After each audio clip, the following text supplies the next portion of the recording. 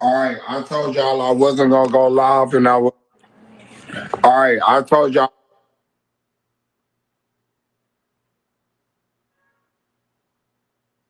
I wasn't gonna go live, and I was gonna chill out. I was just gonna hang out. All right, so I'm gonna tell y'all the real shit. Yeah, I signed a contract with Canelo too. I gave it to my brother first, so we both make money. Is y'all crazy?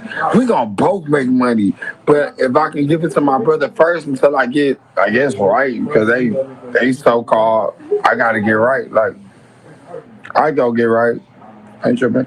But long as I get a fight with the nigga, I go get a fight with the nigga. So that's you know what I'm saying. That's what I did, right?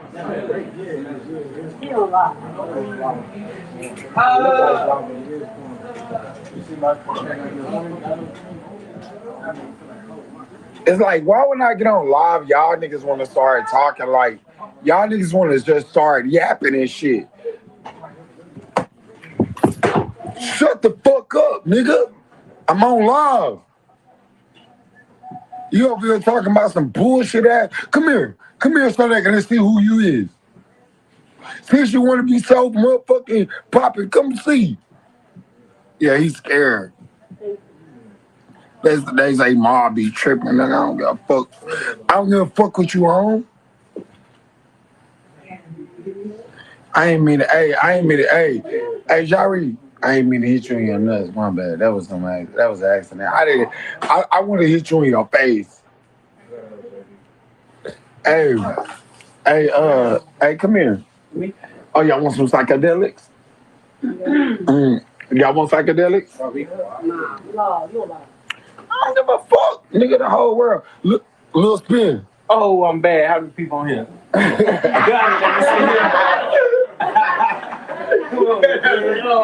It ain't that many people on here. No, I gotta see what's going on. Oh, I nah, bitch. I know. Hey, man, the people on that. Yeah. So I didn't really want to go on live, but I gave the fight to my fucking brother. Okay. Y'all mad at me because I gave the fight to my brother. Let my brother fight. My brother gotta go. My brother gotta go up 2 weight.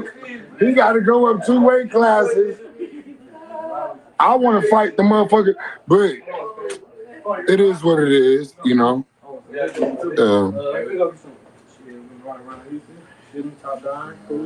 No, we not top down nothing.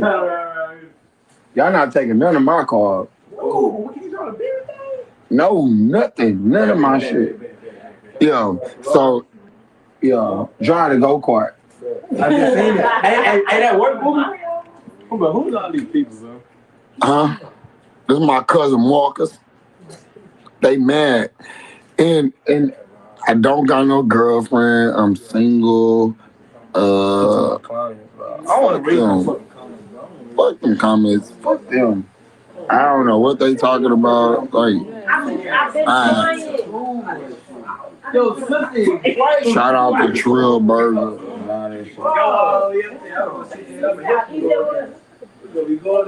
Hey, hey, why they mad at me? Why they mad at me? Some said the champ, man. They mad. They mad because that nigga still the champ. Nigga, that's why you niggas mad, nigga. He ain't got to fight, nigga. Nigga still the champ. Pussy. Still the champ, you pussy ass nigga. I ain't, nigga, you ain't. J Prince. Jazz Prince. He living off his brother. Yeah. He definitely lame. Niggas say all type of shit. I bet I can show y'all a Jazz Prince and them niggas tried to give me $500 a month. Wait a minute, y'all. Jazz Prince, you tried to give me $500 a month. Nigga, I can't even buy dog food with that shit. And I ain't talking about no work. I'm talking about actual dog, like, for my cane corsos. Fuck you wrong, bro. Nigga, mind your business, nigga. Stay out of mine, nigga. Nigga, I'm with that shit, nigga. I'm with everything y'all with, nigga. Like, y'all niggas, hey, see my little pimp, I need a facial. My baby mama do facials. I got her esthetician license. Yeah, bitch, stop playing with me. Stop playing with me. Let me get off this shit. Everybody on this bitch talking about I'm praying for you. You ain't did it. Nigga, I'm praying for y'all to stay the fuck away from me. What the fuck is y'all on? I'm praying for y'all. The fuck?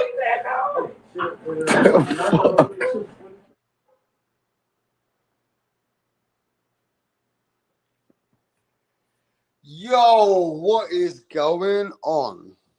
So there you heard it yourselves. Jermall Charlo came out, and Jermall Charlo says that he is signed the contract. He already knows that he's fighting Canelo Alvarez.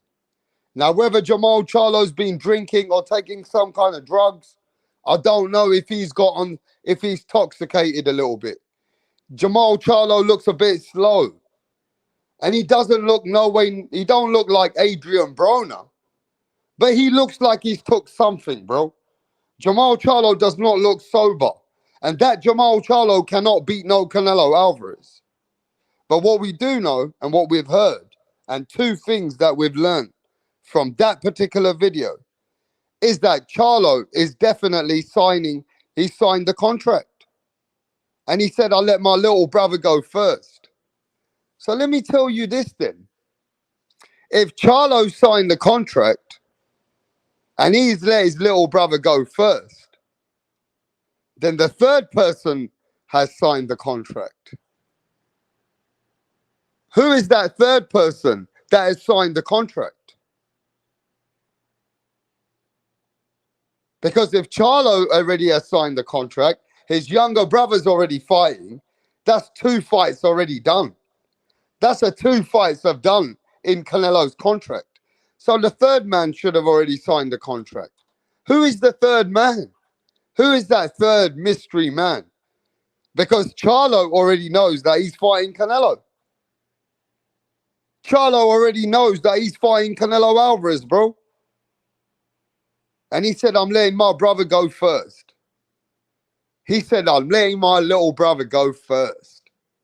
So there's a 3-fight deal. Who's the third man? If Charlo knows that he's the second man down, and he said, I let my brother go first, and we want to get that money. I don't even like the energy of Charlo. Did somebody please tell me that Charlo looks toxicated? Somebody tell me in the chat that is Charlo toxicated. Yes or no? Did somebody think that Charlo's a little bit drunk? Yes or no? Or is it just me? Or is he faking it? It's fake, yeah? Let me see who's in the chat.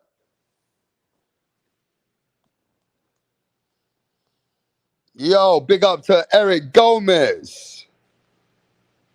The Queen, Lisa Snow.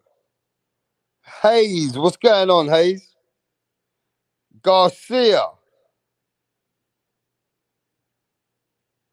Real Boxing TV, what's going on, brother? Edward Flex, what's happening, Edward? Con Swannery, what's going on, brother?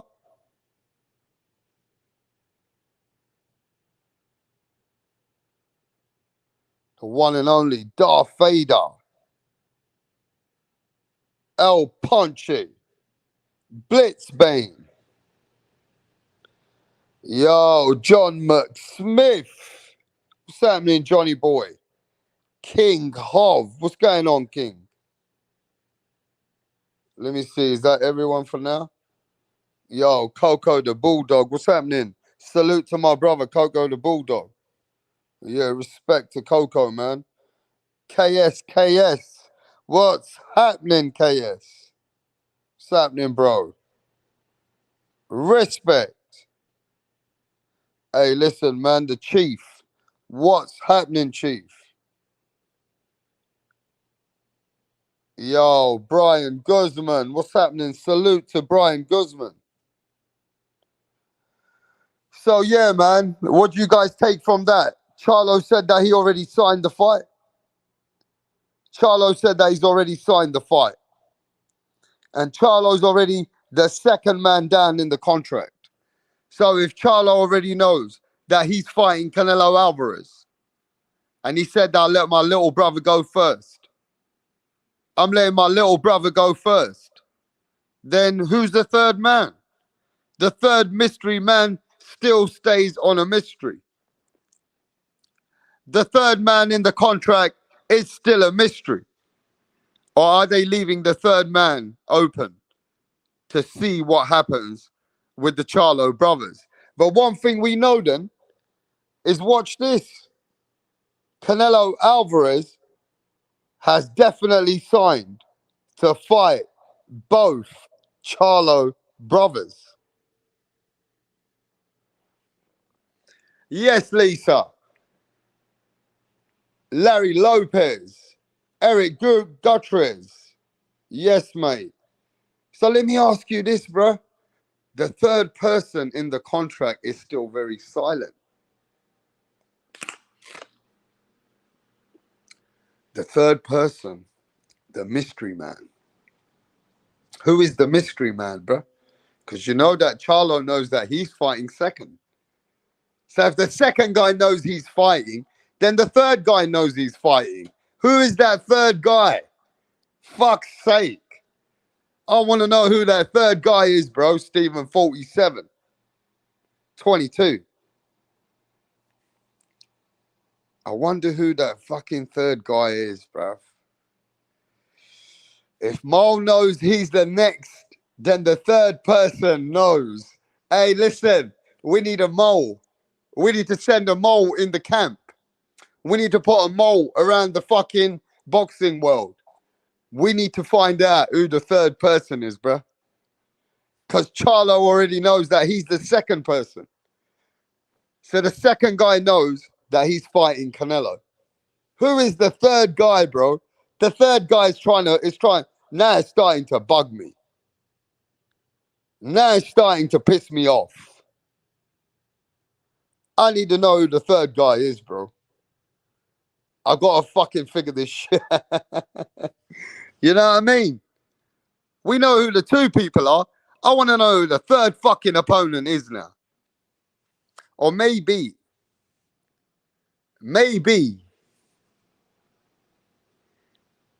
it could be that they're leaving the third option open.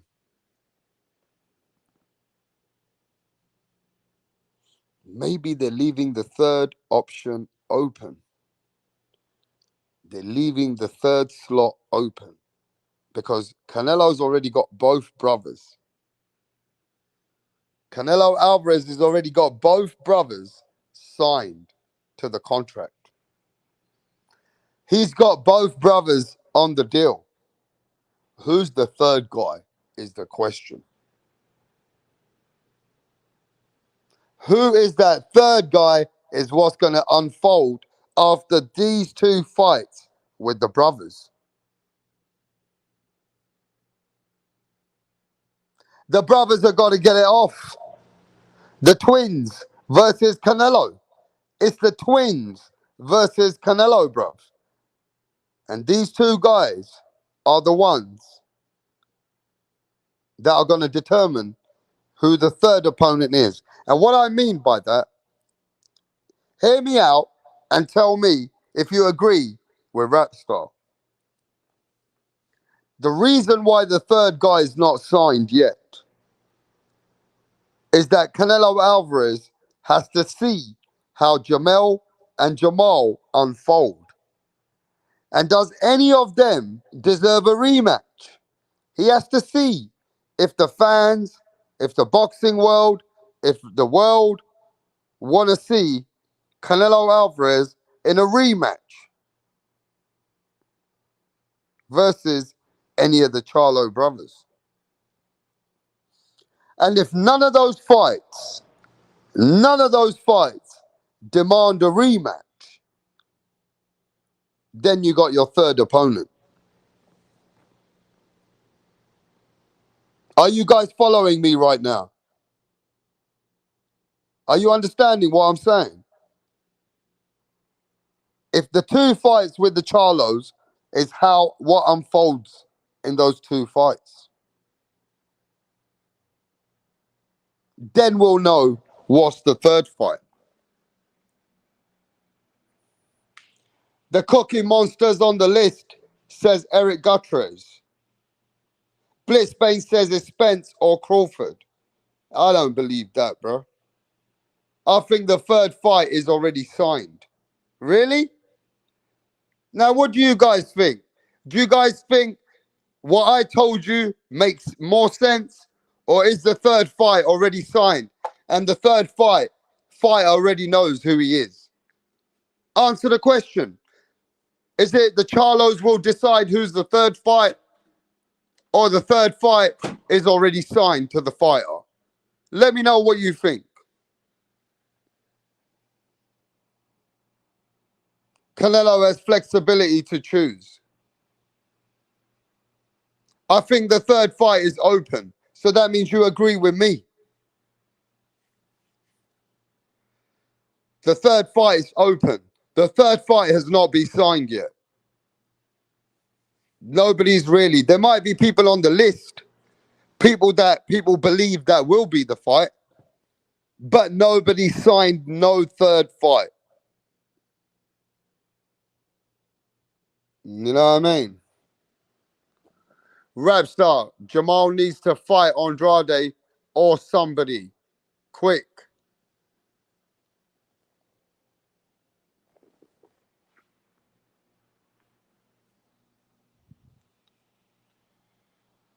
Lisa says, I have been saying the fighters know. They just aren't saying it. The contract had to include 3 names. The contract had to include 3 names. A rematch clause is in there, but yes, I'm with you, Rap. PBC left flexibility in there to cash cow on the board. So look, Charlo's fault. The Charlo brothers already took up the slots. Are you guys understanding this or not? The Charlo brothers already took the slots. The fucking younger Charlo, the older Charlo are number 1, number 2. So it might not even be Benavides. And if it's not, then shit.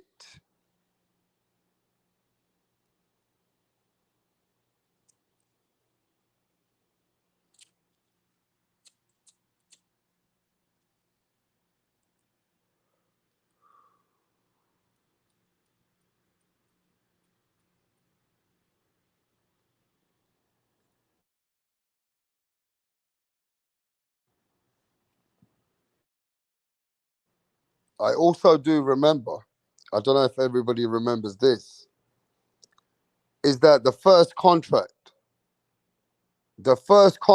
with Errol Spence was the third fight on the deal. But that contract was different.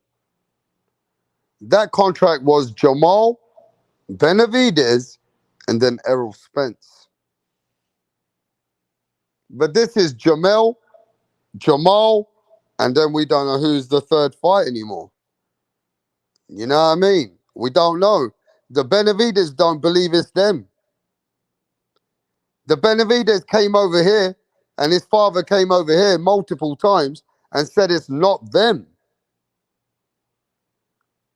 So I'm just trying to work out if it's not going to be Benavides, is it going to be Andrade? Is it going to be Andrade? Demetrius Andrade. How about that? If Canelo goes through the Charlos, he might have Andrade. Demetrius Andrade might be the third fight. Maybe. It's either Boo Boo or David. So it just goes to show you that maybe the first is the Charlo brothers. We got to see Canelo deal with the Charlo brothers, and we're going to see if either brother demands a rematch. We're going to see if either brother gets a rematch. Because anyhow, either brother gets a rematch, then that's the 3-fight deal. Gone. That's the 3-fight deal done. Charlo's versus Canelo.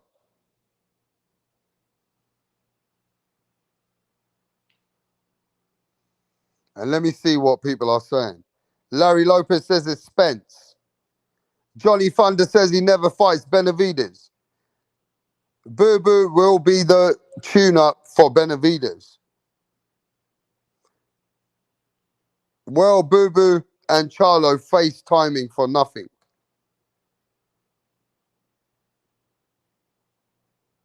Where does Morrell play into the scenario? I just don't think Morrell's a name with the 9 and 8 fights that's even in any scenario. If Benavides takes care of competition, Canelo has no choice. Smart play is to box him. The Jermall fight is really dumb, honestly. What if it's Jake Paul?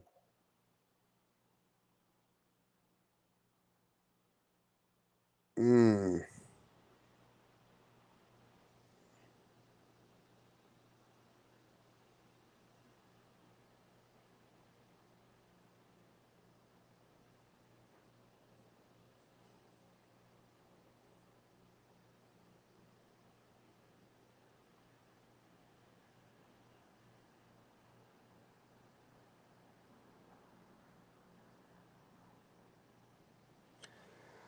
Yeah, I don't think even Andrade has a contract with PBC more than a fight to fight deal. I don't even know if they'll let him fight. I don't even know if Al Heyman will let Andrade fight. I'm not sure.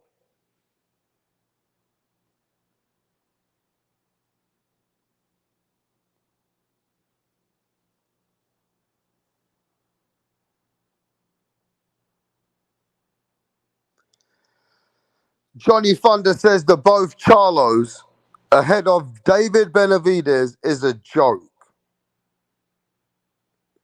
That Canelo Alvarez is definitely fighting easier fighters by fighting brothers back to back and not taking the real threat in PBC.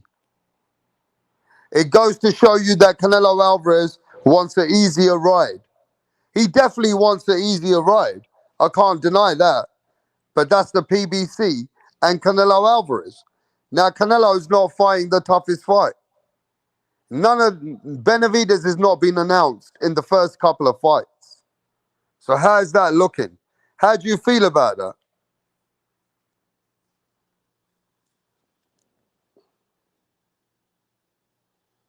What happened about that? How do you feel about that, guys?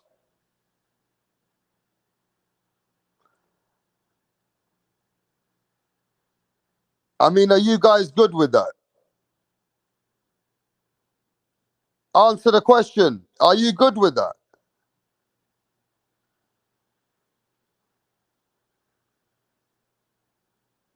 Haters are jumping shit. He's taking the low hanging fruits. Canelo not fighting Benavides. No. You feel good about this, yeah? Because Stephen don't feel good about it. It's crazy that Charlos are considered cherry picks.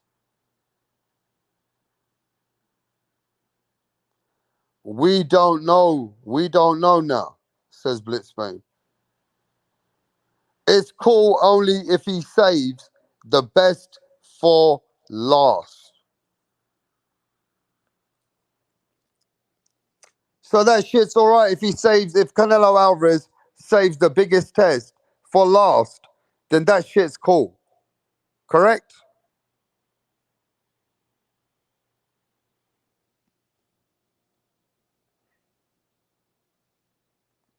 Then that shit's cool.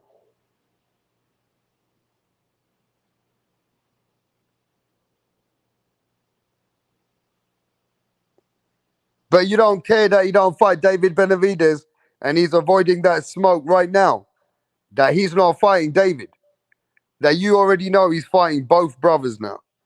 You just found out he's fighting both brothers. So you don't even know if Benavides till last now. It's okay for Benavides to be last. when he's the real 168 pounder, when he's the real threat, it's okay for boxing to be like that, right? It's all right for everybody to see it this way. You're all right with it. There's no problem. That's what boxing's about.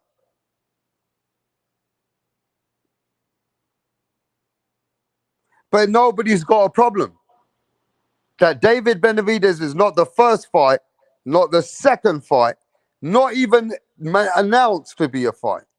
Ain't nobody got a problem with that.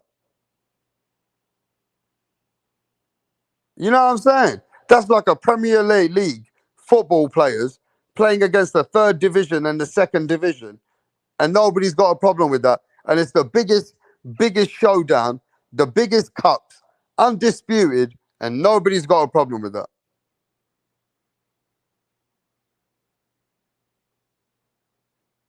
That's boxing, bro. That's boxing now. I mean, Lisa says I do, especially with the lower weight classes. I have a problem with it. Canelo fighting three fighters who is doing that and taking all the risk. You see, the problem is, right? I don't think the real fans here, especially the Canelo fans, are looking at this like the hardcore fans. When you're saying a guy coming up in weight classes and the man at the division is David Benavidez that everybody can recognize, it's starting to fade off on people that as long as Canelo's fighting Charlos, that they're making you accept it. They're making you accept that this is the biggest event in the world, but really, they're not giving you the biggest opponent. It might be the biggest event, but it's not the real biggest opponent. The biggest opponent is David Benavidez. He's the realest fight for to get the 100 million, to get the deal, to do everything. It's that fight. That's the fight that the world boxings recognize. But all this Charlo and coming up in weight is overtaking and over hyping for what real fight is really meant to take place.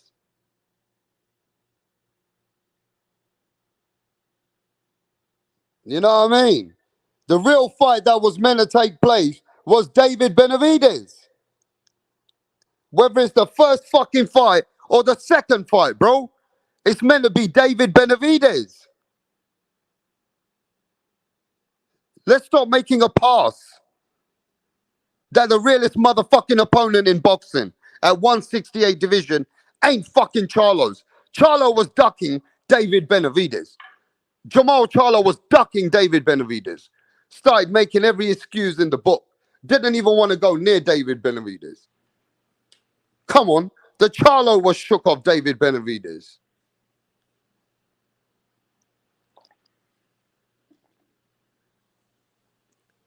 You know what I'm saying, bro? We not keeping it real out here. We ain't keeping it real. Boxing fans have just got accepted the side chicks. Boxing fans have just accepted what's going to happen. We have become side chicks. We are side chicks. We're accepting side chicks. We ain't accepting the real motherfucking truth. That's a fact. Boxing has become watered down. Boxing's getting watered down just like Tank Davis. Tank Davis is the fake face of boxing. Tank Davis is a fake face of boxing, bro. I'm telling you now, boxing's getting watered down. Ain't nobody care about the realest motherfucking fights like they used to.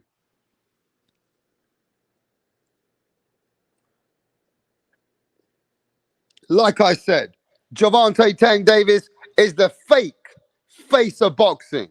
And every motherfucker's out there happy with the side chicks. Fucking happy with the side chicks. That's what's going on. You get me? That's what's going on right now in this fucking deal.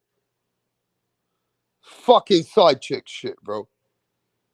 Canelo Alvarez can give us the realest motherfucking opponent now.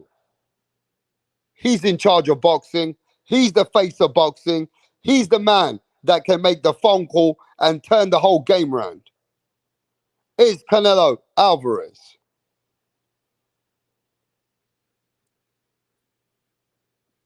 I'm just saying.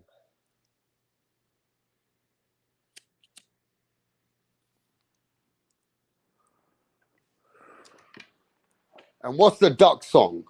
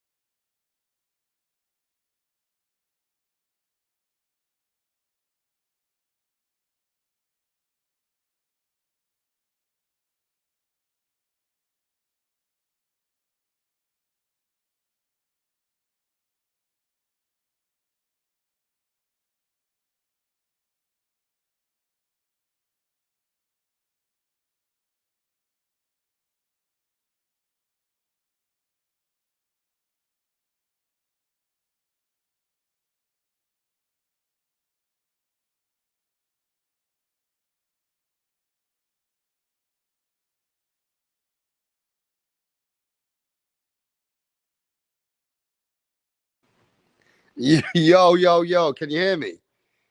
I got taken out the fucking stream, bro. Let me know if you can hear me. I was trying to find the fucking duck song, you cunts.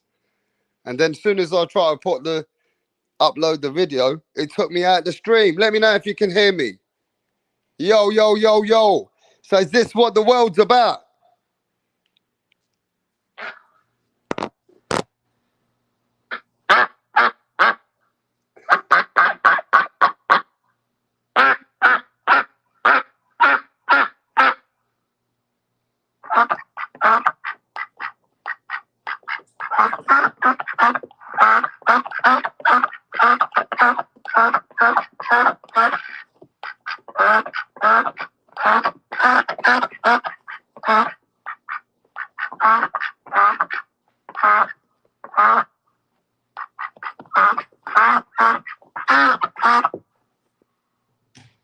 Sounds like a fucking duck farting out of his mouth.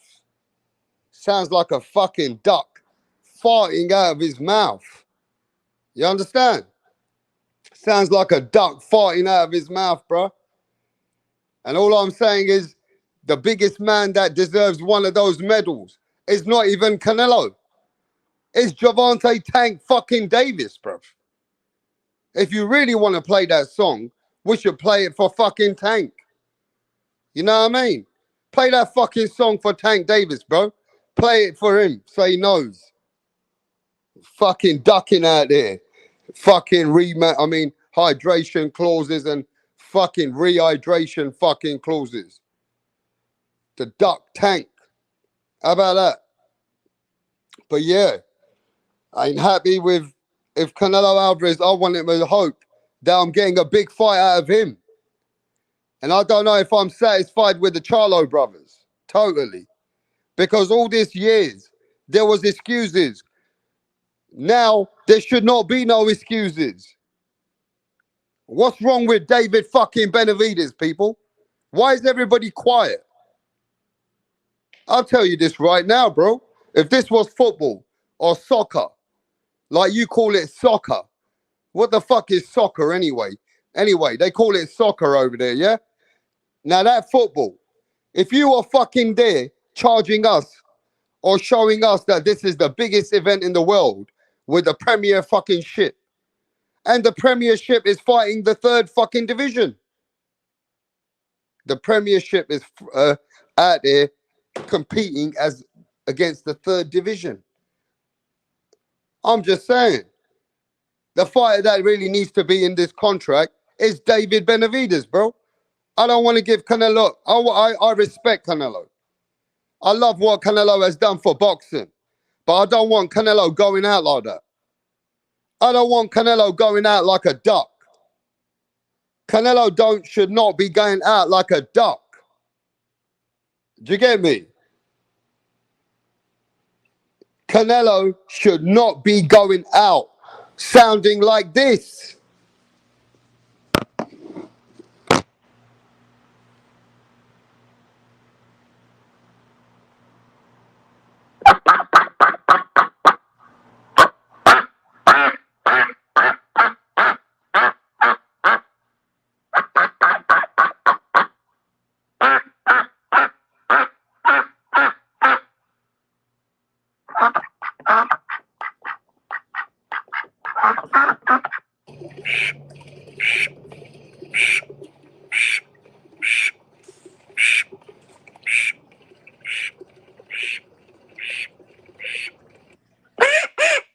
Oh shit, that one was crazy. Hey, check this one out.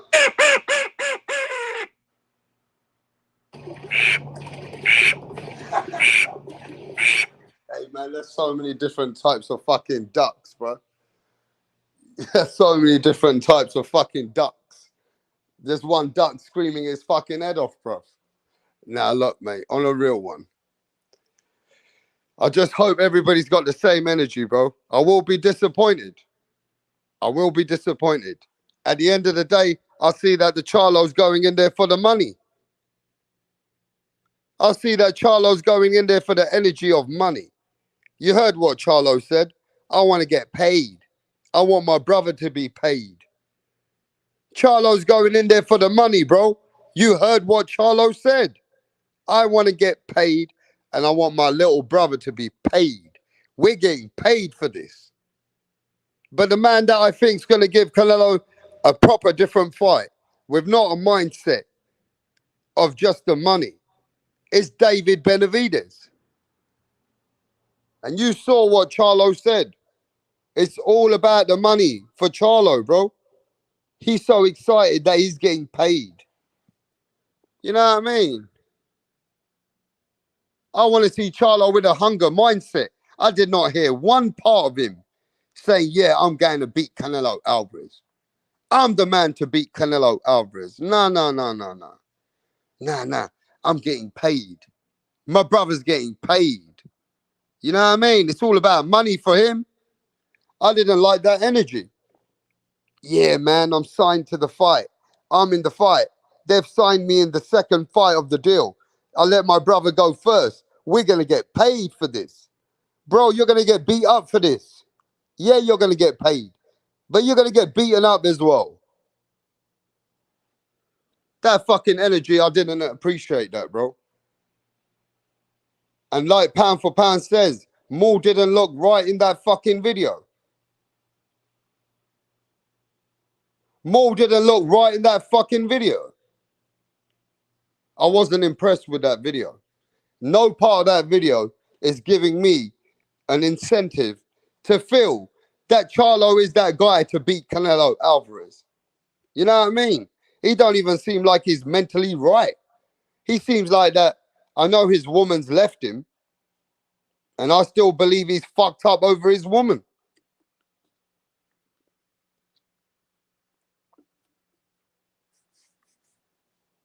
Charlo looked like he got some issues, bro. You know what I'm saying? He was asking for his friends to tell him what else he did to his wife. I don't know what the fuck he was talking about. Because half of the things, pound for pound, what Charlo says, I can't understand him, bruv. He's got a weird kind of way of talking.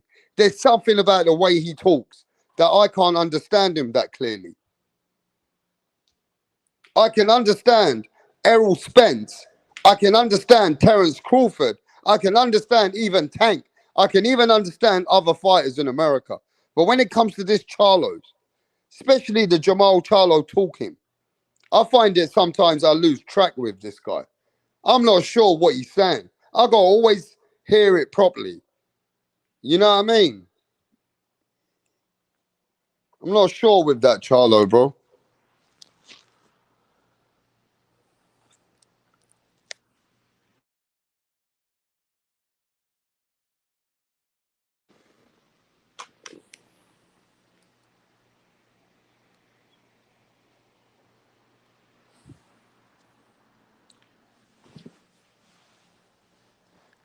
But yo, man, at the end of the day, at least you know that Charlo's the second fight in the deal. Now you know it's younger brother, then older brother, right? So it's younger brother, then it's the older brother. So we already know that the Charlos are busy in this Canelo Alvarez deal. I wasn't sure if he was tipsy or sounding punch drunk at the start of the video. Or was he faking it? Was he faking it? Was he coming out with was he doing this for taking the piss out of Adrian Broner? I'm not sure, bro. I'm confused. I'm confused.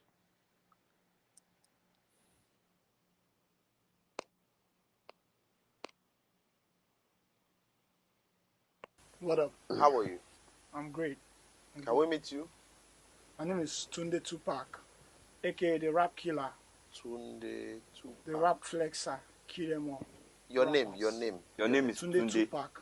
Tunde Tupac. You can write the Rap Killer there. But Tunde is your It's name. okay. Yes. Okay. Thank you. Tunde, with your dressing, I know the kind of song that you're about to present. Yes. So you want to tell us about it? Just rap game. I kill the rap game because the haters want us down, but they're not gonna get us. You don't need Calm to down. tell us about the haters now. Rappers, right? You're a Yes. rapper. Rapper. Good. Let's hear you. Check it. Ha ha. Check it. Ha ha ha. Check it. Check it. Check it. I rule everywhere. I rule. They want to take me down, but they cannot take me down. Yeah. I rule New York. I rule Lagos to Atlanta. We go to Chicago. Check me out. Check my game. My game is tight. All the haters, I shoot them in the brain. Poor. I've been around with my guys, 50 Cent, Tupac, Biggie, Snoop Dogg. We're all in this game together because I kill them all. I kill Tupac and I kill Biggie. I kill them all because they can't contain my rap game. Hey! It's off the hook because I'll kill you all now. No, calm down. You killed? You killed who? It's just a lyric. Don't fear. Lyric.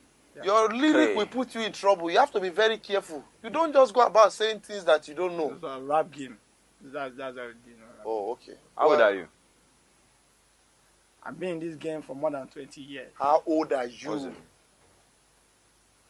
I'm 15 years old. What?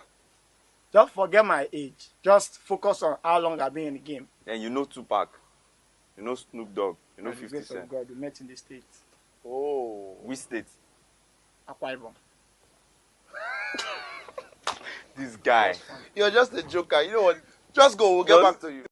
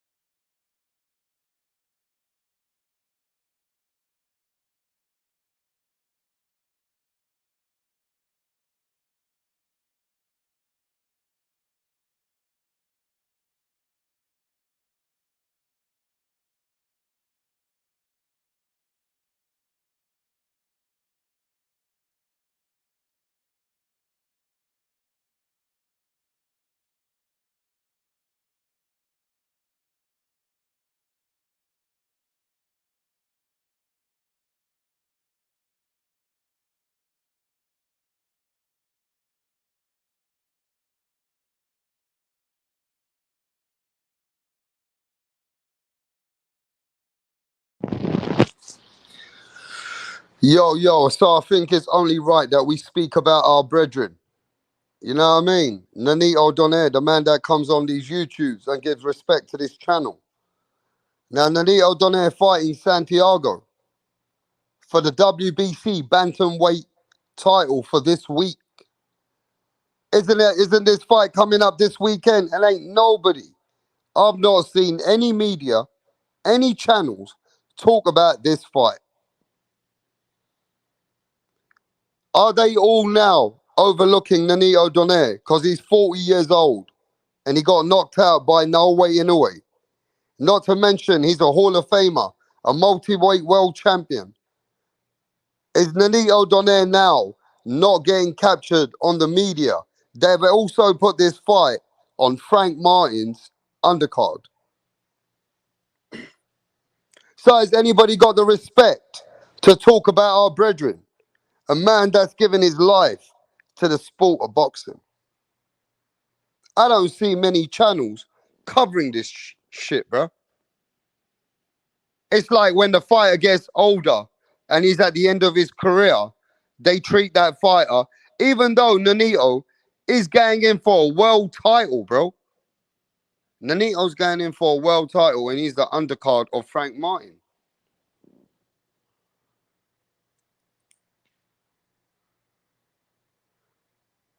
Nanito's going in for a world title and he's on the undercard. But hey, it is what it is. But here you got a fight. And hopefully this is Nanito's last fight. Hopefully he goes out on top, says Joseph. Joseph says he hopes Nanito goes out on top, captures the belt, and then maybe call it. But yo, if Nanito wins the belt, you think he's gonna call it? Yo, Donaire still has some miles left, says Blitzmate. King Hoff says, yeah, Nanito will probably call it after this one. If he wins, then that's different. It's a good fight, says Blitzplane. Yeah, man. Yo, big up to Nanito Donaire for trying to capture a belt again. You know what I mean? We're with Nanito. I'm hoping Nanito pulls it off, be the world champion again, and bro, certify his legacy again. Certify his legacy some more. Nanito Donaire versus Santiago. Fights coming, I think, this weekend. I'm not sure. Yeah, I think it's this weekend. For the WBC World Champion. Bantamweight title. All right, let's see what happens. But yeah, man, I'm going for Nanito. You know what I mean? I'm rocking with Nanito Donaire. I'm rocking with him. Andre spent his career chasing Canelo. Cyber, that boy Jermall told fans, don't pray for him. I'll pray for y'all. Yeah, people were saying we should pray for you. He said, you don't need to pray for me. I'll pray for you.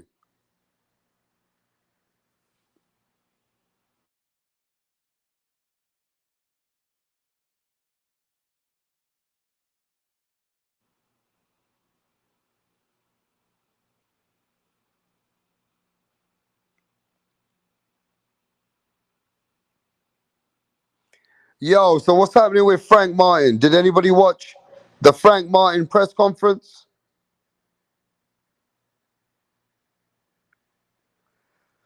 Anybody watch the Frank Martin press conference across the pond? Nobody, yeah? Nobody that interested in Frank Martin. What's going on? Nobody that interested in Frank Martin. What's going on? Look at that. No. Ain't nobody even talking about Frank Martin. What's going on, man? Errol Spence's boy. It's not until Thursday. Oh, okay, Lisa. I hear you. I hear you. What's happening, David?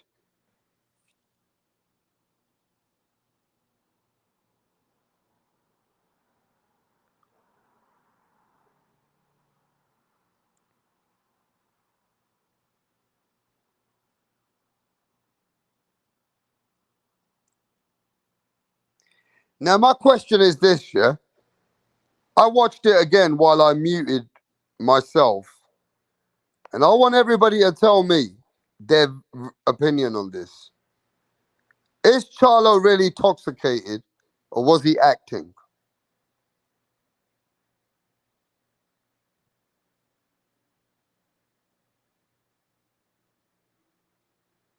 Is Charlo intoxicated, or was he really acting? That's all I want to know.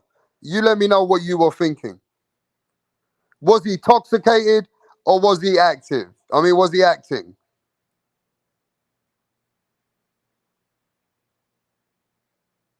What do you think? I like to know what you guys thought about the way that he was talking. Blissbane says he was faking. At first, I thought he was drunk, but he was acting. Nah, he was high on drunk. But I've seen him in previous videos not intoxicated. I do not believe anything. I've seen enough drunk people to know that he was acting. Larry Lopez says Mo naturally talks like he's drunk.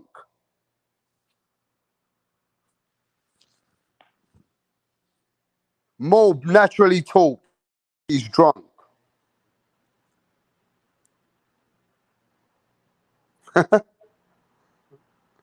He's saying he's punch drunk, yeah?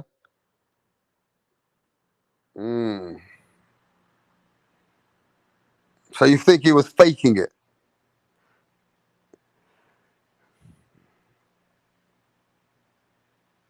Dizzy Dro says, yeah, he always looks drunk.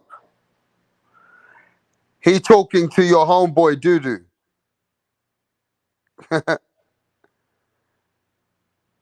Is he becoming punch drunk? Maybe? Mm.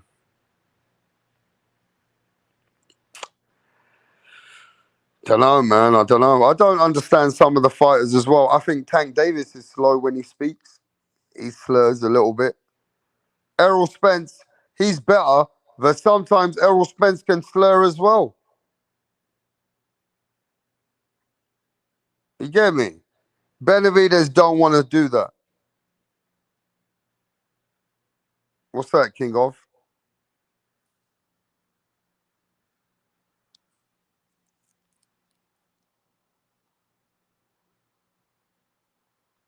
Don't Benavidez want to do, bro?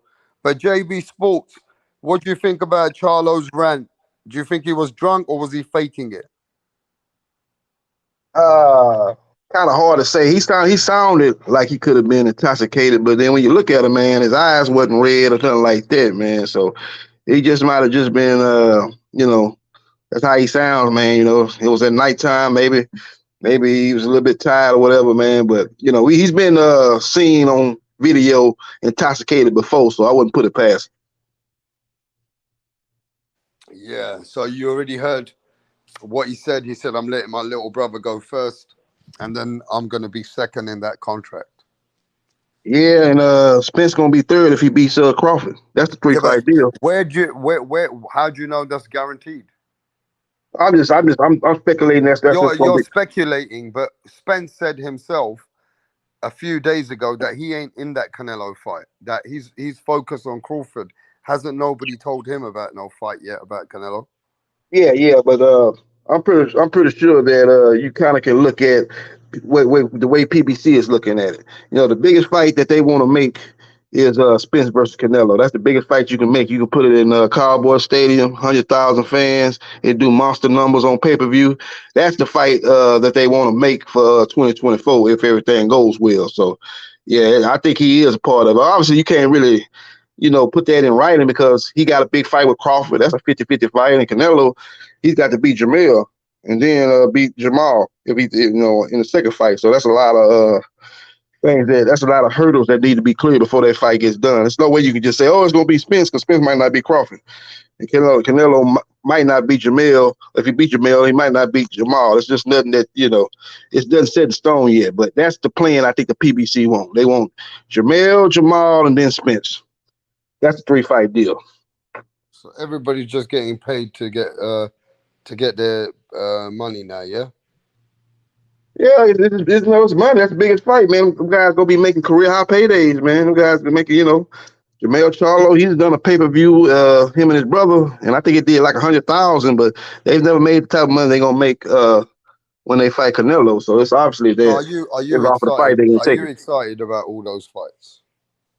Yeah, like well, like I said, he need to fight Benavidez. I've been saying that he need to fight Benavidez. You That's the seem fight he like should be you're taking. excited. You seem like you're excited about Spence too.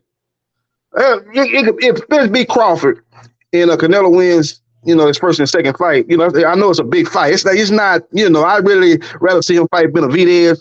Spence would be coming up from 147, maybe 154 in the rematch with Crawford. He'll be coming up at least 2 weight classes. I wouldn't be crazy about that because he got the number one guy, in his division in David Benavidez that he's gonna be ducking. So I ain't gonna be happy about that. But I understand the business of boxing, man. I understand that Spencer Canelo is a huge fight, one of the biggest fights that can be made in the sport of boxing. So it's all about if it ain't making dollars, it ain't making sense, man. That's a huge, huge fight. Now, if you hear what JB Sports is saying, right, people, then there shouldn't be that much of a complaint. That if Canelo Alvarez is fighting the Charlo brothers and he fights Errol Spence afterwards, then like the American brother said, it's a huge fight. That's a big fight. So why are the people complaining that those fights are not good enough? So it just seems to me there's a different type of fan base. There's a lot of American fans that are happy because they realize that these are big fights anyway. So should people be downplaying Canelo Alvarez for not fighting Benavidez then? I mean, I'm hearing that Spence and Canelo's a huge fight. Yeah, it's a big fight. Huge, huge fight. Huge fight as far as the money that it's going to generate, especially if you put it over there in Dallas. It's going to generate huge, huge numbers over there in Dallas. You got Errol Spence Jr. from that area. You got a huge Mexican population in Dallas. It'll do huge numbers. Then you put it on pay-per-view. It would do it would do better numbers than Canelo versus Caleb Plant, which did 800,000. That's probably Canelo's best pay-per-view fight since he was on back in the day since he was on HBO fighting. So it would do big, big, big numbers fighting Errol Spence Jr. So somebody said the fight is disappointed. Eric Gutierrez says you can't make this shit up. Blitzbane says it's going to make many millions. Johnny Thunder says, how is Canelo fighting a welterweight taken any seriously? I mean, you tell me. JB says it's a huge fight and it's taken very seriously. Yeah, and Errol Spence Jr. potentially will be coming up from 154. And I think the rematch with Crawford and Spence is going to be at 154. I don't think it's going to be at 147. So potentially he'll be coming up. It's still coming up 2 weight classes, but it might not be coming from 147. He might be coming from 154. Say Errol Spence Jr. beats Crawford. He go to 154 and maybe get a fight in with maybe a Brian Castano or somebody like that at his debut at 154, beat Castano, and then that'll set the stage for him to take on Canelo if Canelo beats Jermall and Jermall. I can see that scenario playing out. I don't know how you see that playing out because Errol Spence is busy in a 2-fight deal with, or at max. Yeah, Terence Crawford. He got to fight Crawford by the end of the year. No, what the 2-fight deal states now. He's supposed to fight again. He's gonna fight Crawford July 29th. The loser of that fight got 30 days to exercise the immediate rematch. The PBC wants that fight by the end of the year. So why do you get that fight by the end of the year? Canelo fights in September, and then he fights in May of 2024. Then Spence he'll be available for him to fight in the September of 2024 in the third fight of Canelo's 3-fight deal. But he could fight Crawford twice. Maybe he will wait till September. Maybe he try to get a fight in before then, an interim fight again against a Brian Castano at 154, get that win at 154, and then take on Canelo. Maybe a catch weight 165, 168, somewhere in that range.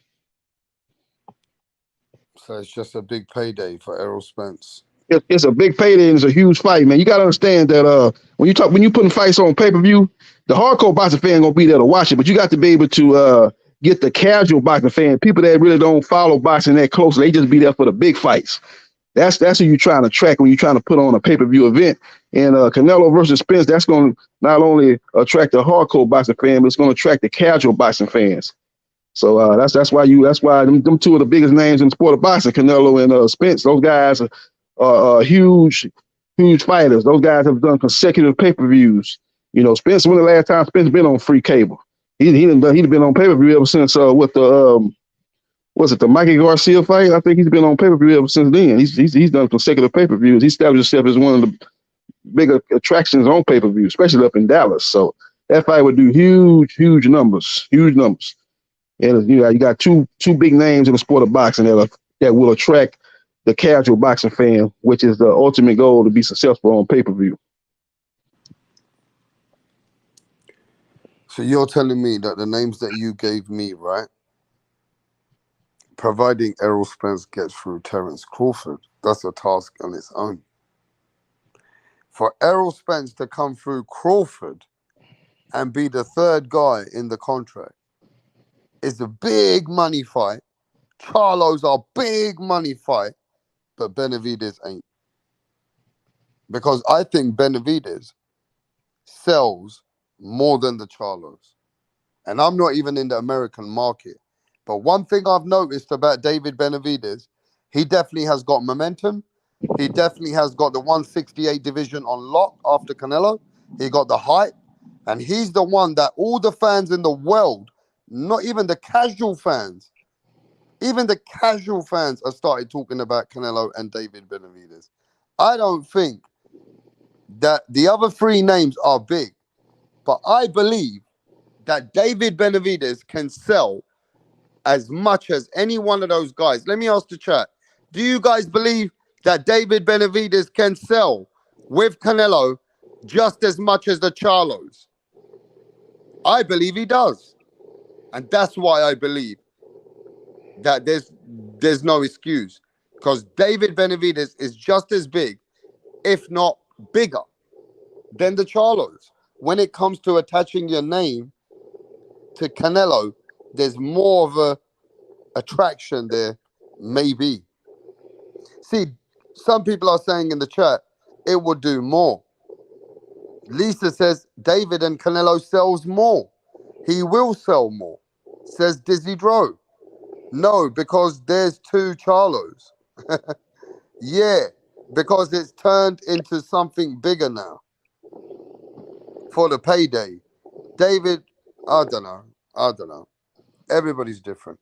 But you can't tell me in the business of boxing that if you can sell Jermall and Canelo, and you can sell Jermall and Canelo, that you can't sell Benavidez and Canelo. That's all I'm saying. Yeah, I think it'll do great numbers. When Canelo last fought a Mexican fighter, it was Julio Cesar Chavez Jr. That fight did $1 million. Few buys on Showtime, if I'm not mistaken. Maybe it was HBO. It's been such a long time ago. I think it was 2017. It did $1 million. Can Canelo, David Benavidez do $1 million? Yeah, it'll have a good chance. He'll have a chance to do $1 million. So it probably would outdo Jermall or Jermall. It's arguable. Because again, when you got Jermall and Jermall, you got two distinct fan bases. You got the Mexican fan base and you got the African American fan base. That's why I think that's for a fact that Spence Canelo outsell Canelo Benavidez. I do think that. But Jermall and Jermall, I think Canelo Benavidez probably does slightly better business than either Charlo. But I don't know that for a fact. It's kind of close because again, with the Charlos, you got two distinct fan bases. With Benavidez and Canelo, you got the Mexican American fan base and the Mexican fan base, really, looking forward to that fight, really doing the numbers for that fight. So it'll be interesting. But I think Canelo Spence is the biggest fight on PBC. Now, did you see Andy Ruiz and Deontay Wilder going at each other today? Yeah, I seen that. It's all about. Andy Ruiz says, yeah, that you can't blame my fucking team and my father to try and maximize my money, right? Andy Ruiz says, I'm signing that contract. I'm going to humble you. Deontay Wilder said I don't know what Wilder said. I haven't seen it. What did Wilder say? Wilder say, look here, man, you being unreasonable with your demands, you and your daddy being unreasonable, y'all, and when y'all serious, come talk to me. He said basically they was calling him up for the fight. Basically insinuating they was looking at other options. They were chasing the Joshua fight and they was chasing the Usyk fight. And he said that Andy Ruiz and his dad kept calling his trainer, Malik Scott, and calling him about a fight. So the Deontay Wilder said, okay, let's do it. You want it? Let's do it. And then that's when they came with they wanted 50-50. And Deontay Wilder feel like you shouldn't get 50-50 because when you was on pay-per-view, you did 100,000 versus Chris Arreola.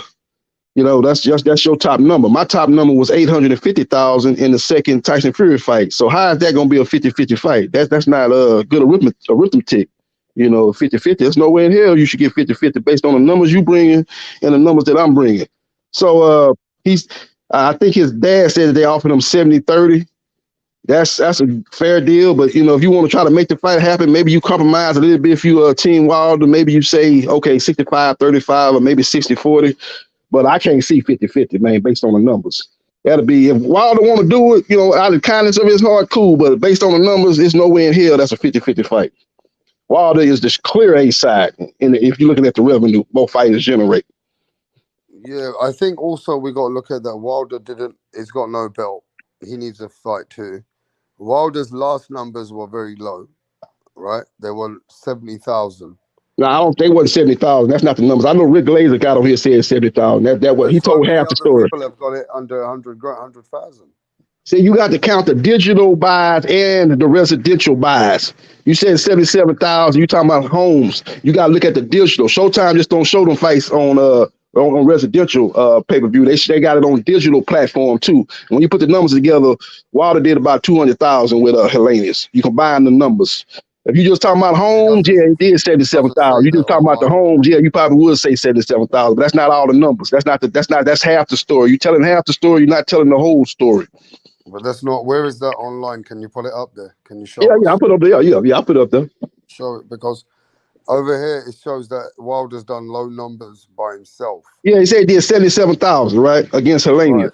Yeah. Okay, so that was the full pay-per-view numbers. That was including home, residential, and digital. That's the whole buy. That was 77,000 is.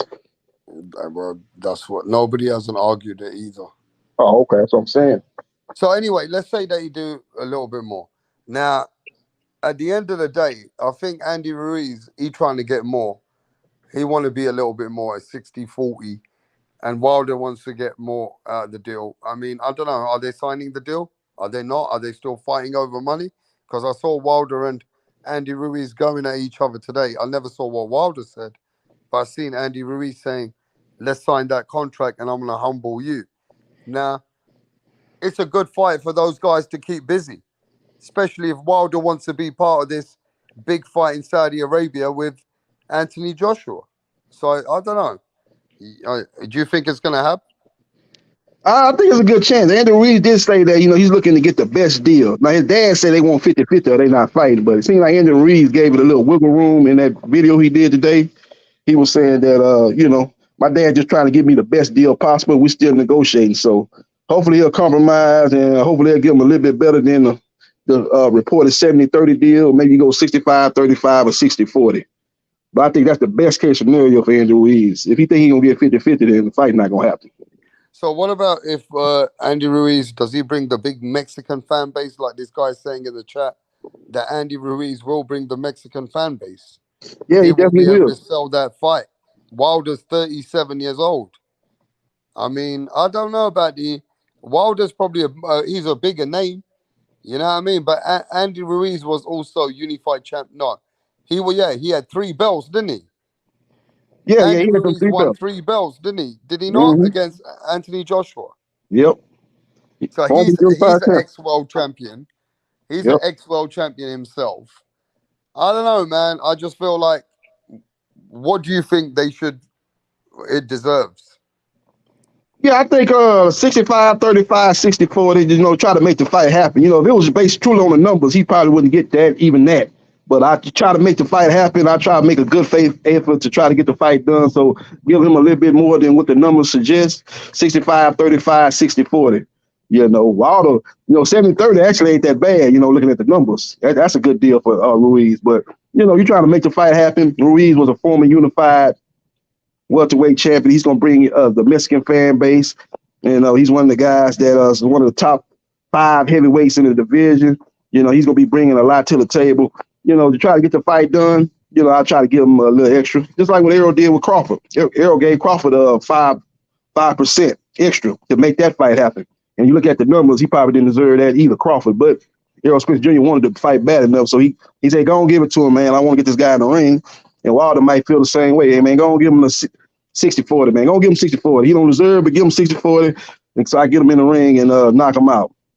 Hopefully that'll happen, man. But outside of that, man, if he's just insisting on 50-50, man, I don't see it happening. Okay, we'll see. Mastermind, Wilder versus Andy Ruiz. They've been going back and forth. Wilder said that Andy Ruiz needs to sign the contract. Andy said he needs a bit more money. What do you think about that? Yeah, Wilder need him more than Andy need him because he got the big fight coming up against AJ, so you need that buffer. You need that Mexican champion, first Mexican heavyweight champion on that resume to prepare you for AJ. You know what I mean? You don't want to skip over the Mexican monster to go to the UK legend. You know what I mean? So you give that man what he want and make sure you whoop his ass, because if you lose, it's all over. So you give him what he wants, 60-40.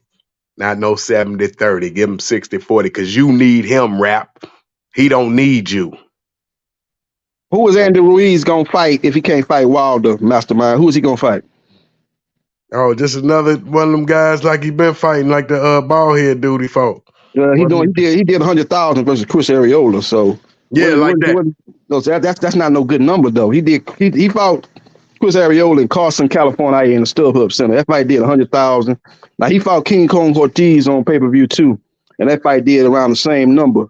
So I really don't know who he gonna fight. You saying Wilder ain't got nobody, got no other way to go. Where's Ruiz gonna go on? Wilder, one of the biggest names in boxing. People gonna pay to see him with his knockout power fight pretty much anybody. So I think he got way more options than Andy Ruiz. So we'll see. But remember, you need him for the AJ because look, those 2 W's you talking about now you talking about a loss. So give him give him a little bit more money for the knockout. You know what I mean? Because you take that head off.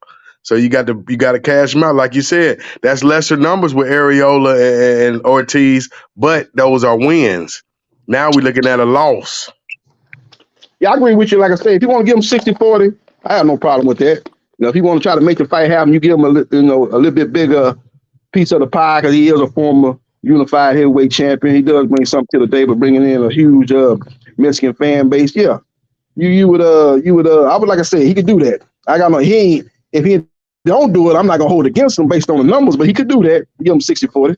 Yep, and remember, based on the victory off of AJ is the real reason he need him on his resume. That'll be a perfect fight to set you up for the AJ. To put you in the best position to win. Now you mess around and don't get no tune-up, then don't be surprised AJ pull off an upset. Yeah, you're right about that. He do need to get a fight in. He ain't fought at all. He been hella inactive. Even the last fight he fought a year and a half ago against Elena, that fight went 1 round. Right. So probably the last 2 or 3 years, he ain't fought at all hardly. So he definitely got to get a fight in the summer before you fight AJ. That's what they trying to do. They did a little slick move. They was talking about, we're going to fight Wilder, And then they came in through the back door and signed a fight with Dillian White. Threw that in so he can have 2 fights. That's going to be where AJ didn't fought twice and Wilder ain't fought at all. He fought Jermaine Franklin, but ever since Wilder fought Helenas, and now he's going to fight Dillian White. So he's going to have 2 fights, and he's going to be, in more of a rhythm. He's going to have 2 fights up under new trainer Derek James, and he's going to come in there, in rhythm, and Wilder going to be trying to come in there and knock the rust off. So he's going to have advantage over Wilder in that fight. So you're right. Wilder do need to get a fight in here.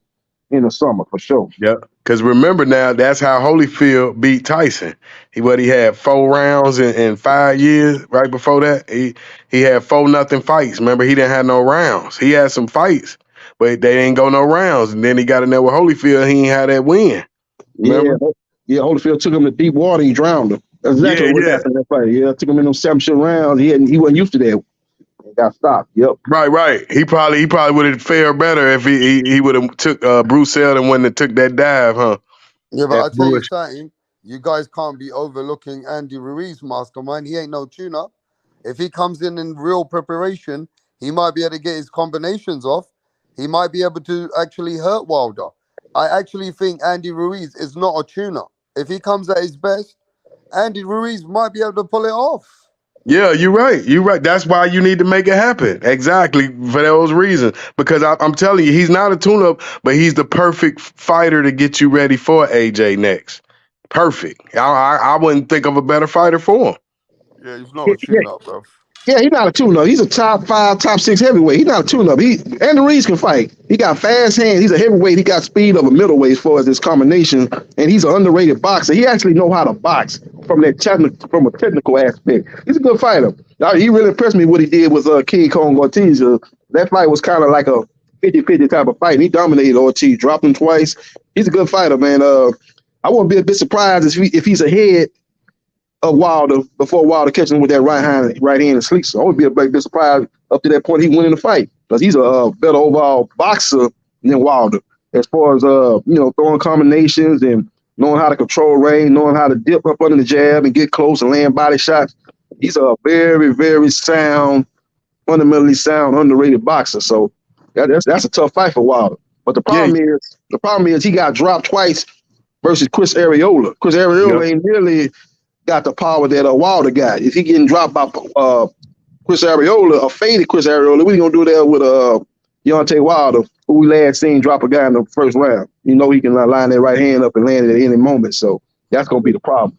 And don't forget, these are 2 legacy fights. He desperately needs both of these guys. He needs Andy Ruiz and AJ for his Hall of Fame candidacy. You know what I mean? You can't lose these fights. You got to win because a loss to Andy or a loss to AJ might knock you out the hall. You can't lose both of them. I think Wilder's a Hall of Fame fighter. I think he set stone. He's a Hall of Fame fighter. He defended that title for 5 years, 10 consecutive title defenses.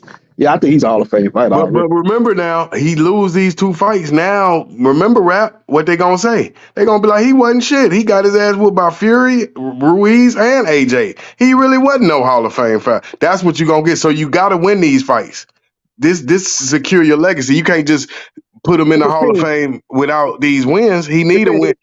It depends how you lose. You know what I'm saying? Yep. If he fight a good fight, just come short like he did in the third Fury fight, I don't think that's gonna keep him out of the Hall of Fame. If he come in there and get washed or something, get dominated and get knocked out in 2 consecutive fights, that could hurt his chances. Yeah. But it depends on how he lose. There's nothing wrong with losing. You got Hall of Fame is filled with guys that with multiple losses. So we can't just say if he lose, he ain't in the Hall of Fame. But based on what we stand here today, man, if his career ended today, Wilder would be a Hall of Fame fighter. Yeah, but barely. He's barely in there. I'm saying 1-1 secures the Hall. If he go 1-1, he secures the Hall. But you can't, because now you're going to have too much. They're going to be like, he ain't beat nobody. Then they ain't going to have nothing but Luis Ortiz on the resume. So you got to beat Andy. And like you said, you could split it. But I'm telling you, man, you can't go 0-2 now. That'll mess you up now. You ain't accomplished like Roy Jones now.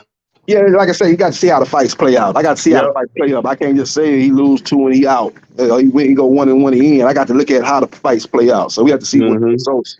What type of fight he put up. If it was competitive, 2 competitive losses, I wouldn't hold that against him. And remember, the criticism he gets right now is going to magnify times 10 if he lose those 2. So just what they say now, he can't box, he ain't beat nobody. But now he beat those 2. Now you can't say none of that. I'm saying it's secured. Everybody got to give it to him. You know what I mean? Especially with a win over because those some heavy hitters, man. AJ and Andy. I give them both props. They both. Andy, what he 1 win away from the Hall of Fame. How much more he need to secure the Hall of Fame? But he got the one win over Joshua. He got to get, he beat Wilder and Yeah, then get another win over maybe the third fight with AJ. Maybe that'll secure his case as a Hall of Fame fighter. But right now, Andy Ruiz ain't no Hall of Fame fighter. yeah. Like you said, maybe a win over AJ and a win over Usyk might get him in that hall. Yeah, it ain't too much difference between Andy Ruiz and Buster Douglas right now. He got to get Right, some more wins. right. Yeah, he had one win and then he lost the next fight. Man, came in out of shape, looking like the Michelin Man, and he wasn't serious out there partying and stuff. And Eddie Hearn them saw that and jumped right on him and got that rematch in real quick, and got their titles back. So And yeah, that what AJ fought a perfect fight, didn't he? You like how he fought in that rematch? no, I didn't like how he fight at all. He wanted to fight, but I ain't like that style, man. He didn't want to engage, man. He was on the back foot, on the bicycle. You had a guy that was grossly out of shape, even for Andy Ruiz. You got to sit down on your punch, try to get that guy up out of there. That guy didn't come in there prepared properly. But you ran around there, didn't engage, did a lot of holding. You took a page out of the Vladimir Klitschko playbook, jab and grab type of sight. That was Yeah. hard to watch, really. But he did what he had to do to get the win, get his belts back. So I salute him on that. But that wasn't no fight. That wasn't no fight for the record book. I would not try to go back and watch that rematch. I saw it one time. That's it. I ain't trying to go watch no replay or nothing. That ain't one of them type of fights where I try to go back and watch it because it wasn't exciting at all. Yeah, and First but fight like was you good. said, First fight was good though. The first fight was action packed. When Andy Ruiz won, that was an exciting fight. That first fight. yeah, and AJ he fought like you said. That's the only way he could win. He couldn't get in another dog fight because he wasn't secure in himself. He didn't have a lot of faith in himself. That's the only reason he did that against Ruiz. Secure that heavyweight championship once Yeah, yeah. again. Yeah, he did the old Klitschko jab and grab. That's what he did. He took Yep. a page out of Vladimir Klitschko playbook. So, and he been gun shy ever since, though. Really, that's part of the reason why I think they brought in Derrick James to try to get him more aggressive because he was one of them guys that was a seek and destroy type of fighter before the Klitschko fight. But ever since that Klitschko fight, he been gun shy and he ain't been the same fighter. So if he don't get that straight, man, he gonna have a problem with Dillian White, let alone getting in there with a dangerous fighter like Wilder if Wilder gets by his next fight. Yeah, we got to make sure he win this Dillian White. That's a scary fight, man. That's a tough fight for AJ, boy. Even though he whooped his ass before. Yeah, talent wise, he got way more talent than Dillian White. Skill wise, he got more skill than Dillian White. But one thing about Dillian White, he ain't no punk. He ain't scared. He gonna let them hands go. He looking to get you up out of there. If it wasn't for Wilder, we probably be talking about Dillian White as one of the hardest punchers in the heavyweight division. He's got a great left hook to the body. He's a good fighter, man. He's one of them guys that he's not the most talented fighter in the world, but he got a lot of grit. And the talent that he got, man, he didn't got the most out of his ability, man. He didn't got further than what I thought he was going to ever do. He fought for a world title. He's probably been a perennial top 5, top 6 heavyweight. So he's definitely maximized his talent level. So that's going to be a dangerous fight for AJ. But if AJ is not gunshot, letting his hands go and controlling with the jab and hitting them with combinations and in and out type of thing and breaking them down, I see AJ winning that fight, maybe getting a late stoppage if he ain't gunshot. And y'all see the legendary Tyson Fury, he got a fight set too against Inwinye. And Yue, what's his name? Yue, the Chinese dude? No, he fighting the former UFC heavyweight champion, Francis Ngannou. That's going to be one of them crossover fights.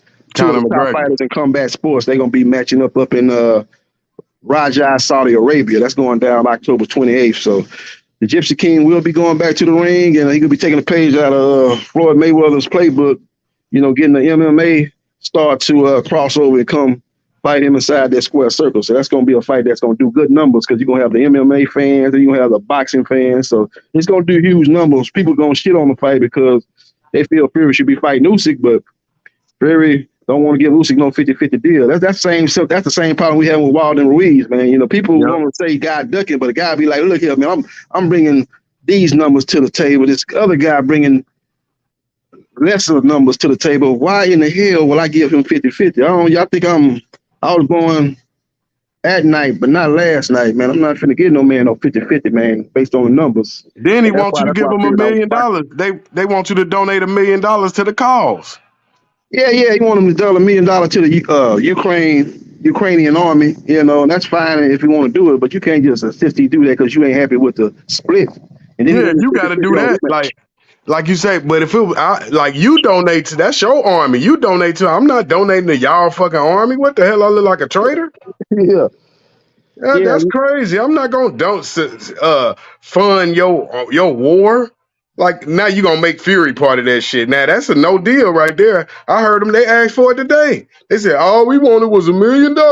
I'm like that's a deal breaker. yeah. That's just that's something that ain't got nothing to do with what we trying to get done, man. That's a war. That's a war going on between two countries, and Tyson Fury ain't from neither country. So why are you trying to get me all mixed up in that? That's Ukraine versus Russia. I'm from the UK. I'm a gypsy. So why you trying to get Right. me all up in there? I ain't got nothing to do with that. You know, I hate that they Yeah. ran up in there, trying to take over somebody else's country, a sovereign country. But, that's why you got NATO and you got all these other countries helping out Ukraine, man, giving them money and providing military assistance. That's what they there for. That's what NATO is there for. That ain't what I'm here to do. So yeah, that Hell was crazy. yeah. That was crazy. That was crazy. If anybody donated, it should be him, right? Usyk should be donating to the army, not no fucking Fury. Yeah, and I'm not to say he probably hasn't donated to the army, but for him to ask Fury to do it, and to insist on him doing it as part of a deal that they trying to negotiate, no, that's crazy.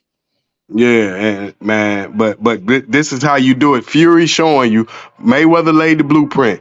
You don't have to fight these guys. That's why Canelo ain't fighting Benavidez. You take the easiest opponents, man. You don't take no damn Usyk undefeated. I'd rather fight a UFC guy for more money. And he probably make more money for the UFC guy. Yeah. I think he was gonna fight Usyk, but he just wasn't gonna give him no 50-50 deal. I think he wanted 70-30, and then Usyk wanted a rematch. Fury was like, no, ain't gonna be no rematch clause. Once I beat you, we can discuss a rematch, but it ain't gonna be no in the contract automatic rematch. So Usyk was mad about that, and then he came coming in with this other stuff about giving him $1 million for the Ukrainian army, and that was just a deal breaker. So the fight didn't get done. And Fury was trying to, I think they say he tried to fight Andrew Ruiz, but he said Andrew Ruiz asked for $20 million, so that fight fell apart. Then he tried to get Zane, but George exercised the rematch clause, so that fight fell through. So it's not like Fury ain't been trying to fight, man. It just, the fights have fell apart for various reasons. So Wilder, he's already beat him 3 times. So who's out there available? AJ fighting Dillian White. So he did the next best thing, man. He got the biggest name in the MMA right now, or one of the biggest names in MMA, Ngannou, and they're gonna have a big fight over there in the Middle East.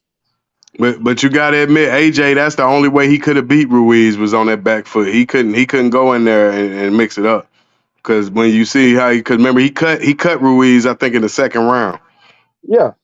Got to Yeah, fight off the back foot. His hand speed, he got his hands too quick. He got quick hands like Sugar Ray Leonard. Ruiz.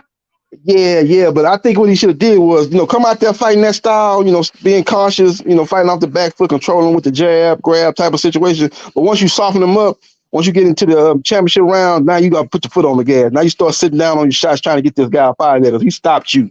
You won a 12-round decision. He stopped you. You didn't see the 12th round. Right. So that's why I think he should have gotten more aggressive because it got to a point where Andy was so out of shape in that fight, he wasn't gonna be throwing a lot of combinations. He was looking for one punch. So after he kind of touched him up in the first half, man, he should put his foot on the gas and try to get Andy up out of there because he was sitting duck basically. He couldn't get out the way, and nothing. He was out of shape. Yep. I see what you mean. Yeah, he like you said, he could have got a little bit more aggressive because I seen him hurt him and then he backed off. Yep. Instead of, like you said, instead of being aggressive, he backed off with that scary shit. Like, nah, that's how I got hurt last time. He too gun shy. Yep. That's part of the problem. That's what Derrick James is trying to fix right now. But we saw the same thing in the last fight with Jermaine Franklin. He was gun shy. He beat Franklin, but he was gun shy. He didn't throw nearly enough punches, man. You fighting a guy that's much smaller than you. You're landing good punches on him. Impose your will. You're the bigger guy. Start sitting down on your shots, man. Try to get the guy up out of there. But he never tried to do it. I guess he's worried about getting caught. He don't trust his chin. Yeah, it looked like Andy Ruiz hired Bomac for the rematch. Who? Andy Ruiz, he hired Bomac for the rematch against AJ. Oh yeah, right. Oh, Bomac, yeah. He had old Bomac, old Big Mac. He hired him for the rematch. God damn.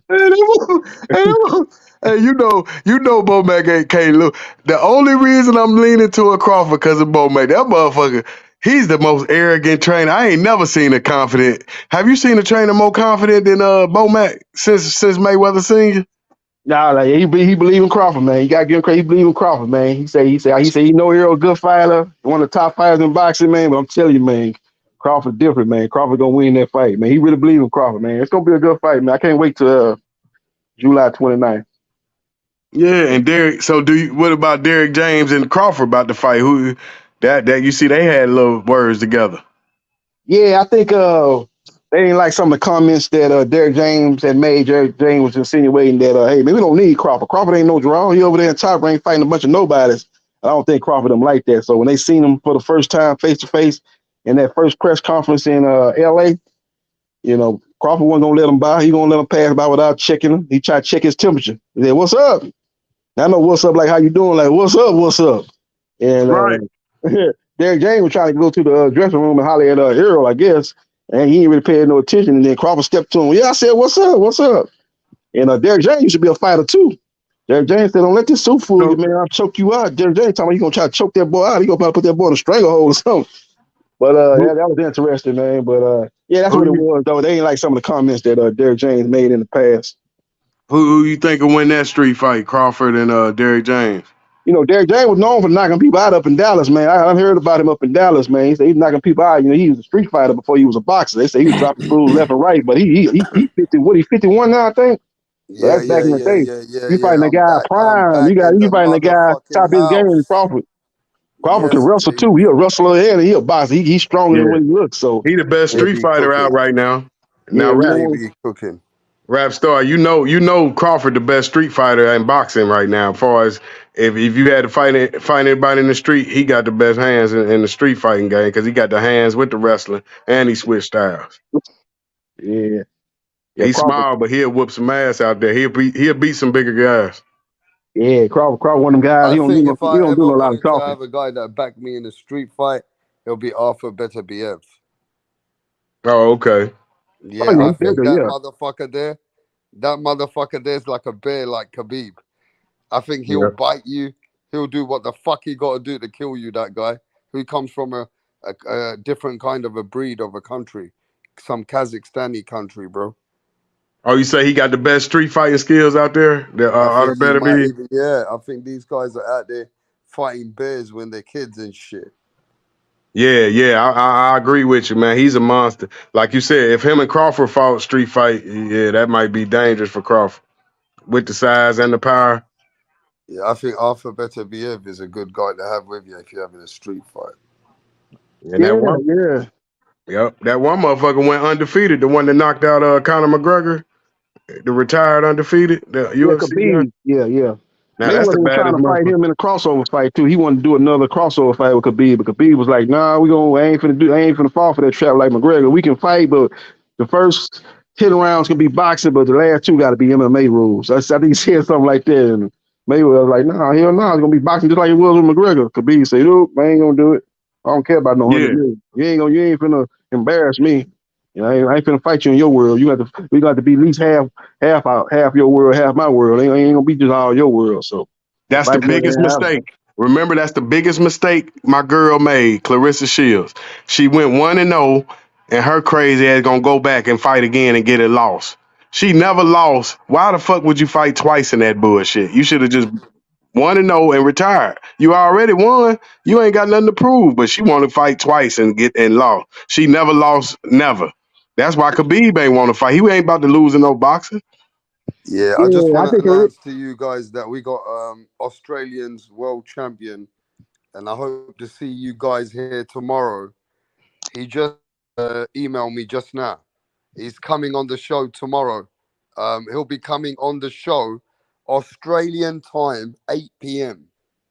So that probably is like 4 o'clock in the morning for you guys in America. Who, That's Tenzu? like no, Jason Maloney. Cambosa. Oh, Jason Maloney. Yeah, he's a world Oh yeah, he champion. got. You talking about the one that got knocked? You talking about the one that lost, got No, knocked no, out no, his last fight? no. The champion. Oh, the champion. Okay. Yeah, Oh yeah, yeah. The other brother. Yeah. Okay, okay. yeah. He'd be Yeah, coming on. yeah. I'm gonna Yeah, be talking to him for a bit tomorrow. they got Usher at the fight. Usher at the Ruiz Joshua rematch. Usher and Canelo and Usyk there. So Usyk Yeah. was getting ready for the fight with him. Yeah, They that's got who a putting on that. Khan. Yeah, Yep. that's who putting on that Fury Ngannou fight. They got a group called some skills. They represent putting on big fights in Saudi Arabia, so they putting on that Fury Ngannou fight. I'm hearing they trying to put on that Joshua Wilder fight. If Joshua wins his fight and Wilder wins his next fight up for All January, right, I it's think. that time, people. I want to know who's got the knowledge, who's got the IQ in boxing. It's boxing trivia time, bro. Oh All yeah, right, we're gonna ask the questions and we're gonna see who's gonna get the answers right. All okay. right, we're gonna see who's gonna get the answers right and who is the boxing historian of the night. Now we're gonna do a boxing trivia random questions. Let me see who knows that question first. And if you get it in the chat, you got to type it quick. You can't hold back. I want to see who knows the answers, bro, of these boxing questions. Are you ready? Yep. Are you ready, Mastermind? You ready? Are you ready in the chat? Or I'm just going to mute the chat and let Mastermind and JB get it done. Are you ready in the chat? Yes or no? Or is everybody deadbeat? Is everybody awake? Motherfuckers, everybody awake? Have I got boxing hardcores, or we're just gonna carry on talking normal boxing? Garcia said he got family from Mexico and they ain't got no black people in Mexico. He put anything in the comments, don't he? Ain't no boxing hardcores here, bro.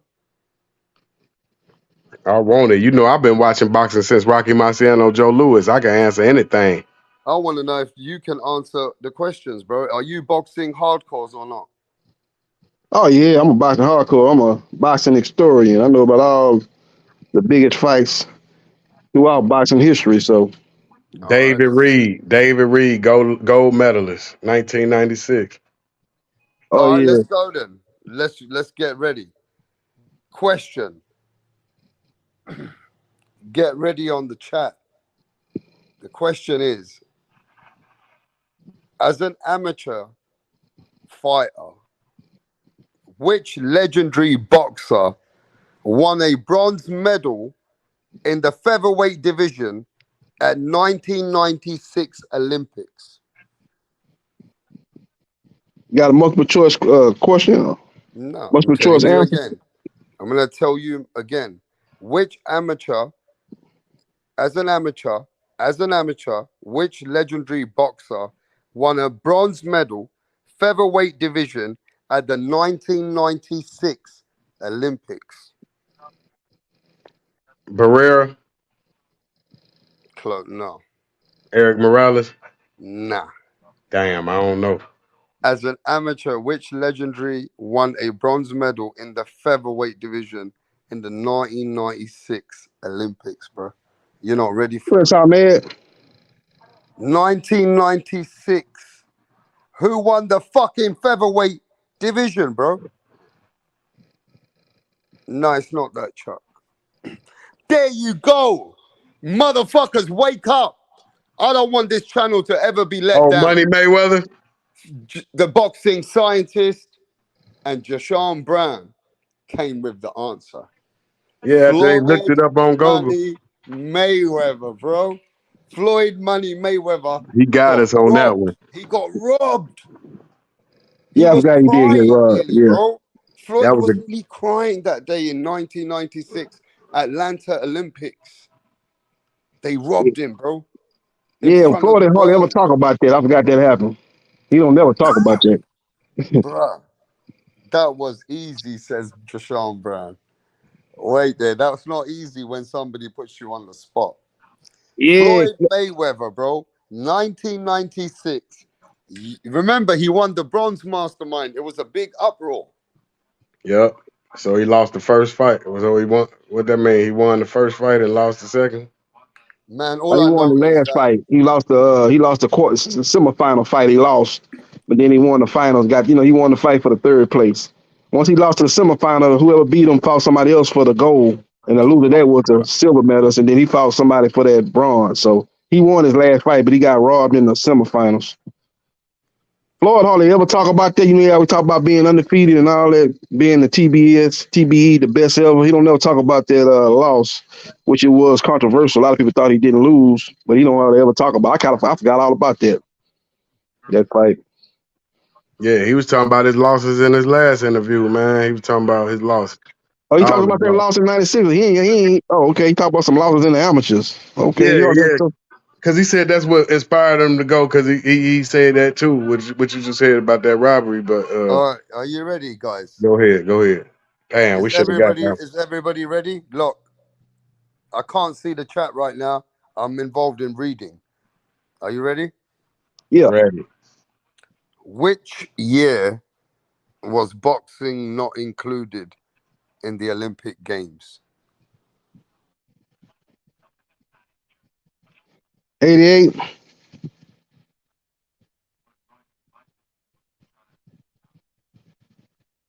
No. man. I'm talking about US, the United States. which 1980. year was boxing? 1980. No.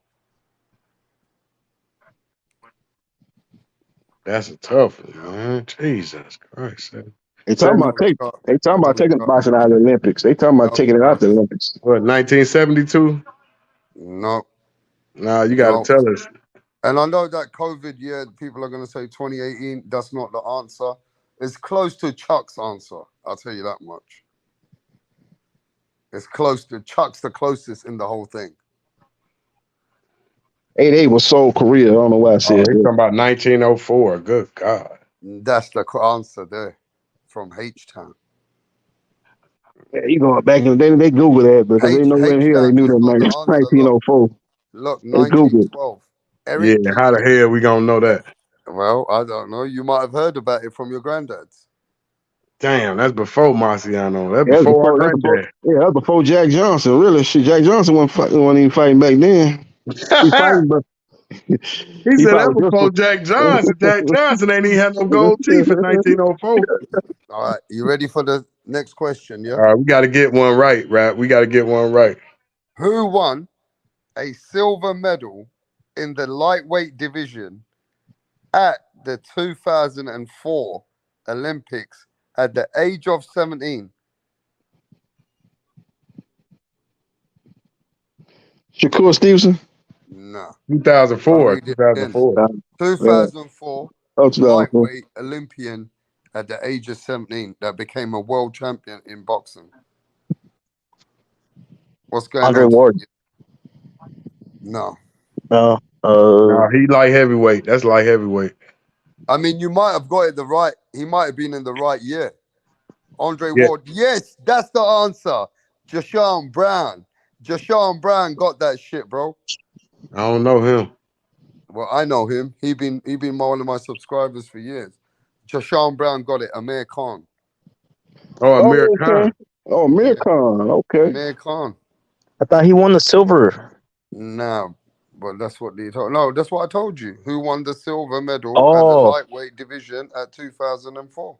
Oh, Yep. okay. I Damn, heard that that. was good. You giving us some good ones, rap. And we should be getting it, but you giving us two good ones, man. Mayweather and Amir Khan. We should have that 1904. Ain't nobody getting that shit. Yep. Keep them coming, rap. Keep them coming. Yeah. Which heavyweight world champion became a heavyweight world champion 3 times? Muhammad Ali. Yes, you answered it. Yep. You answered that one Greatest of all fluently. time. You answered that fluently, didn't you? Mm-hmm. I don't want to make it too hard as well. Which is the birthplace? Which is the birthplace of boxing? New Where's York, the boxing being birthed? If you ever England, go and check of your life of any history book, go check where boxing has been birthed. the boxing. What's it called? Where the rules at? Knoxbury. Where has boxing been birthed? England. Yeah, No, Newberry. What is it called? Greece. Queensberry. In Greece. Queensberry. Oh, In Greece. Greece. Oh yeah, the Romans Jashawn Brown fighting. got it. Jashawn Brown's got my voice in Google Translation. He's getting them hard. Jashawn Brown's getting these questions quick time, bro. Saying's funny. All right. Okay, ready? 1976. This is the time of Mastermind was around them days as a young man, fucking chicks going everywhere in his world. 1976. Light middleweight Olympian gold medalist. Which American boxer became the first regaining light heavyweight world champion to win the heavyweight title? Michael Spinks. Yes. Yeah, that was good one. Yes, bruv. You You took know, that's my year, man. Ain't no way I'm gonna miss 1976. That's my year, bicentennial year right there. That's when they freed the slaves. 1976. Yeah, you got that one, They bro. ain't free to Yeah. slave in 1976, man. Yeah. You talking about 1976? They ain't Well, you free to know slave. but you know that's the Abraham Lincoln. bicentennial. Yeah, no, that's the bicentennial. They did it 1776, but that's Yeah, 200-year anniversary. yeah. Abraham Lincoln freed the slaves. Yeah, I got that one. Michael Spinks, gold medalist. Yeah, you didn't fuck around, bro. Now I expect you guys to get this. Okay, you ready? Mm-hmm. Which country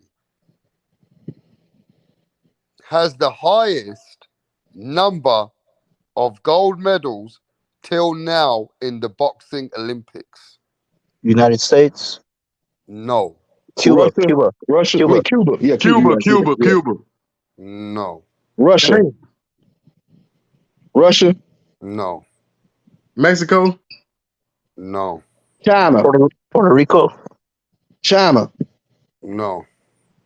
Philippines. What the fuck? You Spain. guys are gonna go crazy. None of you got it. England. I want somebody to go Google it because none of you got it. I just said Kazakhstan. England. No. Ukraine. Go Google it and you'll see. Russia. Ukraine. It's England. It's England. It's Nobody England. still got it in the chat. Look at that. This is the first question. Ain't I got it though. England. Nope. Ukraine. Nope. Are you ready? Canada. Okay, I'll give you a chance. Japan. Yes. Yep. Japan has got the most ever medals in the world of boxing in the Olympics. Best steroids in the world. Yep. They got some corrupt judging That's too. why you got no way in a way. It's coming for everyone. Corrupt judging too. Wow, Japan. Nobody got that. I'm sure you guys kick yourself for that now. Yeah, I ain't surprised they got it though, because that's where them corrupt judges come from. Corrupt judges. That was a good question, isn't it, bro? Yeah, that was good. They've been dominating the Olympics. That even got boxing the boxing scientists for the last decade. Know what to say. That's the one beat Roy Jones for the gold medal, wasn't it? Japan. Mm-hmm. I think Shakur Stevenson got robbed too by a Japanese fighter. Yeah, they're good, man. He cried though. Shakur cried like a baby. Him and Roy. Yeah, they put their, they wanted to get that gold medal. They felt that they took it away from them unjustly. That gold medal gonna make you cry every time because you're losing a lot of money when you don't get that. That's gonna make you cry every time, like Lomachenko in the locker room. Yeah, you get that gold medal. Your first fight, you probably getting a good payday coming in as Olympic gold medalist. That first fight, look at what Sugar Ray Leonard got in his first fight. He got paid big time money in his first fight. Yeah, he making $13 million in the '80s, early '80s, for a fight before he even champion. Yeah, he was making more than heavyweights. He was making more money than Larry Holmes was making. He was actually the top fighter at that time. It wasn't Holmes. Even though Holmes was heavyweight champion, he was making more than heavyweight. So yeah, Sugar Ray was making big money. You guys can hear me, yeah? You guys can hear me? Yep, face of boxing, Sugar Ray Leonard. Mm-hmm. Which boxer nicknamed and annoyed the TV networks announcers they did not refer him as such? Which American boxer changed his name? Cassius Clay changed to Muhammad Ali. Nah, that's not the answer of this one, though. The Executioner? Nah, but it's a very well known boxer. The Hitman? No, very well known boxer. The TV networks did not announce his name, and he had some refer him as a such. So they changed which American Marvelous boxer? Marvin Hagler? Yes. Yeah, he got his name actually officially changed. Yeah, so did. He changed his name. Yeah, so did. Marvelous Marvin Hagler changed his name. Yeah, I got that one, rap. But at first, people couldn't get that one, could they? Yeah, he showed did. He officially changed his name. Yep. They Garcia changed said his name. Sugar Ray Leonard was getting raped also. He put that in the comments. He said Ray Leonard was Which getting one raped. of the most successful boxers who became the oldest boxer in history to win a world championship George Foreman. at the Bernard age of Hopkins. 46, Bernard Hopkins. Bernard Hopkins. breaking George Foreman's record at Oh, okay, yeah, in Bernard Hopkins. 1994. That executioner. It was Yeah, Bernard Hopkins. I yeah. said it on the last question. So wait there, Bernard Hopkins overdid George Foreman. Yeah, he was 45 when he did it, Foreman. And Bernard Hopkins did it at 46. Yep. Respect to B-Hop, bro. And he did that by beating Kelly Pavlik, right? Was it Kelly Pavlik that gave it, or was it Antonio Tarver? Tarver, yeah. He went up to 175, went up 2 weight class, beat Tarver. But he won the championship from Pavlik too, though. Pavlik was the champion, right? I think Pavlik moved up to fight him, I think. But Yeah. They fought in the catch weight, maybe, I think, 172, something like that. Yep, you right. So, yeah, it got to be Tarver then. And Tarver was making fun of him, said he was old. Yeah, because a lot of people thought Pavlik was going to beat him. And but Hopkins said, I'm going to prove the dollars wrong, just like I did with Trinidad. And he went in there and schooled Pavlik. Pavlik never was the same after that fight. All right, this is a good question. Ready? Mm-hmm. He was the first professional boxing world champion to hold a PhD degree. And reference to his punching power, which legendary boxer earned his nickname, Dr. Klitschko. Vitaly Klitschko. Vladimir. Look at that. That's the answer to that. Yep, I got it. Was he the first guy to get the PhD? Yep. Klitschko, yeah? That's a bad motherfucker. His record, what, 51-3 or 45-3? Got a good record. 45 and no, he only lost 2 fights, didn't he? Oh, they're legends in their country. Yeah, he lost to Lennox Lewis and Vitaly Klitschko. And Chris Bird. Yeah, it was Vitaly Klitschko. Yeah, them the only 2 losses, rap. Chris Bird and Lennox Lewis. That's the only losses on his record. I think he went 45-2. Which professional boxer became the first British boxer in history to win an Olympic gold medal and a professional world title? Anthony Joshua? No.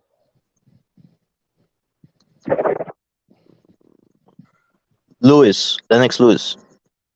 Nope. Damn, that was 2 good ass guesses. I can't beat. Damn. You got to go to the chat for that one, man. That was my 2 right there. This is a good one. Which professional boxer? Ollie Harrison. The first British boxer in history to win Olympic gold medal and a world title. Yes, Chuck. James DeGale. Let's go. Chuck is on focus now. He's light heavyweight, right? This is the answer. James DeGale did it first, bro. You light guys heavyweight. Be real hardcores. That's the fucking answer. He light heavyweight, right? Light heavyweight. Yeah. Which boxer won up to 87 of the first professional fights? Julio Cesar Chavez. That's the right answer. Mm-hmm. Yep, 87-0. Okay. One of the heavyweight champions of all time who holds the record for the longest consecutive heavyweight title Joe Louis of all time with 4,382 days as a world champion. Who has been a heavyweight world champion for 4,832 days? Joe Louis. Larry Holmes. Wow. Both good answers, but both are wrong.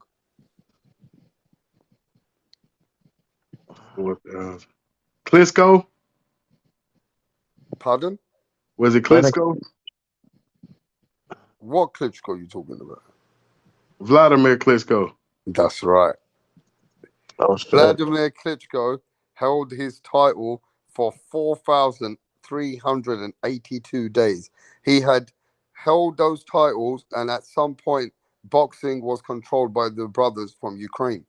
And heavyweight championship was taken away from the Americans at that point. Yeah, Then that's why people today in England and especially in other countries, even America, they thank Tyson Fury for breaking that curse and making all the belts at least available. yeah, because the heavyweight division was in a coma at that Tyson time, Fury man. is the one who opened it up. Yeah, it was in a coma with them Klitschko. They were Yeah. great fighters, man, but it was in a coma with them. He ducked But that but rematch. He ducked and that rematch though. and All don't right, forget now. this one's a good Hey, one. hey, hold on. Boxing Just on that, scientist. right? Hold on, rap on that right there, though. Remember, Joe Louis still got the longest. He got the most defenses though. 24 defenses. Klitschko ain't make it to 24. I think he had like 21, 22. But he might have had it longer, but he ain't have it in more defenses. All right, ready? Yep. Mm-hmm. Which British boxer never ever had a draw? Lennox Lewis, No. Nah, he had a draw with Holyfield.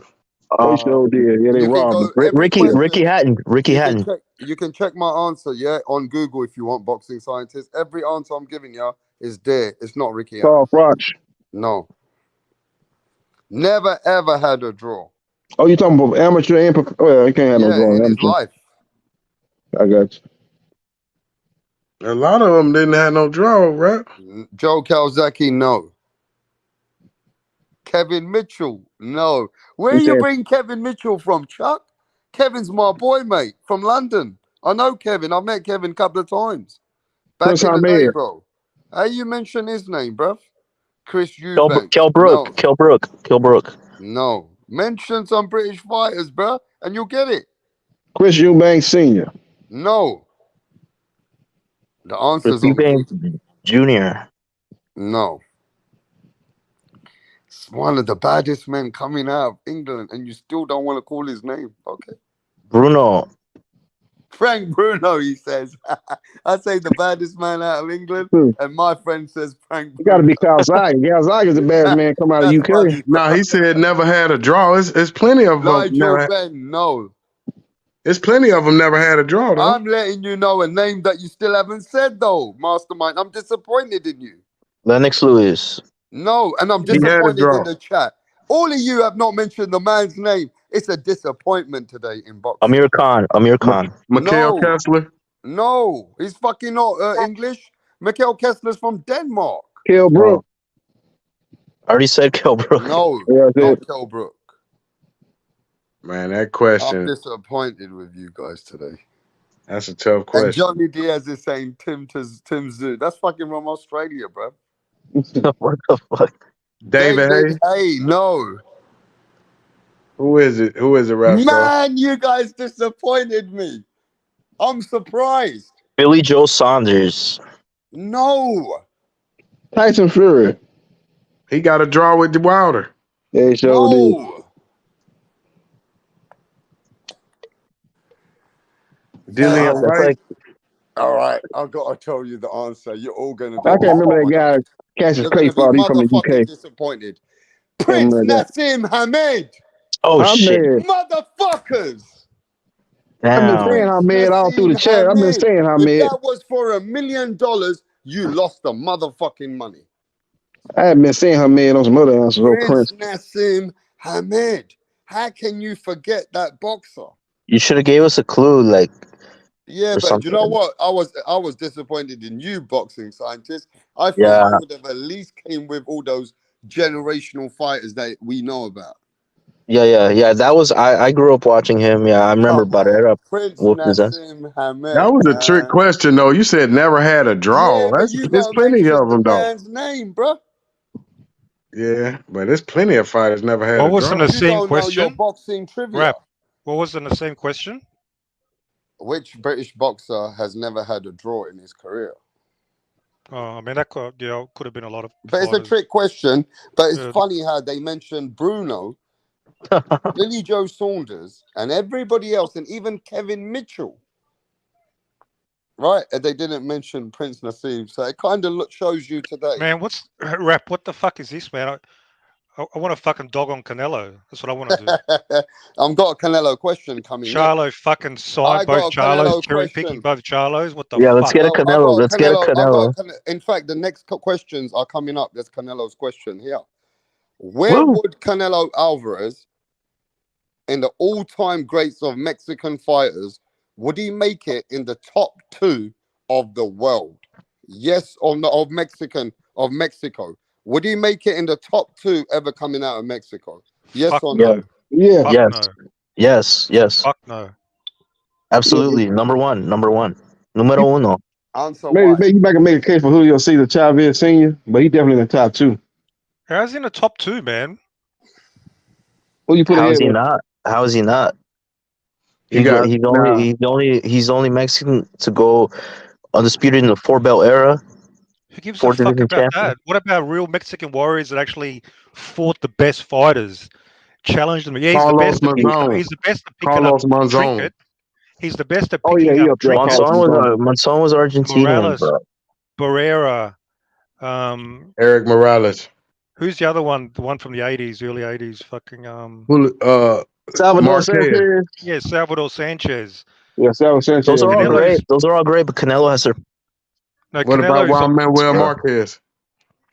now he's ducking. Marquez ducked a So young when you Canelo. duck, that's not a Mexican warrior. If you duck blatantly, you go down the list. I don't want to fight Mexicans. You should be disqualified. Not even on the fucking list. He has many Mexicans on his resume, Mirage. What are you talking What, about? Cans. No, man. What Chavez Mexican Jr. fighters he got on his resume? Who he got? He turned pro in Mexico, so they were all Mexican. No, I'm saying who is You his mean the cab Mexican? drivers. Who is his Cab best Mexican opponent? That guy from the Contender, what was his name? Fuck, I forget his name. The guy from the show, The Contender, he beat his ass. So I go Oh, from a that's it. TV show. That's his best Mexican opponent out of 60 fights. Damn. He beat He beat Chavez Jr. the Rock. Yeah, he beat Chavez Jr. He beat He beat the Anguilla. Yeah. Riverside Rocky. What was his name? Riverside Oh, Rocky. Riverside Rocky. Yeah. Who? Yeah, Rocky Fielding? No, Riverside No. Rocky. Riverside Guy Rocky. that said Victor Ortiz. I Fuck can't is remember his name Riverside right Rocky? now. What the fuck is that? Josecito. Yeah, Josecito Lopez. Yeah, Alfonso Gomez. Thank you, chat. Yeah, Alfonso Gomez, that guy. Yeah, he beat him. He has quite a few, man. Yeah, those And fighters he's are about all garbage, man. What are you he's about to talking about? add no, Mirage. He's about to add your boyfriend, the Mexican What year? monster, What year? to his resume What year? next year in September. Oh, so Archie another whole Moore. year. Another whole Archie year. Moore. Rap star. You said the mongoose. That's Archie You Moore. already know about who the mongoose is. Yes, sir. I told you I was watching boxing then. I seen him. My boy Rocky knocked out my boy Archie. Man, Archie, one of the best fighters And ever to live. what is Canelo Alvarez's nickname? Redhead, red rifle. Cinnamon. That Now, is what his nickname. Canelo's his nickname. That is his nickname. Canelo. Yeah, his real name is Saul Alvarez. They call him Canelo. Everyone just calls him Canelo. So Canelo is the nickname of Saul Alvarez. Yes. Okay. Yeah, he call him Nello sometimes. Nello. Undefeated, never lost. King Nello. I mean, he has many nicknames. He went 42 and 0. Let's go boxing sign. Let me see Mirage. I don't want no one to answer but Mirage. Mirage, a TKO is called when a fighter is knocked down how many times? Those are three. That's Three if knockdown rule. That's it, yeah. It's 3 times if they involve it in the actual fight. Yeah. They used to. What kind of level do you think I am asking me and that? I want to tell Who the everybody fuck this. do you think I am? Mastermind, let me tell you this. Years ago, they used to involve the 3 knockdown rule. Remember that? Do you remember that? There was a lot of those fights with the 3 knockdown rule. That's a good rule too. They need to stop it at the 3. They don't really do that anymore. They don't really do that no more. Knockdowns can be soft. Some of them can be soft. Doesn't mean I hate automatically just stopping the fight. I don't like it personally. Yeah, 9 title fights they usually put them in 3 knockdown rule. It might see if they would have had the 3 knockdown rule with Marquez and Pacquiao the first fight, then Pacquiao would have beat him. Yeah, because he, he dropped him 3 times in the first round, and it would have been over in the first round. But Marquez made a huge comeback, and it was a draw because of that, because there was no 3 knockdown rule. That's why I don't like the 3 knockdown rule. Exactly. Yep. yep. That was good. Like I say, we wouldn't have got that great first fight. That was a great fight. Pacquiao Marquez won. That set the Yep. stage for those other 3 fights. Yep. Exactly. Which legendary boxer appears in the front row of the iconic sleeve cover of the Beatles song and as the club band? Ali. No. Sugar Ray Robinson. Man, you guys are going to kick yourself. It's all over the internet. The fighter that the Beatles had the iconic sleeve cover. Come on, bruv. You guys are supposed to know What this. would you say? What was that question again? The Beatles. Which legendary boxer appears in the front row of the iconic sleeve cover of the Beatles' Sgt. Pepper's Joe Lonely Frazier. Hearts Club Band? Rocky Marciano. Muhammad Close, Ali. but you still haven't got it. You guys are close, and it's all online everywhere. That's a tough one right Yeah, I there, know the though. Beatles came to Cassius Clay training camp before the Sonny I'll Liston tell you fight. who it was. It's like before I was born, man. Come on. Sonny Liston. Yes! I Yeah, was Sonny Liston. just going to say it. Sonny Liston, bro. It was Yep. Sonny Liston. Yeah, they came to this thing, but Sonny didn't have no time for him. Sonny said, "Get these weird white boys out of my camp, man. I don't want them around." Oh, He so ain't you want to. remember that they did say it was Sonny Liston? Yeah, they came through, but Sonny wasn't trying to hang with them boys. He was like, "Man, get these weird white boys out of here, man. I ain't trying to hang with them." And then they came over there with Cassius Clay, and Cassius Clay, he kind of played around with them and did a couple of photos. They liked the Cassius Clay, so yeah, I remember that. I All did right. a documentary on that. I remember that. All right. What do you call the result in which the judges are not unanimous on the fight Split win? Split decision. decision. Yeah, A majority decision. split. Mm-hmm. Yeah, split. You ain't never gonna get this. Which fighter was a legendary boxer in the late 18th century and the early 19th century? Legendary. Like if you ever know about boxing, any historian, they've always mentioned this man's name. If you've ever heard of a historian saying who started boxing. Sam Langford. Close, but no. Jack Willie. Johnson. Willie Pep. John L. Sullivan. Look at that. Deshaun Brown got the answer. Look at that. Oh, yeah, Have you ever heard of a name called John L. Sullivan? yeah, Yeah, he before Jack Johnson.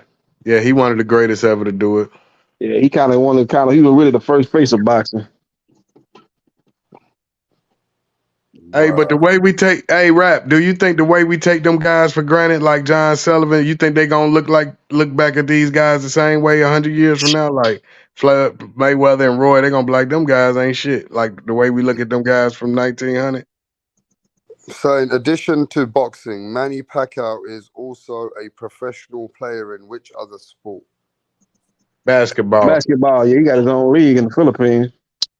That's exactly the answer. I didn't know he was a professional basketball player. Yeah, Oh yeah, man, he he's loved one of the basketball. best to ever do it. Like, he up there with Michael Jordan and them. Oh yeah, yeah. I mean, as far as the Filipino version. I don't even know but they say even in the professional league, he ain't that good though. He ain't one of the best players over there. They say some other guys. He come off the bench, really should be. Yeah, that's He can because he play. old though. But when he was in Yeah. his prime, he was unstoppable. Yeah, when he was younger, he was a good player, but he never was the best player over there. They had some other players better than him. If he was that good, he would have been on the national team playing. When they got a national team that compete in World Cups and compete in Olympics. He wasn't on none of them teams. He's a good Yeah, player. because he was boxing though, man. Yeah, I'm just saying though, he wasn't no top player over there. He wasn't one of their best players over there. That's all I'm saying. Yeah. He wasn't nowhere close to it, actually. What do you call a boxing champion who defeats the existing champion? What do you say you call a boxing champion that defeats an existing champion? What do you Unified. call a boxing champion who defeats the existing champion? The current Unified champion. He's the unified champion. The current champion. No. If I got a title and I beat another guy that got a title, I'm a unified champion. No, The man who beat the man. yeah, the man who beat the man. Lineal champion. That's right. Oh, lineal. Okay. Yeah, that's Tyson Fury right now. You beat the man, who was Beat the the man man and beat that the was man. beating everyone. Yep. That's right. Yep. I got it. I got it right. Earl Spence and Crawford. Yeah, that's another title that's on the line for that fight. Lineal be on the line. Ring Magazine, Lineal, and Undisputed be on the line. Yep. Ain't When no was the joke. women's when was women's boxing first ever featured in the first ever Olympic Games? When was Uh, women boxing legalized in the first ever Olympic Games, bro? It had to be in 2008. the 80s, huh? It had to be in the 80s, huh? 1991. 1991. No, 2008. no. What year? What year, Rap? That's a hard one. When was the women's fucking boxing first ever featured in the world of Olympics, bro? 1995. 2000, 2012. Did you just find that out online? Hell no, I'm just good. I know it ain't. It just What's the started. question? Yeah, Oh, yeah, That's why I look, could. 2012 was the first ever Olympic Games hosted What? by Nah, women's you looked boxing. that up, Mastermind. You looked that No, up. remember I said my first answer was 2008. Then I said 2012. I knew it was recent because Clarissa Shields got 2 gold medals. You see, back in the day, they wasn't having no Olympic. With Ali daughter was champion. They didn't want no Olympic for women. yeah, Who is the Christian Martin, biggest they didn't have ever? it back then. Who is the biggest ever fanboy in the world for David Benavidez? Mirage. That's the Yeah, right answer. All right, now let's do Keith Thurman. Yeah. Who's yeah, the biggest fan yeah. of Keith one Dude, there's a time lot of bigger Thurman? fanboys Chip for other Drill, fighters. Chip Bayless. Do you know what's funny? Like Canelo fanboys, like that's normal. That's No, normal. Mirage, no, But if you you're right. support another fighter, you're crazy. Okay, watch. I'll tell It's you out of what. two. Hang on. I'd never defend Benavidez going to fight a 154 pounder. I'll never fucking defend that. Like these fucking dick riders. That's a fanboy. Now what, motherfuckers? What about Tyson Fury fight? He about to fight the UFC champ.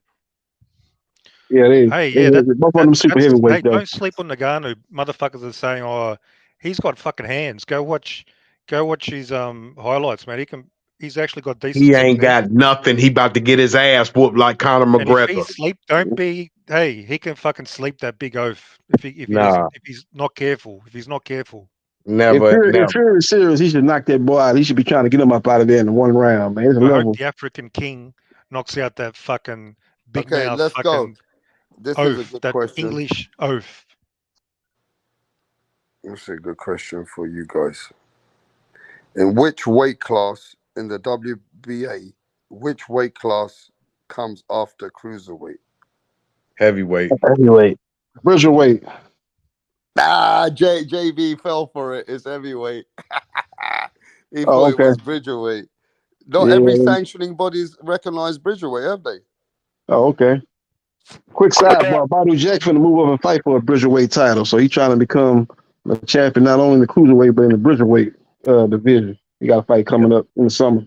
He got 4 draws, 4 pair of draws. Badu Jack. Badu Jack, he's trying to slowly but surely. He quiet as kept. He's trying to make his case for maybe doing a Hall of Fame career, making this run late. I want to know how everybody knows now. How do you feel, Mirage, that the older Charlo said he's already signed to the contract? No surprise at all. But now the question is, why are the first 2 fights apparently signed, but there's a mystery third? Why isn't Benavidez announced as a third? Because they want to If he's going to torture you. fight They him, want to drive you crazy, Mirage. PBC wants to drive. Al Heyman wants to drive you nuts. That's why. no, but seriously, if that was 100%, oh, there's no way he's going to fight 3 fights PBC and not fight Benavidez. Why isn't it fucking announced? Because he ain't gonna be the third Because fight. it's not I think fighting him. the PBC wants Spence as that third fight. That's the dream fight for the Yeah, PBC. he's not Canelo fighting Spence, Benavidez. not Canelo. It's going to be Benavidez. fucking Spence. Hell no, he ain't never fighting that Mexican fighter. Never. He already said that shit. And you know what? The fanboys will still defend him. If he drags up a fucking welterweight, they're going to make up some bullshit to fucking justify it. That's Yeah, a because fanboy right there. that's because you just defended Tyson Fury fighting the UFC guy. What's the difference? Nah, man, I They didn't want defend to him. leave it open for a I want him to get knocked rematch. out. In case there's a rematch, but there ain't gonna be no rematch. Canelo's gonna knock these bums out, these 2 twin bums out. No, they're going to be And tough then fights. They're going to be tough fights, I think. and then they're gonna throw the monster at him. Oh, you don't think they gonna throw Earl Spence at him? Nah. Why not? That's an easy fight. I don't think Heyman would do that to Spence. I don't think he would do Spence. I don't think he would sacrifice him like that. Dude, they offered Spence in the last deal like a year and Yeah, a half ago. What are you talking 164. about? Catchweight at 164. He was in the original deal, and then he went on and fought Bill. Yeah, so So that's they he's gonna put already on him the in there. agenda. You got it completely wrong. Shoot, Canelo should fight one of them UFC guys. Shit, get up out the game like Fury. Hey, Isaac, the They, only they could, reason Tyrone Davis was a 2-week replacement because Uzcategui dropped out because he got busted with drugs. So he didn't choose fucking Tyrone Davis, okay? So shut the fuck up. But yeah, that's good. That's a smart thing to do. Just end your career on these UFC guys, so you don't get your head bust wide open. Fury's a joke. I mean, I'm not going to defend Fury. Canelo don't move like Floyd, man. He don't move No, like he's Floyd. worse. He's worse than Floyd. Or what? Because at least How? Floyd eventually fought He Pacquiao. doesn't fight YouTubers. He doesn't fight cage fighters. Dude, he's one step away from YouTubers already, Canelo. One step away, very You don't close. think he gonna fight Jake Paul? Fucking oath he will. No, I don't think so. Like maybe after he retires. I don't know. I doubt it. No, you know what? Canelo doesn't have to stoop that low. Like That's not Floyd, stupid He'll fight low. him That's before business. Benavidez. Floyd has to do it because he failed as a promoter, and so he needs money to keep his company afloat. And also he has all those baby mamas and shit like that. Canelo, he's smart with his money, bro. He's way smarter than Floyd. He's invested it. I mean, this guy owns like gasoline companies and all kinds of like. I heard he even has underwear and shit. Well, Mirage is probably wearing it. You got a fucking pair, haven't you? You got a fucking pair, and they're pink as well, aren't they? You fucking bitch. Who I that? wouldn't Where know. JB at? yeah, right there. You don't have to down a fighter to big up a fighter, do you? Can't you say they both good businessmen? Canelo and So, Floyd. You ain't got to dog Floyd out, JB. No, that Floyd. wasn't me. I know. Oh, you thought it? Oh, yeah. No.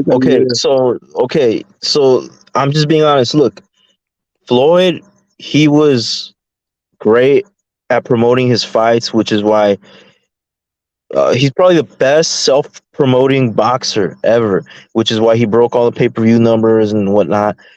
But as a promoter, after he retired, as a promoter, TMT Promotions, Floyd Mayweather Promotions, whatever it's called, that shit flopped, bro. Let's be honest. Who the fuck do they have right now?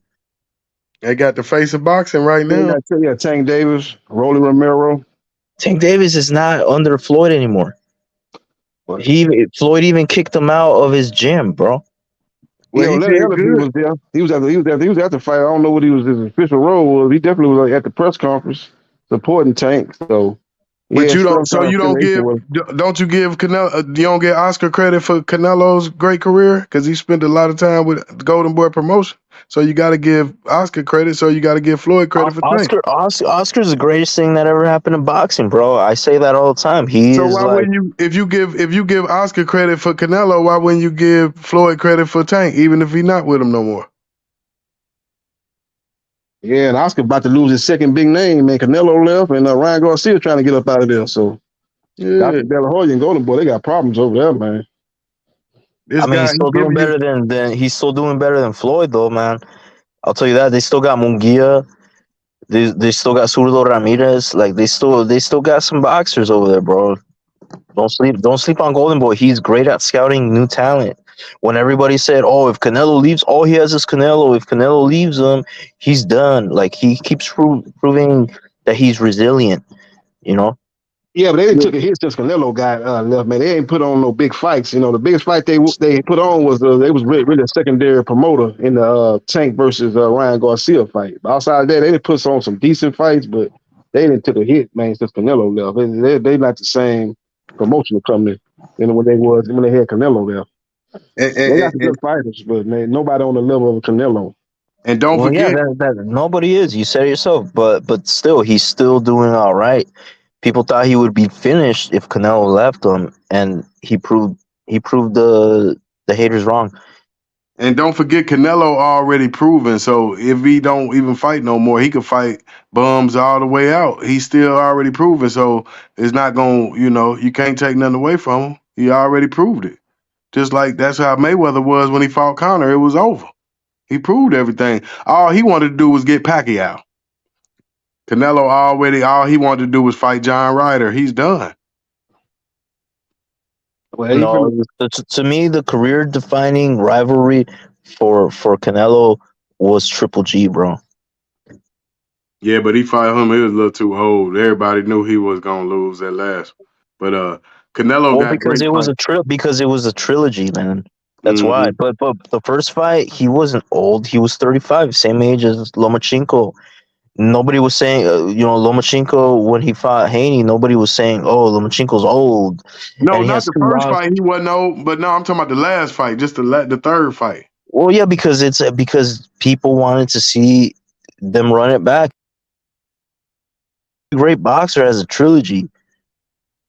Yeah, but you got to remember his best fights is Sugar Shane and who he got Sugar Shane and he beat Lara, beat Austin The Trout. only, the, on- Austin Trout.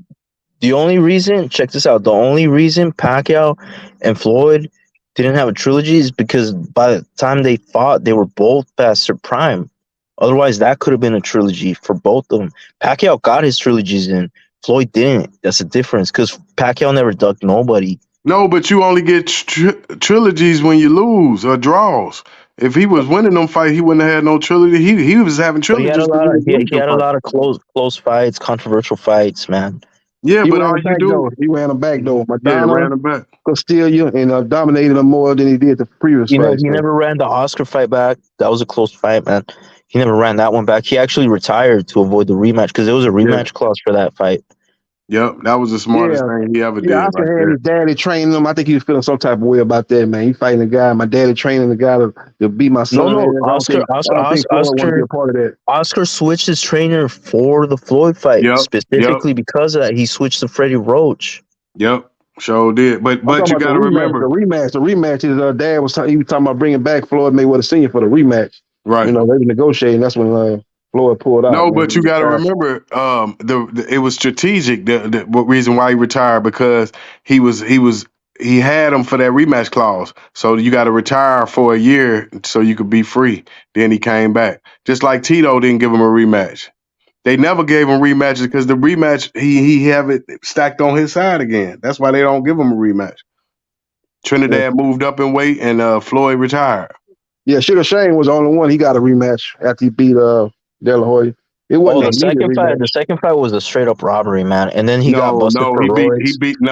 he beat the shit out of Oscar that second fight too. Both fights.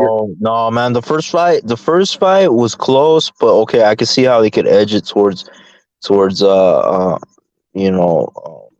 what do you call Sugar himself? Shane. Sugar Shane. Yeah, Sugar Yep. Shane. He beat I the could shit see out of that. him in the second. He beat him worse in the second fight. No, Easily. man. No way, Yep. man. Go back and watch it. That was a Go back and watch. unanimous It's one decision. of them fights. It 115, depends on what 113. you're looking at. That fight, like I said, De La Hoya landed more punches, but them punches were more pitter-pat punches, but the hard and the more devastating punches was landed by Sugar Shane Mosley. So it depends on, what the judges like. Obviously, the Yeah, judges no, like the guy that was landing the harder, more devastating shots, which was Mosley. Yep. Same even scorecard. Remember, even same scorecard from Devin Haney, Lomachenko, 115, 113. Shane Mosley over De La Hoya. no, and then if you listen, go back and watch that fight. If you listen to the shit that they were saying in the Yeah, corner, the because bias. Yep. that's when Shane's dad was his trainer, and he was telling him, like, I forget exactly word for word, but he was telling him instructions. And then Shane was like, but every time I do that, he hits me with this and that. Like, he was so frustrated, bro. Like, he couldn't figure out Oscar in that second fight, bro. And then he got busted for roids, Yeah, he beat him steroids. twice. Remember, and then remember that Mosley made the mistake of not fighting the third fight for 13 million and fought Winky Wright and lost. Yeah, He it was should have fought in bad, the third bad fight. move. Yeah, bad move. Bad Stylistically move. wise and business wise, that was a bad move by Sugar Shane. Yep. And that was his daddy, Jack. Jack, he let his Jack make that move. He Yeah, got to so he blame started getting Jack. different. Yeah, after that, he got his dad out of his cone. He brought in Nassim Richardson. And he started getting other trainers after that. So Yeah. and boxing scientist, you know he the best trainer you ever seen in your life. Who's that? That motherfucker, Nassim Richardson. Ain't never seen a trainer better than him. He the one Oh, he found. was good. He was good. He was good. But I don't know, man. There's so many greats like Nacho Stein. Like I don't know, man. Like um, Virgil Hunter, Yep. Freddie Roach, Motivational speaker. Freddie Roach, Canelo's trainer too, man. Like Yeah, Eddie Reynoso, Derek James. They got a yeah, lot of good trainers out of there. Now Freddie Roach, he's Ronnie not. He's Fields. not. Freddie Roach is not a good trainer. He just be out there. He just popular. That motherfucker lose. He don't help you win worth of shit. You'll lose with his ass. he's good at offense. He's offensive. He's an Yep. offensive minded trainer. Uh, but yeah, he could teach you offense. But yeah, as far as defense, that's his weakness. But Virgil Hunter could teach you defense, but he's not that good at offense. So it's like that. That's why when Amir Khan, sometimes you have to jump trainers. When Amir Khan was with Freddie Roach, he learned offense, and then he went with Virgil Hunter. That's when he became complete because he retained what he learned from Freddie Roach, and now he had the defense Yep. as well. And that, oh my god! And that Lou Duva, he was nothing. He couldn't train worth of shit. He got Melgic Taylor ass whooped against Julio Cesar Chavez. He gonna tell Melgic you need a knockout, and you've been dominating the fight. That's why Chavez knocked his ass out in the 12th round. Yeah. And then man, this fool. Then against Riddick Bowe, he told Holyfield, "Oh, you did it against Buster Douglas. You could knock him out." What the hell? What kind of advice is that? You got Robert Garcia, Manny Robles, so many Yeah, great coaches, man. Robert a bad motherfucker too. He's a great fighter too. I seen him fight Diego. Yeah, Ronnie Shields, Buddy McGirt. They got a lot of great trainers out there. Buddy It's McGirt. hard to say which one. You could go back to Tyson's original trainer, Gus. No. You talking about Kevin Rooney? Customato. Yeah, Kevin Rooney. Customato, man. That guy, he shaped. Because Tyson was a wild man, bro. He fucking shaped him into a champion, man. That's got to count for something, And he did it with Floyd Patterson too. Yeah, he had Floyd Patterson. Yeah, I mean he's up there too. Yeah, we got Eddie Futch, Angelo Dundee. Woo! Eddie Futch was Joe Frazier's Angelo trainer. and Eddie Futch. Hold on. Eddie, did you say Ed? Emmanuel Stewart? Rest in peace, man. No. Nah, you got that boy. You said Angelo Dundee and Eddie Futch. Yep. Then you're Emmanuel number 3. Yep. Because Emmanuel, he was not a good broadcaster on HBO. He was horrible with them. He was horrible. Yo, man, he's a great trainer though. Eddie Futch trained great Joe trainer. Frazier, Ken Norton. Ken Norton pulled an upset against Ali when he broke his jaw in that first fight because the game plan that Eddie Futch had, where he took away Ali's jab with that pawing in that crab style of defense. That was He had George Foreman. He had Big George too, didn't he? Big George Foreman. Eddie Futch. Yeah. Nah, he didn't have George. Angelo D had George Foreman in the second half of his career when he came back after the 10-year hiatus. Angelo Dundee was his trainer. Before then, he had another guy. I can't remember his name. It wasn't Eddie Futch. Eddie Futch was with. Sure about that? Eddie Futch was with Joe Frazier. He's with Joe Frazier and Ken Norton. Yeah, that's his 2 top guys. I'm about to look that up. Yeah, I can't remember the guy that was training George Foreman when he in the 70s when he was a champion. I can't remember that guy's name, but it wasn't Eddie Futch. Yeah, a lot of great training, a lot of Hall of Fame. So was Eddie Futch Ken Norton trainer? Yeah, he was Ken Norton trainer. Oh, Ken Norton used to spar with Joe Frazier. They never fought. That's one of the reasons why they probably never fought, because they had the same trainer. They just spar all the time, though. Yeah, Ken Norton, Joe Frazier. Yep. He had a good game plan. He had a good game plan in that Thriller in Manila, when everybody thought Joe Frazier was washed at that point. Came with a good game plan. He started hitting him to the body. He didn't wear himself out like George Foreman did in A Room in the Jungle. He was hitting him with solid body shots, hitting him on that hip, and landed a lot of body punches that did a lot of damage to Muhammad Ali. He was a great strategist, Eddie Futch. Yeah, who was Tim Bradley's trainer for the Joe Diaz? Yeah, Joel Diaz, now that guy he's is that underrated. motherfucker. Now he one of the best to do it too. He one of Yeah, the best trainers. I took Like you I took a said, picture with that fool. He's humble too. He's nice. Like he'll let you go up to him and just be like, "Hey, can I get a picture?" And yeah, he's like the nicest guy, man. this So, motherfucker got Tim Bradley undefeated. Undefeated. He one of the best trainers I ever seen. And then as soon as you lose your first fight, you fire him, act like he wasn't shit. He threw Joel Diaz under the bus. yeah, that was He one of fucked the up. best trainers. Yeah, that was fucked up. Just like man, come on now. You Yeah, don't he get got rid brought of in no guy Teddy like that. Atlas. Yeah, he brought in Teddy Atlas. Yeah.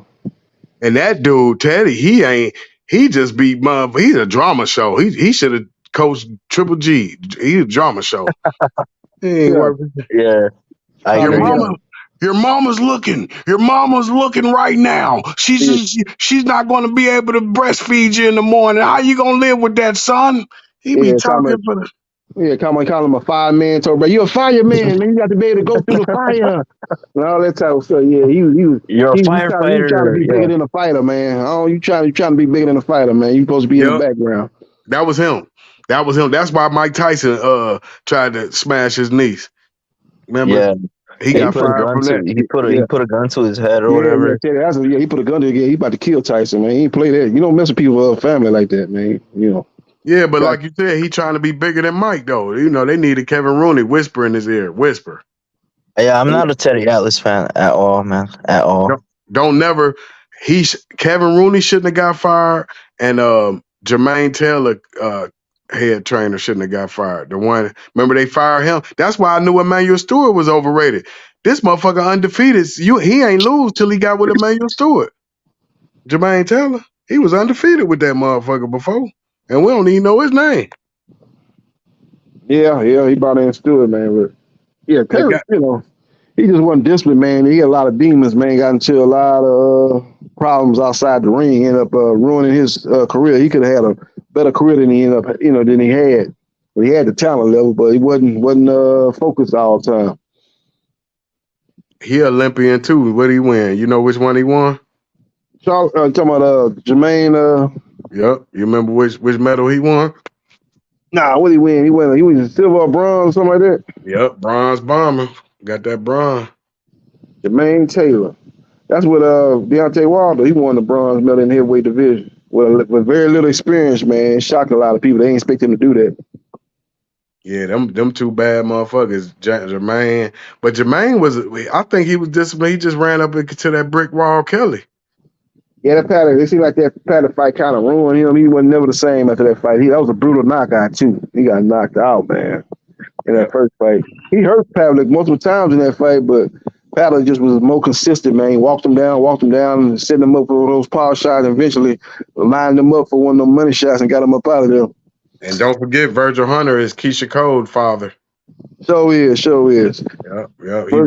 He raw dogged her mama. Came inside her mama.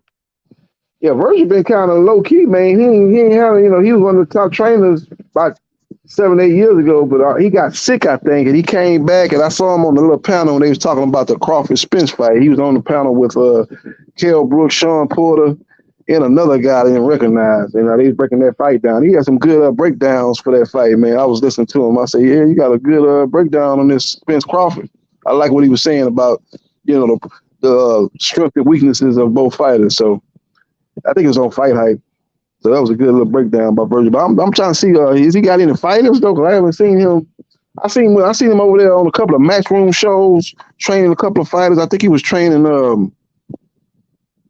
I can't remember who he was training.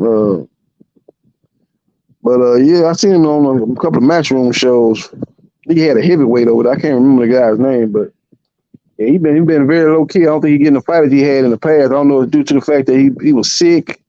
He want less fighters. He don't want to have the workload he had. He don't think he's gonna be able to handle it at this stage of his life, or he just going through that type of dry spell where a lot of fighters are not wanting to work with him. I don't know what is going on, but he definitely ain't as high profile he was 7-8 years ago. I think Bill need to go on and hire Floyd Sr. as the head trainer for Devin. Yeah. Devin Haney, man, that's a good thing you bring him up. It's gonna be interesting to see what his next move gonna be. He got a lot of different options now. Eddie Hearn came out a couple of days ago and said they offered him the Regis Prograis fight, but Regis Prograis was on Fight Hype or one of them boxing platforms and said that, hey man, I'm not happy with the money I'm getting from Haney. I'm the champion, so you got to pay me.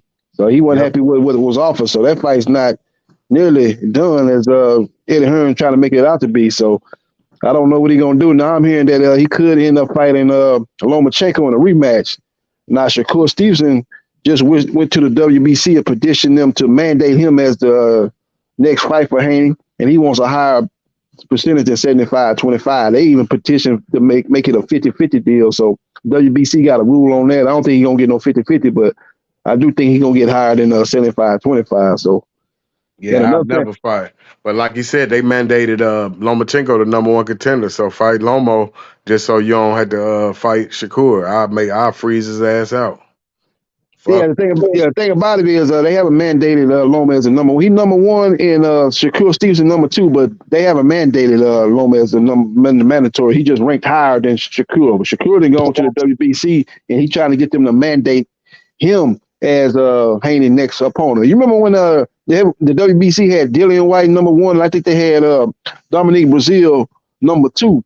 But Dillian White was not the mandatory. Dominic Brazil was the mandatory. So that's the thing about boxing, man. It's they got some kind of strange rules at times. So just because you're number one don't mean you're the mandatory. So right now, Shakur is petitioning the WBC as the mandatory because that's what they had said previously, that once he beat Hiroshima, he was supposed to get the winner of Haney versus Loma. And it was Haney, so he's supposed to be fighting Haney next. So he's trying to petition him and try to get a bigger percentage.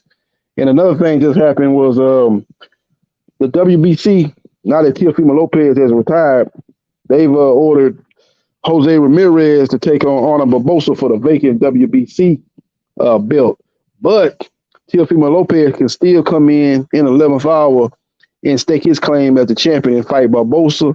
And Devin Haney, being undisputed at 135, he could petition the WBC to fight Arnold Barbosa for the vacant 140-pound junior welterweight title. So you got a lot of different scenarios that could play out. You got a lot of options for Devin Haney. You can see Haney versus Barbosa for a vacant WBC belt, or you can see Haney versus Loma in a rematch, or you can see Haney versus Shakur Stevenson, or you can see Haney versus Regis Prograis if they get the money right. So he got like 4 options. So it's gonna be interesting to see who's gonna be the next fight for Devin the Dream Haney.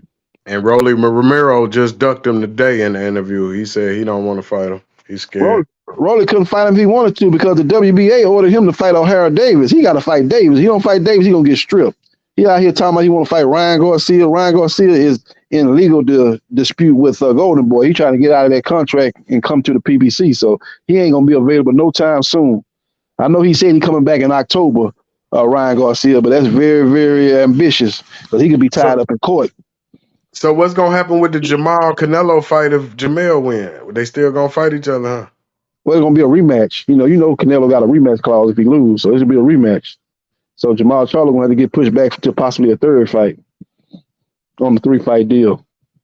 Yeah, that's probably how to go like that. Just fight 2 guys with he lose the first fight, win the rematch, and then he fights Jermall. Jermall still ain't gonna have no fight. He gonna go 3 years without a fight.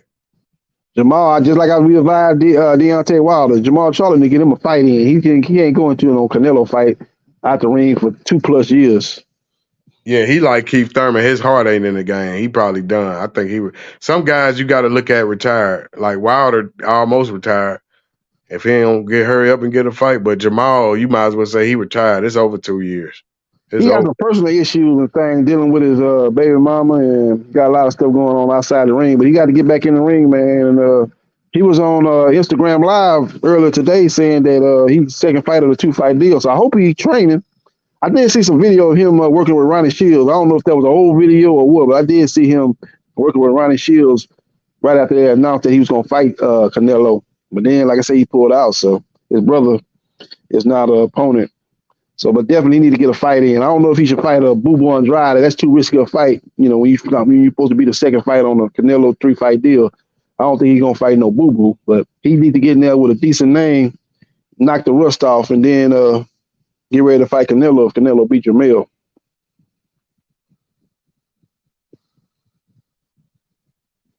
They got a pretty good card, man, coming up this Saturday, man. You got Errol Spence Jr. protege, Frank Martin fighting. He fighting some guy from Eastern Europe, Archerman Harris Janma. I can't butcher his last name, but he's a top guy in the WBC. So they supposed to be fighting, and they're gonna have Nonito Donaire fighting for a vacant belt against Santiago. That's a guy that beat the Gary Russell Jr.'s little brother. Beat him. They fought twice. I think the first fight was a draw. Then he beat him in a rematch. So that ought to be an entertaining fight for a vacant belt in the bantamweight division. And then you got Alicia Bumgarner fighting on the zone, headlining the card in Detroit. She fighting the only lady to beat her professionally. That's going to be a rematch. They took some pictures earlier today, man, and them two bad women right there, boy. That's going to be a good fight to watch just on the eye candy level, but it should be a good fight in the ring as far as skill level when you got these two females squaring off. And Bumgarner, man, she's one of the top female boxers in boxing. Now, Clarissa Shields is no doubt about it, the number one female boxer. She's on another level than all the women. But when you talk about just as far as athleticism-wise, there ain't nobody athletically on the female side of boxing can hold a candle to the athleticism of Alicia Bumgarner. She got a nice little 1-2 too. She got athleticism. She got power.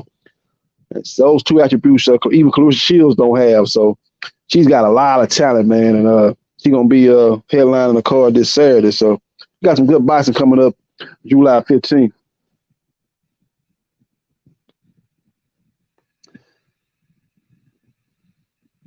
I guess we're gonna go to the comments here. I guess everybody done dipped out, Mastermind and the boxing scientists, they done dipped out, I guess. So we're gonna go to the chat, see what the chat talking about. Not for the faint of heart. He said Jermall better be fighting Andrade. That sounds good, not for the faint of heart, but it's not gonna happen.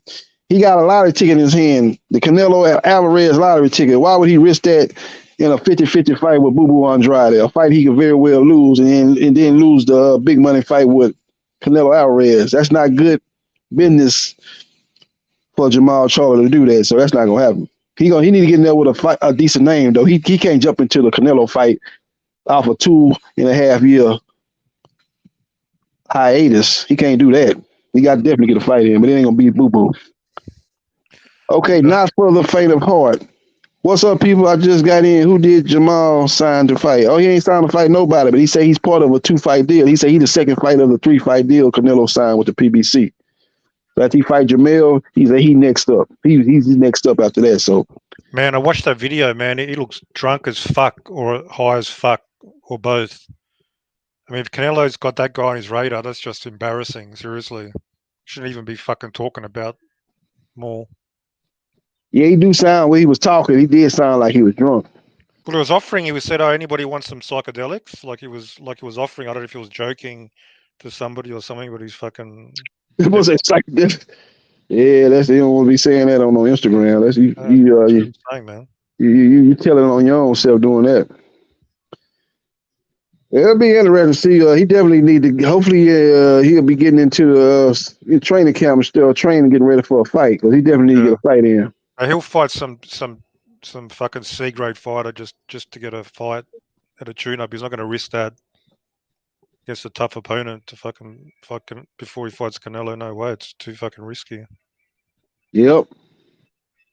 It's gonna be interesting to see what David Benavidez does now. You know, there was talk about the David Morrell, but that seemed to be cooling down here lately. So I don't know what he's gonna do, but he definitely. David, your mum is fat, bro. Fat ass bitch, your mum. I don't know, David. See, he's looking for somebody to fight now, but he can't. Looks like he's struggling to find somebody to fight because it's fucked up. Yeah, I think David Morrell don't want to fight, but I don't know if they want to take that fight right now. I think they might want to let that fight marinate. But I really don't see no other option, really. Yeah. You gonna have to, you don't want to just get in there with anybody after you're doing a pay-per-view fight with Caleb Plant. You don't want to downgrade and go fight somebody nobody knows nothing about. So I think if he can't, he need to try to get the Morrell fight You know what? Another thing he can do, he offer big money to him and his team. And go to Al Heyman and tell them to offer Triple G a big money. You know, you ain't gonna offer him 45 million like you did with Canelo, but you Triple offer him G's like gonna be 20 fine, million. man. Try to get Triple that G's. name on your resume. Offer Triple G 20 million. Try to get that name on your resume. Tell him, I don't think do better than what Canelo did in the third fight.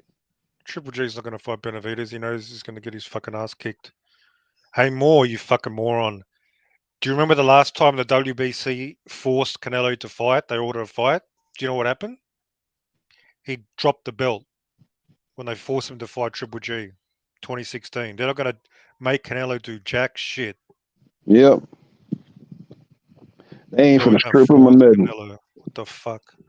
Yeah, he's one of the biggest names, one of the biggest draws in boxing. They're not gonna lose out on that big payday. They don't let him do what he want to do. You know, he's fighting a couple guys that ain't never fought at 168. They not gonna strip him. Yeah,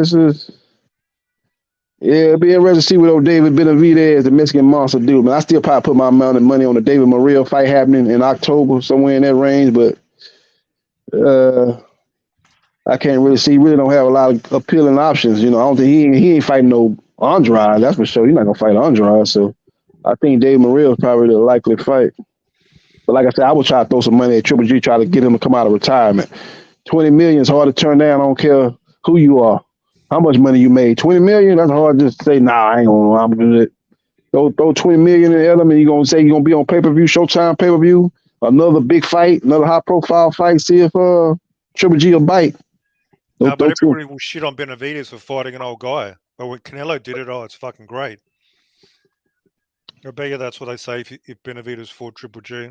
Yeah, but Triple G ain't like he got knocked out against Canelo. He got beaten. He ain't the same fighter he was 5-6 years ago, but he lost 7-5. I didn't think the fight was that close, but he definitely came on last 4 rounds, probably swept the last 4 rounds. So he didn't do bad. He's just not the same fighter. He swept the last three on all the judges' scorecards, actually. Yeah. They had it 7-5, 115, 113. All three judges had the same scorecard. No, So not the third fight. No, they had it wider than that, the third fight. then one judge had a 115, 113, but one of them had a 115, 113. Maybe one, but no. Yeah, but he didn't embarrass himself. He didn't like he just got knocked out. So I think Benavidez, if he can stop Triple G, Triple G never been stopped before. Yeah. So if he go in there and stop Triple G, that'll be a feather in his cap. So I throw 20 million at Triple G to see if he bite, man. I think that's the best thing he can do. If not, you got to get in there with David Morrell. You know, high risk, low reward type of fight.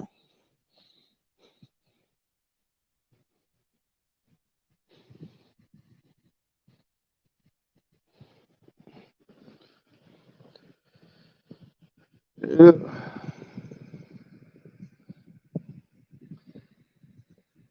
But it's about to get real busy in boxing here. We got a lot of fights coming up throughout the month of July, going on into August. Got a lot of good fights coming up. It's going to be a great summer of boxing.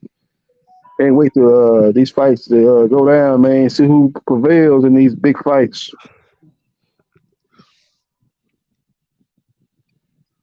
Yeah, some decent ones coming up. Yeah. Yeah, I disrespected you more. Now what are you going to do about it? You ain't going to do shit. You're talking dumb shit. Well, I got a petition. Like that's some magic. That's some magic thing that's going to just suddenly make the fight happen. Yeah, Canelo pretty much out of the picture for at least this year, probably the first part of next year, the way it's looking. What Jermall was on Instagram talking about he next up, so he got to set his own path, man, set his own game plan up because he got a pre-fight deal with Showtime. The first fight was Caleb Plant, so he got two more fights, and Showtime don't want him to be in some high-profile fights, so he can't just really fight anybody. He got to fight a name. So I think it's either David Morrell, more than likely David Morrell gonna be next.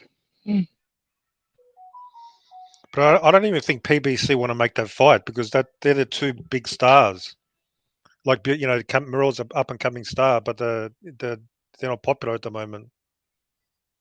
It'll be a waste. Like it'll be a waste of like a big sort of fight to have them to fight now when they're not even fucking sort of ready. That's a fight you need to marinate, in my opinion.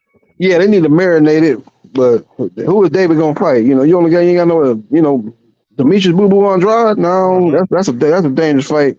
That's probably make more dangerous than David Morrell. So I don't know. Like I say, throw some money at Triple G, man. I keep saying that. Throw some money at No throw idea. about 20 million. You got to throw at least 20 at him. Maybe probably more, but you got to throw at least 20. Guaranteed 20 too. With a upside on the pay per view, and maybe he'll bite on it. You know, he got to try to get a fight in because he signed a deal with Showtime. They're not looking to put him in there with a fighter that nobody heard of. They don't want, he ain't on he a big name, but he ain't a big name where it's like, oh, it don't matter. We just want to see David Benavidez fight. It don't matter who he fight. He ain't on the level like a Canelo or like Floyd was, where it really don't matter who they fight. He got to fight a guy that's credible, a fight that somebody know, that people Hey, know. David, you slob. Come on the stream and talk shit. Don't talk shit there, you little bitch boy. But you don't do it.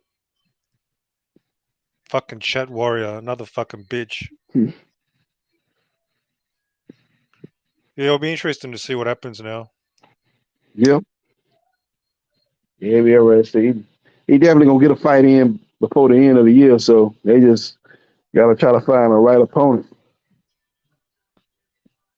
You know. We'll see how it all plays out with David Benavidez. Well, Andrade, he need to get a fight in too. He signed with the PBC, but he looking at Jermall Charlo, but Charlo ain't gonna fight him. He got a fight lined up I with haven't seen Andre. Canelo. What doesn't Andre call out Benavidez, try to fight him? He hasn't said nothing. I don't see that kind of energy. Yeah.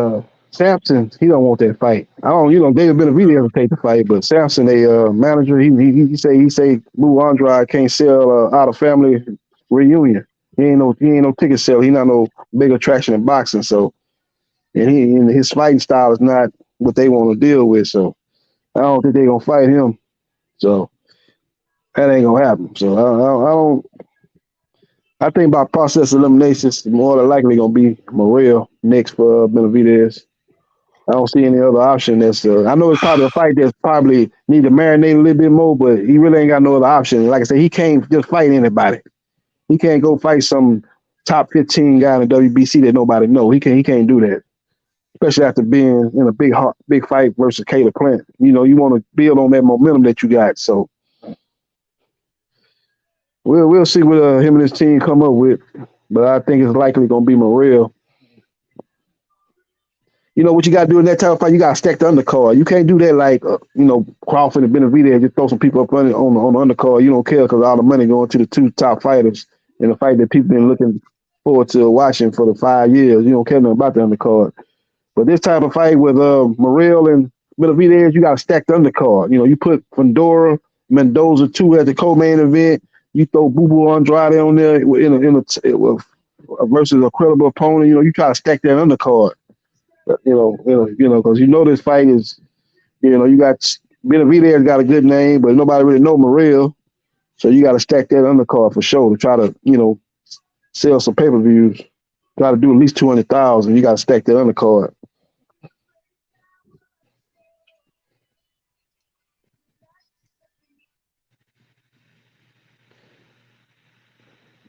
Mr. Wright said Andrade has called out Benavidez. Samson didn't want it. Exactly. That's just what I said earlier. Mr. Wright took. Matone 509 said Samson Lekowitz said he wanted 11 million to begin talks versus Benavidez. My boy Samson said, man, just to talk, just for us to go into negotiations, you got to give me 11 million, man, just to get the ball rolling. Yep. When you say stuff like that, you don't want to fight.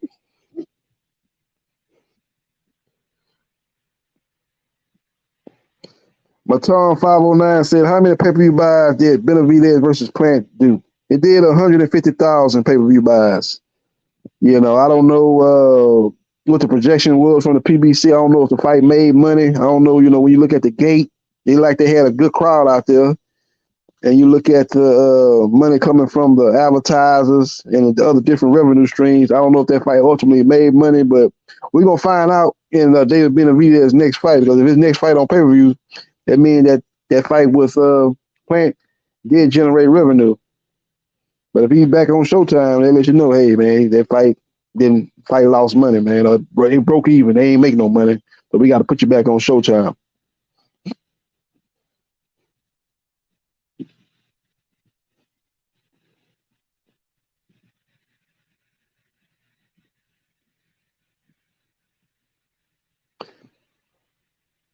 Odds back say I saw online Jake Paul versus Nate Diaz.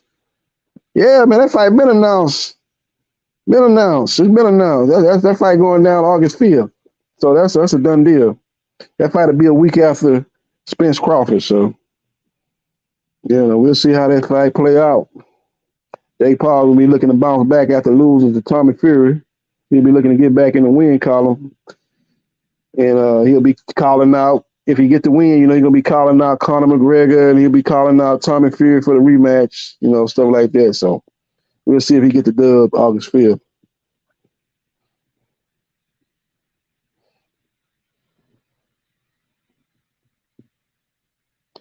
Black Helmet, Mirage doesn't want Benavidez to fight Morrell. Well, he's just saying that the fight is not big enough to happen right now, but I think by process of elimination, it's going to be Morrell. I don't see any other appealing options out there for David Benavidez. But again, you got to stack the undercard, for that type of fight. You definitely got to stack that undercard. Osbach said, "Why is Fury fighting Ngannou?" Shaking my head. Well, Osbach, the reason why he's fighting Ngannou is he's going to make a whole lot of money. If it ain't making dollars, it ain't making sense. That's the old saying.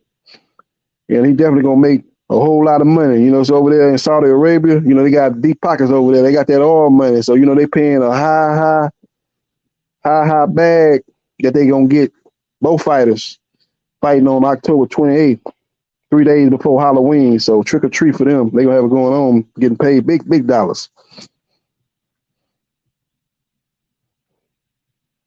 Matan 509 said Canelo versus Plant did $800K. Exactly. That's exactly what it did.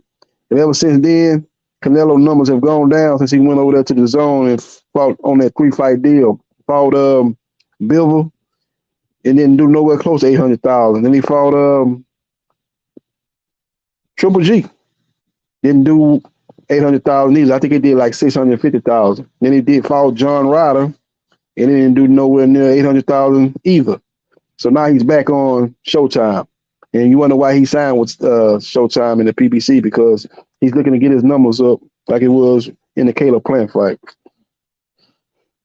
And Matchroom ran out of fighters too. That's played a part. They ain't had nobody for him to fight after John Ryder. Matan 509 say Canelo versus Benavidez should be 90-10. Yeah, based on the numbers, it should be around 90-10. Benavidez did 150 versus Caleb Plant. Canelo did 800,000 versus Caleb Plant. So yeah, that's 800,000 compared to 150. Maybe 90-10, 85-15, somewhere in there.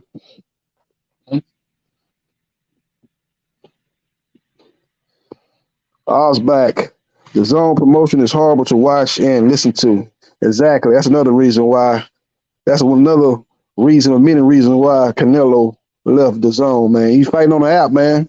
When you're throwing them fight parties, I like, especially when it's a big fight, man. I'm gonna have a fight party for the Spence versus Crawford fight. That's one that I ain't had no fight party in a while. But that's Canelo. He in a lot of his fights, a lot of his fans, they like to throw fight parties, invite people over, throw some fajitos on the grill, and have big old party, inviting the family and friends. And how you gonna do that, man, fighting on the app?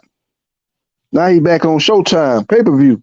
Now you can reestablish having those big fight parties for Canelo versus Charlo, Canelo versus Jermall Charlo, Canelo versus Errol Spence. Them fight parties are back and going. Not for the faint of heart. Crawford most likely brought Andrade into camp since Spence is a southpaw. I haven't heard that Andrade been at Crawford camp, but that would be a smart move. But beside all that, Andrade got to get back in the ring, man. He just signed not too long ago with the PBC. He fought on the undercard of the Tank Davis versus Hector Garcia fight, and he did a good job in his debut at 168. Beat a big, strong super middleweight, dropped him, I believe, and won the fight decisively. But he need to capitalize on that. He don't need to go back into inactivity that has played his whole career. He need to get back in the ring. He need to get on the phone with Al Heyman and tell him, I need to be in the ring. It ain't got to be no big name, but I just need to stay active and keep my name in people's minds and call these guys out, call these top guys out at 168. He need to do that. Quit being on the sideline. Quit allowing yourself to be on the sideline like what's been happening for too much of your career.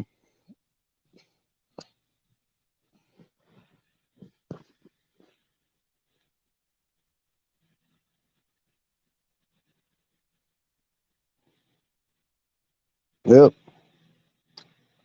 Matan 509 say fajitas. Come on now. Yeah, man, we throwing them big fight parties, man, with Canelo fight, man. You can't even be throwing no fight party, man, fighting on the app, man. How you gonna throw? You gonna be watching them from a laptop or something? Watching it on your phone? Tell everybody, come on here, man. Everybody, let's gather around. Watch this fight on my phone. Nah, man, come on, man. Fight parties are back now. He on Showtime. You can have them fight parties now. Big fight parties. Right, all your family come over there and have a big party. Throw that fajita meat on the grill. Cook that food, man. Everybody eating good, drinking, having a good time. Getting ready to watch Canelo. Couldn't do that when he was on that app. Black Helmet say, what's the riskiest fight for Benavidez, Morrell or Munguia? Morrell. But the bigger money fight is Munguia, but I don't even know how big a money fight it is compared to Morrell because Munguia is on a different platform. Munguia is with Golden Boy. Benavidez is with the PBC, so they would have to come to an agreement and do a joint venture, joint pay-per-view, I guess. Or maybe Golden Boy be like, nah, man, we played in the background for Tank versus Ryan Garcia. We ain't gonna do that this time. We want to be the lead promoter in this fight. And let Benavidez and Showtime, they let them be in the background. But I don't think that's gonna happen because Benavidez is signed an exclusive deal with Showtime. He got to fight on Showtime. He can't fight on no another platform. So Munguia definitely gonna have to come over there and fight him on Showtime if the fight happens. But I don't see it happening. I think Munguia is gonna fight Derevchenko in the rematch, and I think Benavidez is gonna fight Morrell. Don Ramon say, bro, you can watch the Zone on the big TV. Okay, cool. Yeah, well, cool. I can watch it on the big TV. Okay. I ain't never watched it on no big TV. I watch it on my laptop myself, but I guess you can, man. Oh, yeah. That's a good thing. You hook it up. Watch it on, get that Fire Stick out, I guess, and check it out. But the thing about it is, man, besides all that, the Zone is just not known, man. That's not no big time app, man. That ain't nobody know nothing about the Zone, man. They ain't on no level of no Twitter or YouTube or Instagram. Ain't nobody really know that. They not a big time app. Even if you're gonna be an app, be one of the big time apps. They not even a big time app, man. When Canelo went over there, he got paid, man, but his profile went down, in my opinion. His stars weren't shining as bright as when he was fighting on HBO and Showtime. And you just look at his numbers he was doing over there. His pay-per-view numbers were down fighting over there because he's fighting on an app that wasn't established here in the United States. Mr. Right Tuck say, that's why Jermall versus Munguia didn't happen. Oscar wanted to fight on the Zone pay-per-view.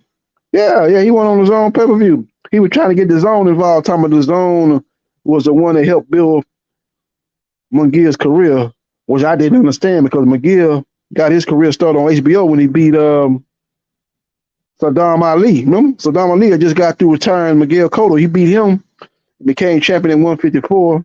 Then he had some good wins over Liam Smith and stuff like that. He was building his name up on HBO, but then HBO went out of boxing, and then he went over there on the Zone, and he's fighting a bunch of nobodies over there. That was just a bad combination. You fighting a bunch of nobodies, and you fighting on an app that's not a big time app here in the United States. So that was a recipe for disaster.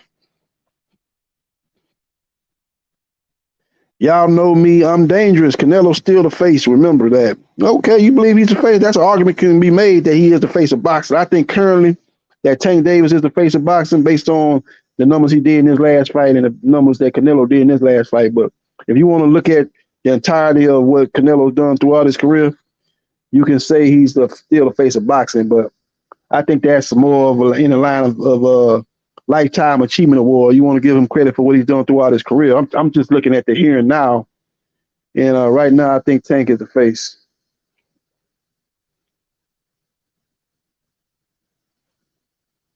MAW say being on a different platform, it's more likely McGill versus Berlanga or Ryder on the zone. A Rail versus a PBC fighter, Plant, Andrade, etc. More likely. Yeah. You got guys fighting on different platforms, man. If the fight's got to be real big for them platforms to come together. If it's not on that level, like a Fury Wilder, that was big enough for ESPN and Fox to come together. I think Wilder was fighting on Fox at that time. He had left Showtime. Him and old Paulie Malignaggi wasn't seeing eye to eye, so he chucked the deuce to Showtime. But it's got to be that big for those two platforms to come together. I don't think Benavidez McGee is big enough for that to happen. It's a good fight though, but it's not big on that level. So McGee is more likely to have to come fight him on Showtime if it's gonna happen. Y'all know me, I'm dangerous. Ryan Garcia paid Tank his reputation. Ryan Garcia paid Tank his reparation check in a van. Tank would never sell close to $1 million without a Mexican descent fighter. Stop the cap.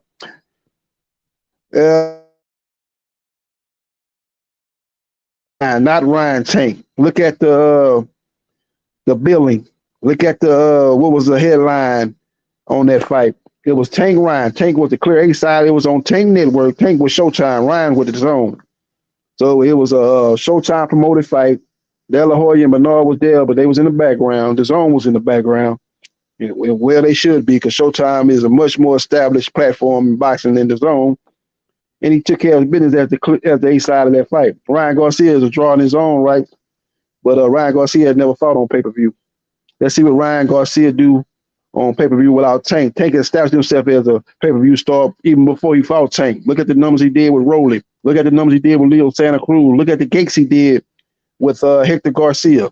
That's why they keep putting him on pay-per-view. Trust me, if you losing money on pay-per-view, if you sticking out the joint on pay-per-view, losing PBC number, they ain't gonna keep you on pay-per-view. Tank been on 6 consecutive pay-per-view fights as the clear A side. He making money for the PBC. He making money for Al Heyman. That's why he on pay-per-view. Trust me, if they losing money, they gonna get his ass off pay-per-view. So he's established pay-per-view star. Obviously, with Ryan Garcia, that fight did a huge number, and so far that's been the biggest fight of 2023.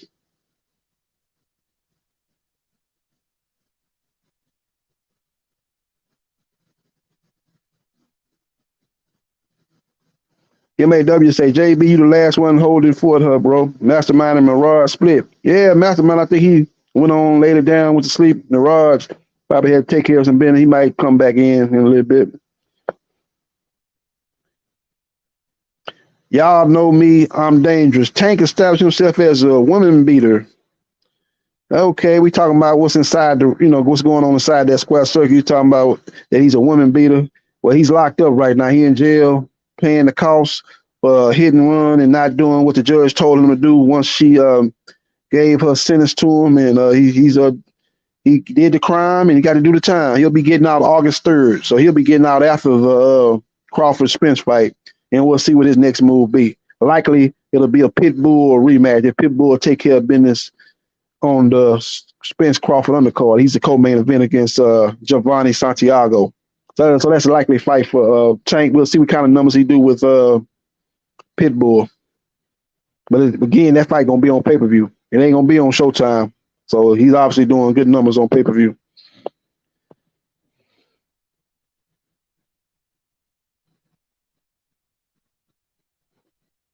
Black Helmet said we're gonna find out when Tank fights next. LOL. I bet he won't be doing 100 or 1 million again. Yeah, Black Helmet, he not gonna do no million with Pitbull, but he ain't got to do no million for the PBC to make money. So I think you kind of missing my point. He ain't got to do no million. He just got to make PBC money. He just got to make Al Heyman money to stay on pay per view again. When he fight Pitbull 2 in the rematch, or whoever he fight at the end of this year, likely December, it's gonna be on pay per view because the fight makes money. Tank is a ticket seller. Tank pay-per-views make PBC and Showtime money. That's why they continue to put him on pay-per-view. They not put him on pay-per-view because they like him out of the corner, so they hard. They think he's a good fella. They put him on there because he's a money maker.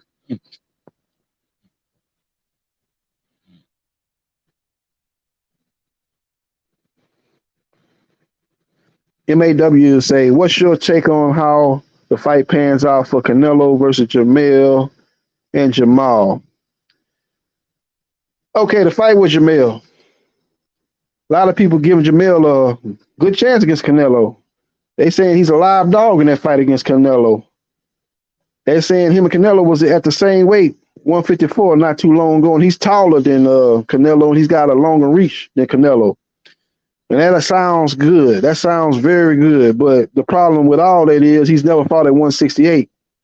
He's not used to being hit by a guy that's been fighting at 168, a guy that's comfortable fighting at 168, a guy that's even a hard puncher before he even got to 168. He's been known as a real good puncher, Canelo.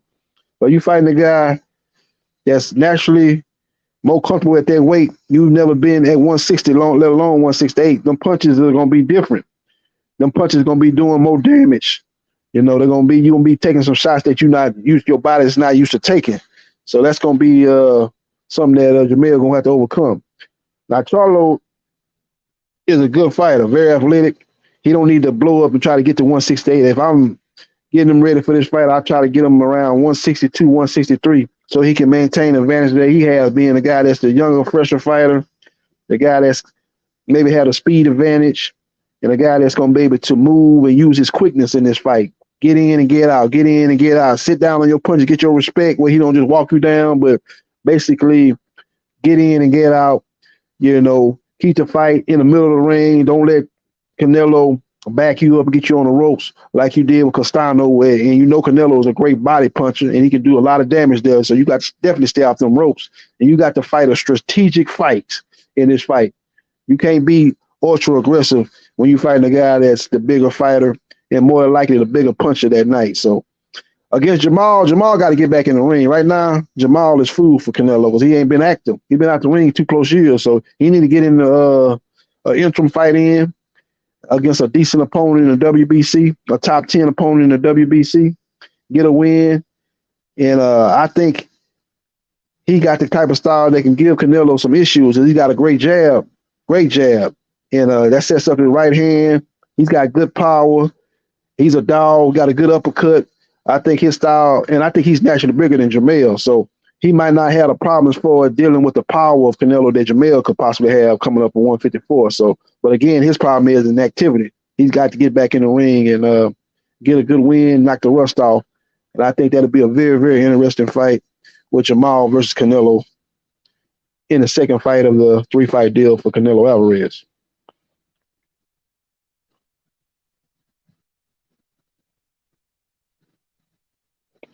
Y'all know me. I'm dangerous. PBC on standby waiting for Canelo to call upon them. Ha ha. David fighting Scrub. Jermall ducking Tim. Nellen is the shot caller. Jermall a scared line looking for courage down the yellow brick road. Okay. So I take it that you like Canelo Alvarez. I hear you, man. He's definitely a top pound for pound fighter. And he's going to be involved in one of the biggest fights of 2023 against Jermall Charlo. That fight's going to do good numbers, do good business for the PBC and Al Heyman.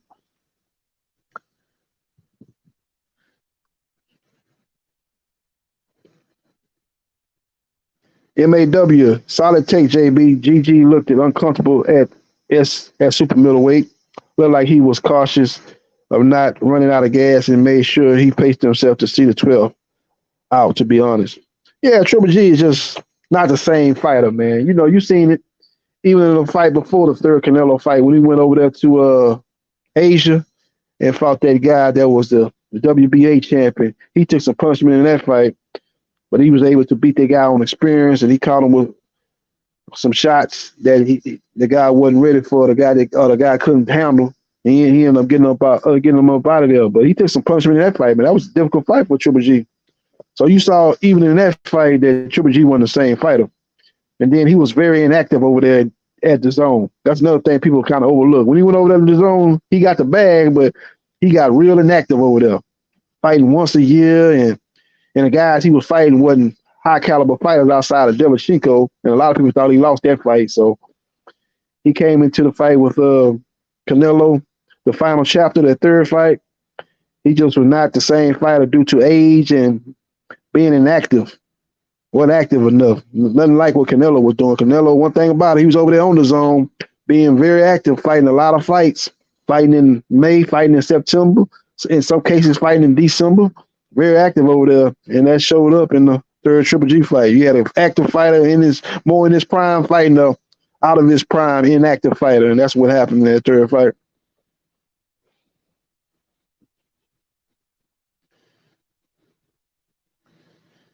Let's see here. Mr. Right Tuck waits. So Jermall is ducking Tim, but Canelo isn't ducking Benavidez. No, Jermall not ducking Tim, man. You can't, Jermall doing what he supposed to do. You offering a lot. They give you a lottery ticket, you gonna cash that lottery ticket. You ain't gonna say, hell no, I don't want this lottery ticket. You got the Canelo lottery ticket. You can't, you know he got to take that. Now Canelo need to fight Benavidez. He definitely ducking Benavidez. Benavidez has been looking for that fight for the last couple of years. Number one in the WBC. He's clearly the number 2 fighter at super middleweight. And you are the number 1 fighter at super middleweight, Canelo. You should be fighting him. He paid his dues, man. You got to get that guy his opportunity.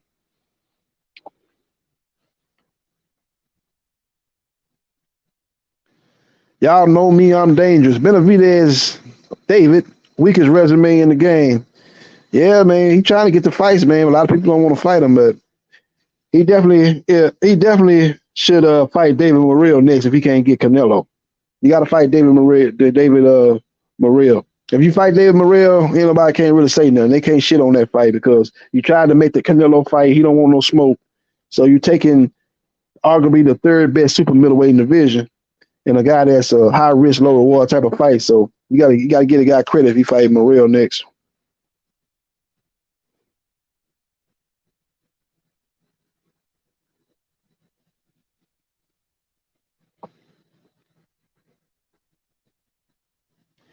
Yeah, but we got some big fights coming up.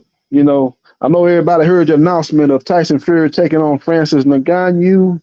That fight's going down October 28th. I don't know why they pushing that fight that far. Oh, yeah, well, I know why. The Solid's been saying that they're not going to put no fights on until the end of the year.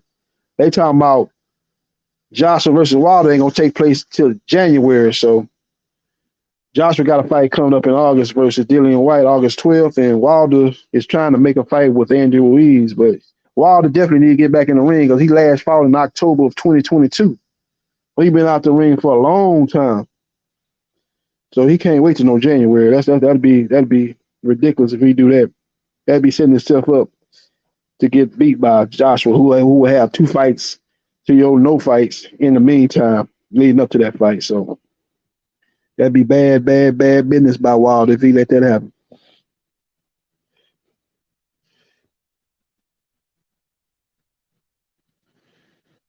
Yeah, it's gonna be interesting. Fights that gonna happen in the month of July and throughout August, September too, and then we'll see what happens at the end of the year. We got the unified heavyweight champion, Alexander Usyk, aka Crazy Eyes. He's gonna be taking on Daniel Dubois. Daniel Dubois sounded real confident in the press conference, saying he believes it's his time, that Usyk had his time in the spotlight, that it's his time to take over the heavyweight division.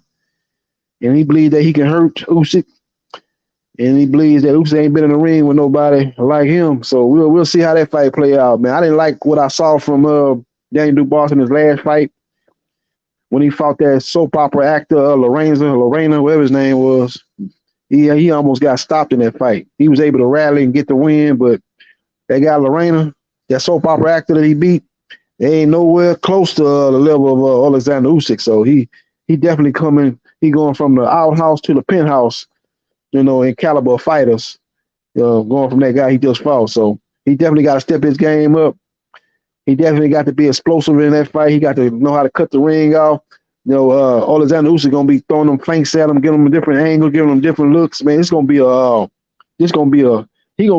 a classic fight of a teacher versus a student. Man, he gonna be teaching the school of boxing to Daniel Dubois. Man, a lot of stuff Daniel Dubois don't know that he gonna get taught that night fighting the master technician in Alexander Usyk, man. So in the heavyweight division, anything can happen if he can land a shot on Usyk. You know, he could possibly knock out Usyk, but Usyk is a guy that's defensively responsible, a guy that's not a guy that you might be able to hit him with some shots, but you're not gonna be able to get off 3 or 4 shots on him and land. That's not gonna happen. No, it's not gonna happen consistently. So it's a tough fight for Danny Dubois. I don't see him winning the fight, but you just never know. I didn't see Buster Douglas beat Mike Tyson, so you never know in the heavyweight division.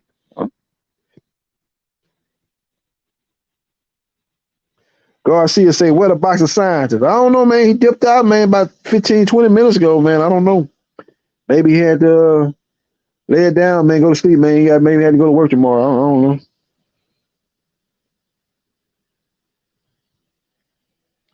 But that fight between Usyk versus Dubois, that's going to go down August 26th. That'll be going down 2 weeks after Anthony Joshua versus Dillian White. So that fight's going to be going down. Have they gave a location for that fight? I think it's going to be going down at the O2 Arena, if I'm not mistaken. I'm surprised if it is the O2 Arena. You would think that'd be a stadium fight, Anthony Joshua versus Dillian White. You would think they would try to put that fight in a Wembley Stadium or up in Cardiff, or Cardiff, Wales, up in that retractable roof stadium they have over there. You would think they try to put that fight in one of those locations. But I don't know what time of year it is over there in the UK. Maybe they can't put it over there in an open air stadium during that time of year with the weather conditions. So I don't know. But I think I heard O2 Arena. That's a good facility though, but that fight's so big and over there in the UK, you think they try to put that fight in Wembley or Cardiff. But I don't know that for a fact. I don't know. I thought I heard O2 Arena, but I don't know that for a fact. We'll see ultimately where they fight at. But it's definitely on for August 12th.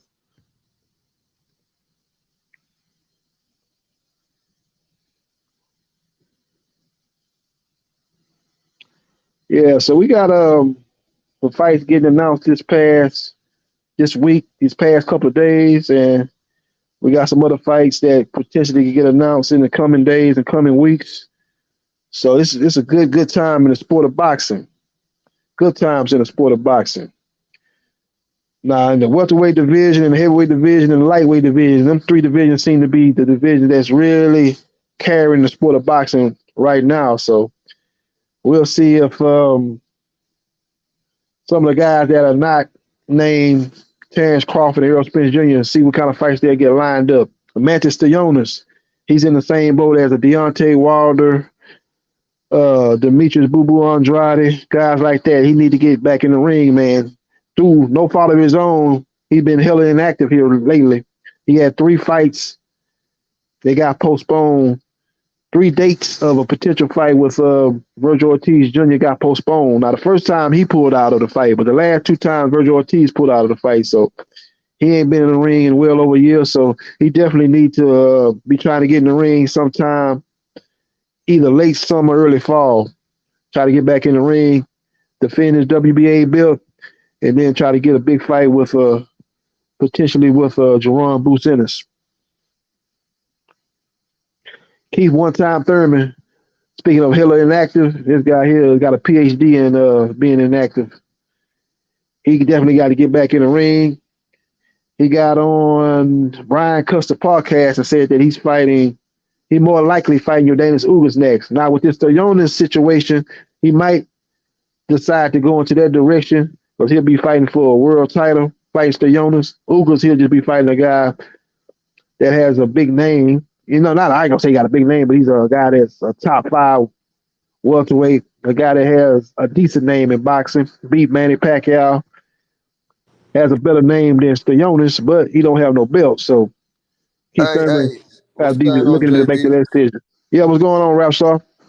Yeah, man. So they got all these articles now, some of them in England as well, that Canelo versus everyone, Canelo versus Americans. They're going to sell that, and they're going to sell it well. Canelo Alvarez is a big star, and Al Heyman is going to produce some of these big fights out of Canelo Alvarez and these American fighters. And ultimately, and that's how they're going to sell it, it's Canelo versus the Americans now. And that's going to do big attraction just between how they're going to do that. Because this Canelo versus everyone and Canelo versus Americans is on. Now you got the Charlo brothers. Then we're gonna see who the third guy is. But yo, it's on. Canelo versus America, man. Yep. It's That's gonna on. be it's gonna be on. Like I said, that's a great sale right there. Canelo versus Americans, and he'll be the fight those Americans in a 3-fight deal. And the first guy is gonna be Jermall Charlo. So that's gonna be a good fight, man. You know, you got the Mexican versus classic Mexican versus black fighter, man. You know, you got the two top fan bases in boxing: the Mexican American fan base, the Mexican fan base. You got the African American fan base. So it's gonna be a fight that's gonna do good numbers. And Yo, Don Ramon says that now he's hearing that it's August versus Danny Garcia now. Ugas versus Danny Garcia. What the fuck is going on there? I haven't heard that, but one thing I have noticed though, you know, Danny versus Lara fight got announced like about a month or two ago, but it ain't really been a lot of talk about that fight. Huh? I thought it was August versus Thurman. I don't know. There's a lot of moving parts, man. With that Stellonis out there with his belt, maybe Keith Thurman say, "Nah, I ain't gonna fight Ugas. I can fight Stellonis for a belt, become a WBA champion." You know, they gonna elevate that belt after Spence and Crawford fight in July, so I could be the WBA welterweight champion. That's a belt that he held previously. So maybe go that route if that's the case. When's that fight date? When's it booked? Who you talking about? Garcia and Edison Lara. I don't see it. Where is August 5th. August 5th. Let me check it. Yeah, go to ESPN boxing schedule. It's on their boxing schedule. Let me see if it is. Now they don't have a venue, but I heard it's gonna be at the Barclays, but they don't have a venue lined up. But it's definitely on for August 5th. No, it's not on BoxRec. They took it off? No, not BoxRec. Go to ESPN. But BoxRec would have at least had it on there. Yeah, but Michael Coppinger, right? He's a pretty credible boxing source, man. He got it on his. He got it on ESPN.com. It's been on their boxing schedule for at least the last month. But I was thinking about that fight. I'm like, damn, they ain't hardly talking about that fight. And I saw Danny do an interview a couple of days ago, and I said, let me go to ESPN.com boxing schedule. And I looked there. I said, oh yeah, there it is, August 5th. They ain't got no undercard or nothing. They don't have no venue, but they do have them lined up for August 5th. You know, it's kind of messed up because it's like Adam D just made a good comment. It's going to be going head up with Jake Paul versus Nate Diaz. That fight's going to be on the Zone pay-per-view. So hopefully they stagger the times where Danny Garcia and Lara, you know, they get their fight over with, you know, before the Jake Paul Nate Diaz fight start. I ain't gonna lie though, I'm gonna be watching Danny Garcia versus Lara. You know, if that Jake Paul Diaz fight on is after that fight is completed, then I'll watch it. But if they going on at the same time, I ain't watching no Jake Paul versus Nate Diaz. I'm watching Danny Garcia versus Lara. That's a fight. I'm a boxing fan. You know, Jake Paul is a good story. You know, doing what he's doing with no amateur experience and making a lot of money, being one of the biggest names in boxing. He good, man, but he don't have a lot of talent, man. He ain't, when you look at him technically wise or skill wise, he ain't nowhere close to where he need to be. If he talking about fighting somebody like a Canelo or even talking about fighting Conor McGregor. Conor McGregor is a good stand-up fighter in the MMA, man. He'll eat that boy up, man. That boy got to improve his skill level. And Nate Diaz, tough fighter, hard-nosed MMA fighter, but he ain't no boxer either. I heard Andre Ward come out there and say that he's nice in the ring. But let's see who's the most credible source. Is it Dan Raphael? Is it Ben? What's his name? Michael Benson. Michael Benson. Is it Mike Cappinger? Is it who's the other one? You got Keith Iddick. Yeah, and there's one more. Chris Mannix. Chris Mannix. Who is the most credible source? When they speak, that's what happens. Keith Iddick is, you talk about the PBC, it's Keith Iddick. He's the guy that's aligned with the PBC. So if he come out with a fight being done by the PBC, you can pretty much take that and run with it. Well, you want to talk about the UK fights, yeah, probably Michael Benson. You know, AJ fight gets signed. You know, I think he probably was the first one to announce AJ Gillian White too. So he's a good source for that. So it probably depends on, who you're talking about. You got different boxing platforms have affiliation with certain writers. Dan Raphael is closely aligned with the PBC too. Dan Raphael and Keith Iddick, they are aligned with the PBC. Michael Benson probably aligned with Matchroom and Queensberry. And Chris Mannix is aligned with Matchroom too. What happened to your boys in ESPN? Andre Ward, Max Kellerman, they all fired all these people and let them go. Yeah, man, they brought this punter / kicker over. He's a former NFL player. He got a show that blew up on I don't know if it blew up on the YouTube or whatever, but on Instagram. I don't know where it blew up here, but he had his own show. This kicker, I think he used to kick for the New York Giants. He used to be a punter. He got a real popular show. So ESPN picked that show up and paid him a boatload of money. And by doing that, they had to cut bait with a lot of their employees, to kind of compensate for that, for paying him that big money, man. I heard he got like $85 million or something for that deal he got with ESPN. So they had to cut 20 employees to make up the difference, to kind of level it out a little bit.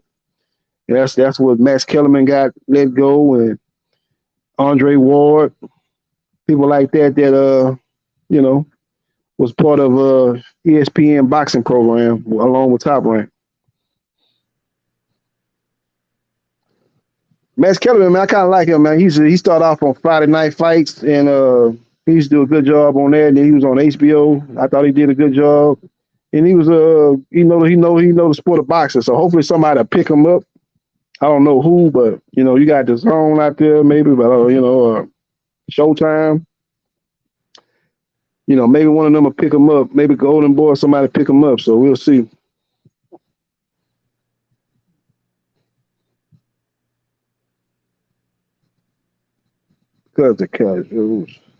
Tyson Fury, MAW. Tyson Fury versus Francis Ngannou is the heavyweight version of Floyd Mayweather Jr. versus Conor Mack. Facts. MAW. Facts. Facts. I was thinking about this as far as the female boxing go. Amanda Nunes, she come over there to boxing and fight Clarissa Shields. That'll be on a level of female version of Floyd Mayweather Jr. versus Conor McGregor.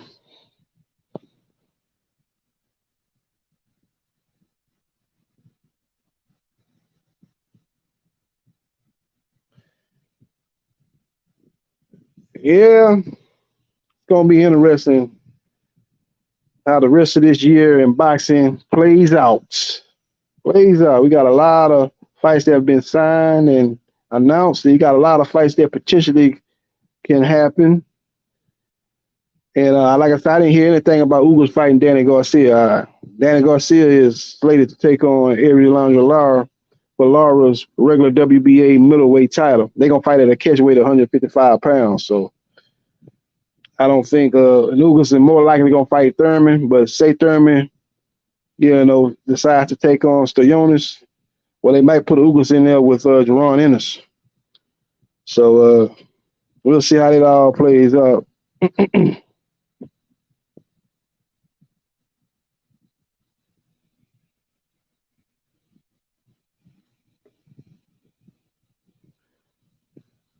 Now, Kid Austin, he looked at decent this past Saturday. The guy he fought was a difficult style, man. That guy was trying to survive, seemed like it. He was moving around, very, very defensive, and he was trying not to get knocked out. And he got dropped multiple times, but he was able to see the 10th round. And Kid Austin, he kind of remind me in a way of Sean Porter, very athletic. He's probably a little bit more technical than Sean. Sean was kind of wild, but his style is similar. He's explosive, very athletic, but he got to start establishing his jab. They need to be working on that in the gym, establishing your jab, and then coming behind an educated jab, setting up the 1-2, throwing combinations, staying in the pocket a little bit, going to the body, because you steady jumping in and jumping out. You fight a high-level fighter, they're going to pick up on that. They're going to start exploiting. When you're jumping in, they're going to start timing you jumping in. They're going to run you into something. So he definitely got to become a more versatile fighter. But he's number 20 years old, I think, 20, 21. So he still got years to grow in the sport of boxing. But he does have the talent to become a world champion one day.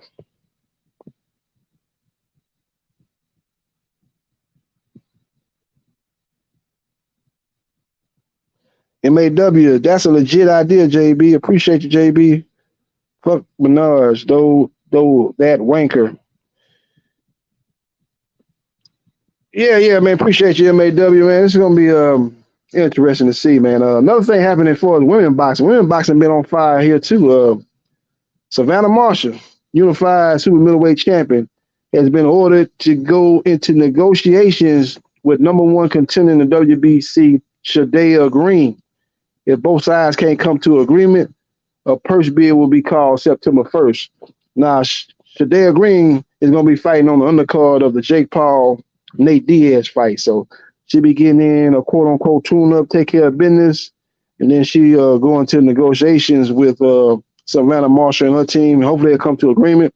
In all likelihood, she's going to go over there to the UK and fight Marshall and try to take the belts off of her in her home country. But that's a very interesting fight, man, because Savannah Marshall, even in the win over the zone, you know, she ain't really improved from the Clarissa Shields fight. She actually fought better in the Clarissa Shields fight than she fought in the zone fight, even though she took a L against Clarissa and she got the win against the zone. Because she seems like she have a hard time if you get rough with her, you get physical with her. Seems like she have a hard time with that. She's gonna have to learn how to combat a fighter that's very rugged, aggressive, and physical. Because she was actually the bigger lady in the last fight, but she was getting pushed to the rope. She was kind of getting handled in that fight as far as physical. She's a more technical fighter than the zone, and she was able to beat her because she's actually got more overall talent. But she gonna have to understand that she getting there with a girl that's got just as much talent in her, and then it's a dog, and she gonna get physical with it. They see that it affects her. She have a hard time dealing with that. So Savannah gonna have to get in the lab and get a little bit more meaner and get the grit in her and get the dog in her, man. Because she getting there with Carissa, she gonna get dogged out again. Cause Carissa, make no mistake about it, she a dog. So if you a puppy, get in there with Carissa, you gonna get ate up.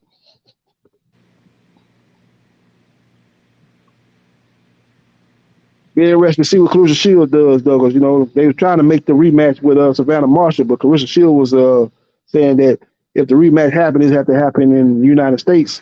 Marshall say that she not fighting in Detroit because she ain't no draw. That the money is here there in the UK. But Clarissa last fight was in Detroit, and they had a good crowd for what I saw. I don't know what it did on the zone. I don't know what the ratings was on the zone or what the subscriptions numbers were on the zone, but she got a good fan base in Detroit. Fuck about women's boxing, JB.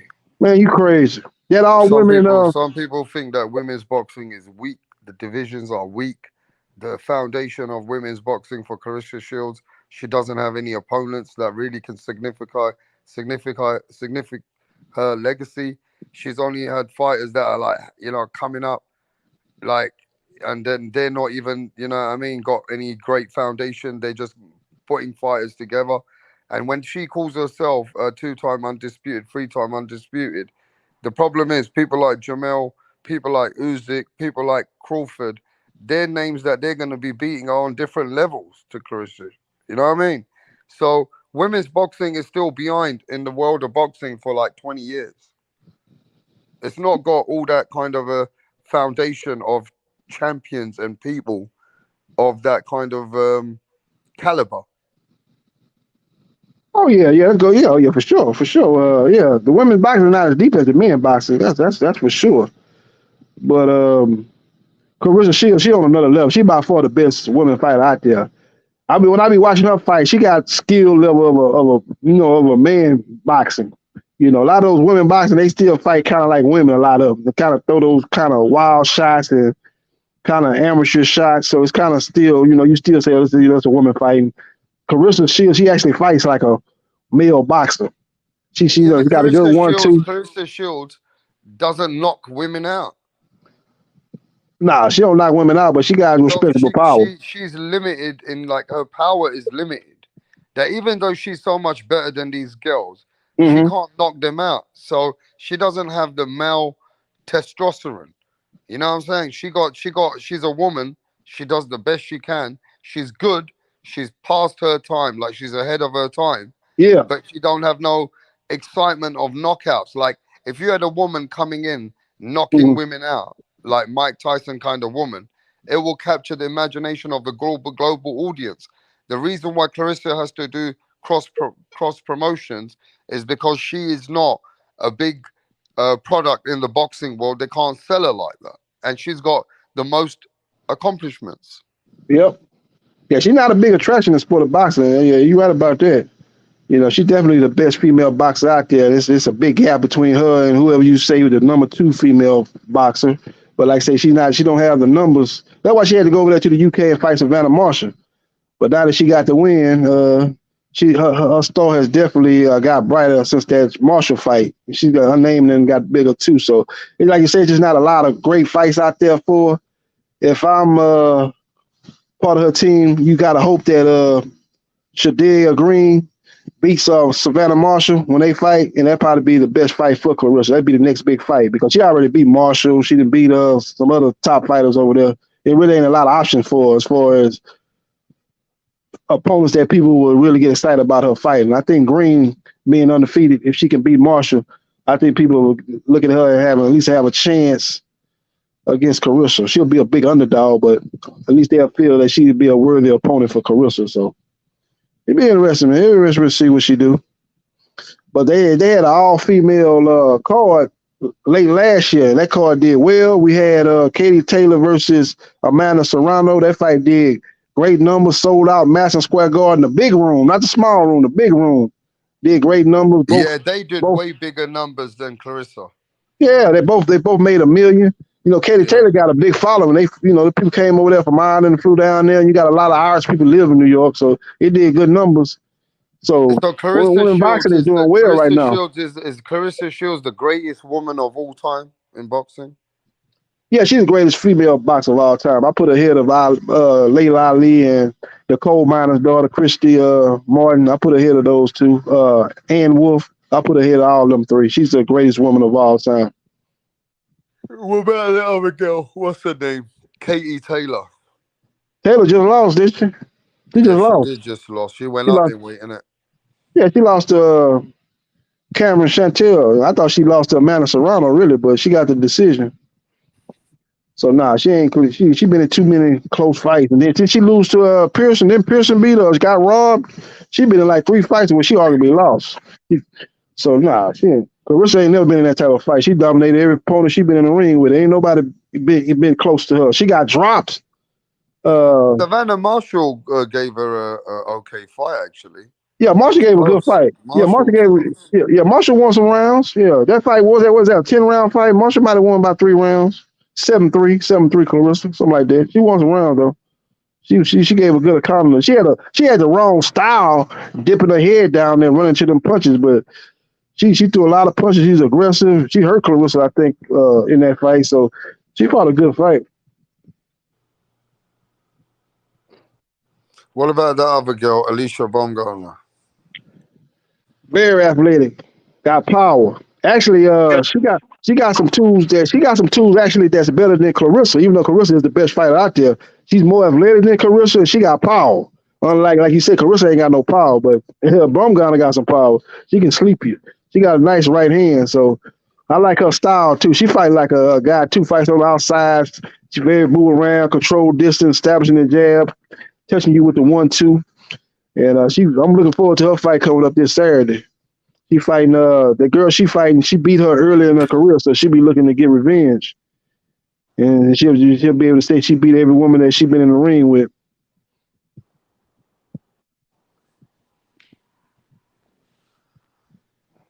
Yeah, I just think women's boxing doesn't capture all the fans like that, bro. They don't. You look at the YouTube, yeah? Not any channel ever does any contents about women, bro. Nah, they don't talk about it that much at all. I don't talk about it much. Women's boxing's overlooked. Yeah, it's overlooked, but like the big fight, I thought that Savannah. Did you watch that Marshall fight with DAZN? That was kind of ugly fight. That really wasn't no good fight. Actually, I don't even know about that fight up, but it got a lot of attention because of DAZN. She did a good job of selling that fight, and they had a nice little promotion leading up to that fight. But that fight wasn't good. It was too much wrestling in that fight, too much holding, and it wasn't no good fight. But that all female card at the end of last year when you had Shields versus Marshall and you had Bumgarner versus what's old girl name, man? She with Top Rank. I can't remember her name. But you had Bumgarner and that white girl on the undercard. That was a strong card. You had some other top female fighters fighting on that card too. That was a strong card. And that fight was on ESPN Plus. So that was a good card. Good card. And thinking about the women boxing, they don't have the depth that the men have in boxing, so you're gonna see the top fighters fighting each other. You ain't gotta wait 2 or 3 years for a fight to happen. They got to make it happen right now because they don't have a lot of depth like the men got. And if they want to make decent money, they gotta fight each other. They can't be fighting no top 10 women lightweight. You can't be doing that if you're going. You got to fight top fighter if you want to make good money. MAW say Shields has talent, is a quality woman fighter, but her mouth lets her down. She's not humble, but she's trying to sell it, I suppose. Yeah, MAW, they said the same thing about Muhammad Ali. Cassius Clay at that time said he talked too much. You need to be humble. But you got to sell yourself, man. You can't. That's part of the problem with Terrence Crawford, man. Why he ain't no attraction in boxing. He don't talk. He don't try to promote his fights. He go in there and take care of business, and he's a very talented fighter, and he puts on exciting fights, but he don't sell fights well. You know, Floyd Mayweather Jr. knew how to sell a fight. You got to use your mouthpiece to sell your fight.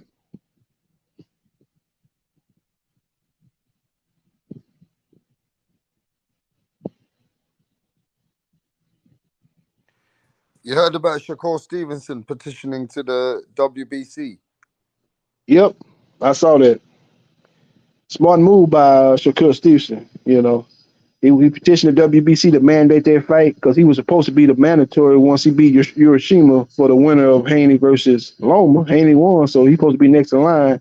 Haney sent him that 75-25 split. He's not happy with it, so now he's petitioning the WBC to mandate the fight, and he's looking for 50-50. Which is good. When you go to the negotiating table, you always bid high, then you settle for something in the middle. He's doing the right thing, going 50-50. He'll probably settle for 65-35 or 60-40 or something like that. But Haney got a lot of options, man. Haney got like 4 different ways he can go. He can fight Prograis if they get the money right for Prograis. He can fight Lomachenko in a rematch, or he can go petition the WBC in the junior welterweight division to fight for the vacant.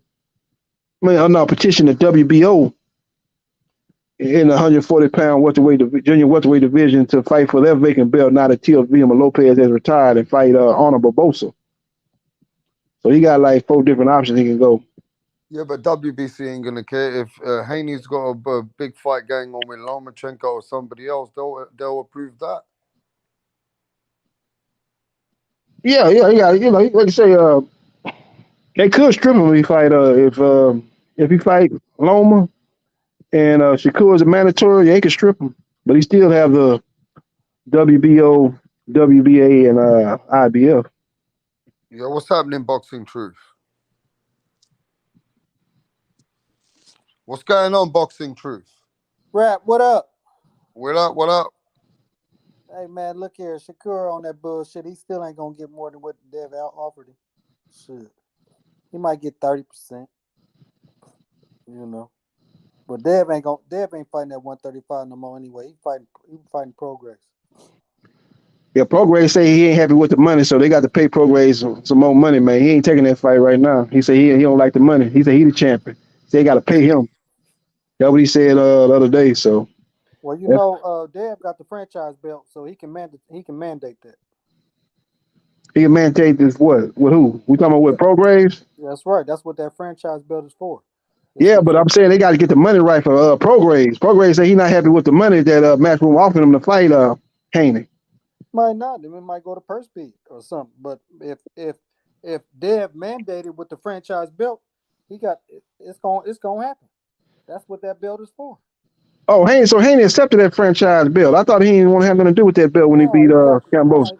No, he got that belt. He got the Oh, okay, full. okay. I didn't know that. I didn't know he accepted it because he was saying that he wasn't gonna accept it. No, he got all of them. He took that too, so he can mandate that belt. Also, he can mandate the WBO too. If Tio don't want to fight, then then it goes to uh vacant, whatever. He Yeah, can do yeah. He that. fight Barbosa for the vacant WBO belt. Yeah, he can go that route. Yeah, he can go that route. So anyway, he got options. Yeah, he got four. He got four options. Yeah, he got options. Hmm. That's what I was saying earlier. He got I, options. I don't think I don't think he go- I don't he only person he was gonna fight at 35 was Tank. And that's what he was waiting around for, but he ain't fighting Shakur at 35. He already know he ain't fighting him at 35. They had already talked about it anyway a long time ago that they was gonna fight at 140 or 147. So I don't know why Shakur on that on that slick shit. Damn well they had already discussed it. They wasn't fighting it till 140 or 147.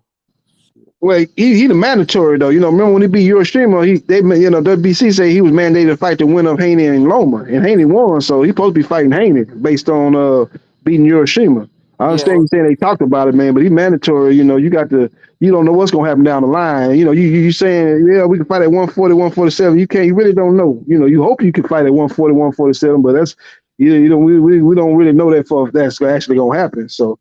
I just think Dev ain't gonna fight at the only person he gonna fight at 35 is Tank if he can get that fight because that's a big money fight. Shakur ain't a big enough fight for him to stay down there and keep killing himself to make 35-pound weight. You know what I'm saying? It ain't that serious for him to do that because it ain't no money. First of all, it ain't no money in that fight anyway. So the only fight he will stay down for 35 is Tank. You know what I mean? Because that's big money. He ain't gonna pass that up. But Hmm. ain't no sense of risking nothing, weight draining yourself to fight Shakur, and ain't no money involved. You know what I'm saying? It just don't make no sense. That's not good business. So yeah, only thing I can think of is if he stay down 35, he waiting on Tank. See what Tank gonna do, and if that don't happen, he gonna fight at his next fight is at 140. He gonna let all them belts go. Yeah, Tank not coming back till like end of the year, maybe December. Tank in jail right now. He ain't getting out till like August 3rd. So he coming back maybe December, probably about the time he gonna come back if I had to guess. So if Haney wanna wait till December and he still he can make 135, maybe that fight can happen. But if I'm a Haney, I can't wait on that. That's at the end of the year. I can get another fight in sometime in the late summer, early fall. So I think like you said, he got several options. So we'll see who he pick. Yeah, You he know. got some options. That's for sure. Oh yeah, he got some action. Yeah, we'll see what he do. Yeah. Yeah. Oh yeah, they got a lot of good fights coming up. A lot of good fights coming up this Yeah. weekend and next weekend. Yeah, that Stevie, that's that Fulton and Inouye fight. That's gonna be a hell of a fight right there. Yeah, I seen Fulton. He landed in Japan today. He got mobbed at the airport. There had a lot of fans down there taking pictures with him and stuff like that, signing autographs. So yeah, I seen him arrive down there today. So I said, oh yeah, he already down there, but go down there and get acclimated to the time difference. Yeah, he And should. Shit. Yeah, you need at least 2 weeks to get acclimated. That's for sure. oh yeah, he basically 2 weeks out. You right because it's on the 25th. The data, 11th. Yeah, he basically Yeah, that's yeah. gonna It's gonna be a good fight. that's gonna be a hell of a fight. Hmm. Yeah, that's gonna be a hell of a fight. Yeah. Old Fulton, he gonna get in there. Like I say, the guy coming up in weight. But a lot of people try to make it look like, oh, he jumping up weight class. This is like 4 pounds. Not no big difference, but he's still, it ain't like you going from junior welterweight to welterweight or welterweight to middleweight where you talking about 7 pounds. So that's a difference. Nah, plus Fulton ain't no heavy, ain't no big puncher no way. So you know Mhm. it's gonna be all right. Yeah. One good thing about this fight is a 50-50 fight. Both fighters are fighting the best opponent that they ever fought. So it's going to be interesting to see how it play out. Mm-hmm. Yep, it's gonna be real interesting. Real interesting. I'm trying to see what this Wilder and Ruiz gonna do. You know what I'm saying? They talking back and forth, talking smack back and forth. I want to get that fight. I want to see that fight too. Hmm.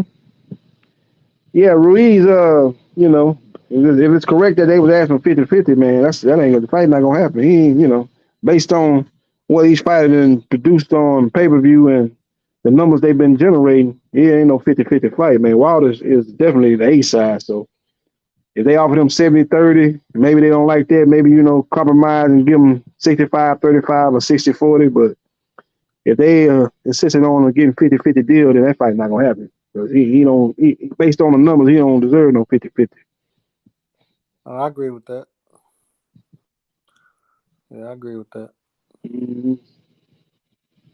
Hopefully the fight get done. Wilder definitely got to get a fight in, though. Wilder been out the ring for way too long. He definitely got to get a fight. He can't go into that Joshua fight, which they talking about fighting in January of 2024, been out the ring for basically 2 years, and AJ done fought twice since you last fought.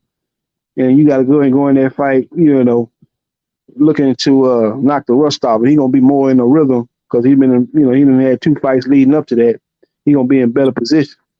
You don't want to do that in a fight of that magnitude. You want to go in that fight in your best possible way. You need to get a fight in. This is a hell of a year for boxing, though. I tell you, boy. I'm telling you, the matchups has been incredible. Yeah, that Spence Crawford fight, man. That's the fight people been looking forward to for the last 4-5 years. So can't wait for that fight. That's gonna be a great matchup. Absolutely. So I think Boots and Stanionis, I think that's gonna be the next fight for them two. Yeah, Stanionis ain't fought in a while either because Virgil Ortiz Jr., he ate himself out of the welterweight division. He couldn't be disciplined enough to maintain his weight. He a big kid growing, but he got to go on up to 154. But he been pulled out of the fight twice, and caused the Stanionis to be inactive. This the third time. Yeah. The first time it was Stanionis pulled out, but the last 2 times was Virgil Ortiz. So he been inactive. I think he need to get a fight in. I wouldn't put him in no fight with Bruce Ennis being out of the ring for 16 months. He ain't gonna beat Bruce anyway, but you gotta get a guy at least give him a fight in because he gonna be a sacrificial lamb trying to fight Bruce Ennis on a 16-month layoff. That's true. I didn't think about that. Yeah, put him in there with a solid fighter in the WBA. Let him defend his belt, and then put him in there with Boots. You think we're gonna get Thurman versus Ugas? Yeah, I believe that's gonna happen. That's gonna happen sometime in probably August, September. I think what's gonna happen is I think Boots gonna fight Cody Crowley for the IBF title. The winner there gonna be the IBF champion once Spence and Crawford fight. They gonna strip Spence. He probably going up to 154 after that fight anyway.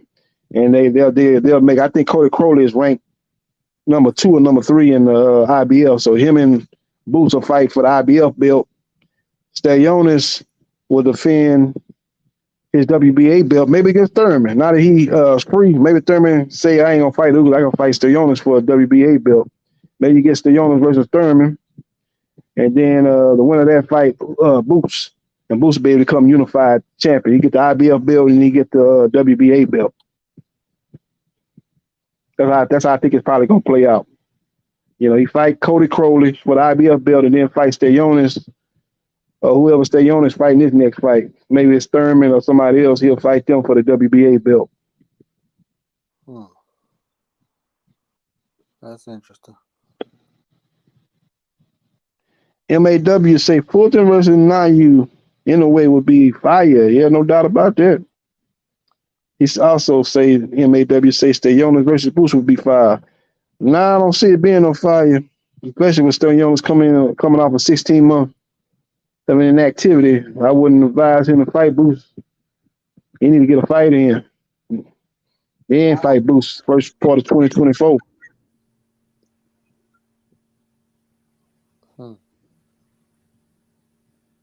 Mm-hmm. Yep. So what's up with who Usyk supposed to be fighting? Who? Usyk. Oh yeah, he fighting Daniel Dubois. He fighting him August 26th. That's gonna be in Poland. Oh, huh? Yeah. I thought it was gonna be in Dubai. No, it's not gonna be in. It's gonna be in Poland. That's the closest they can get. They can't fight in Ukraine. They got a war going on, but it's one of them neighboring countries, so it's the closest thing to fighting at home for Usyk. They gonna fight August 26th. So everybody pretty much got a fight lined up now outside of Walden, Andy Ruiz. You know, Fury got a fight, AJ and White, and you got Usyk and Dubois, and you got Zhang and Joe Joyce. Are they gonna rematch? Yeah, they gonna rematch. Joe Joyce exercised his rematch clause. That's who Fury was gonna fight. He was gonna fight Zhang. They thought Joe Joyce wasn't gonna exercise the rematch clause. He was gonna take a couple of fights to rebuild himself and then come back and fight a big fight. But he said, "Nah, I'm gonna exercise the rematch clause." So that's why Fury versus Zhang fell through. Oh, okay. I thought he was fighting Ngannou for that MMA fighter dude. Yeah, that's who he fight. He fighting Ngannou now. Now that he couldn't get them fights with AJ and Usyk and Zhang, he gonna fight Ngannou October 28th. Okay. Yeah, it's gonna be that fight. He gonna get big money over there. He fighting over there in Saudi Arabia.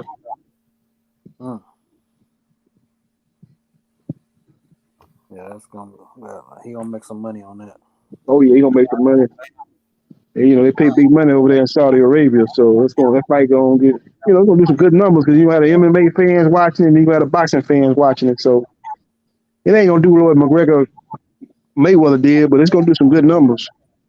What you think of that kid Austin guy, Floyd Schofield?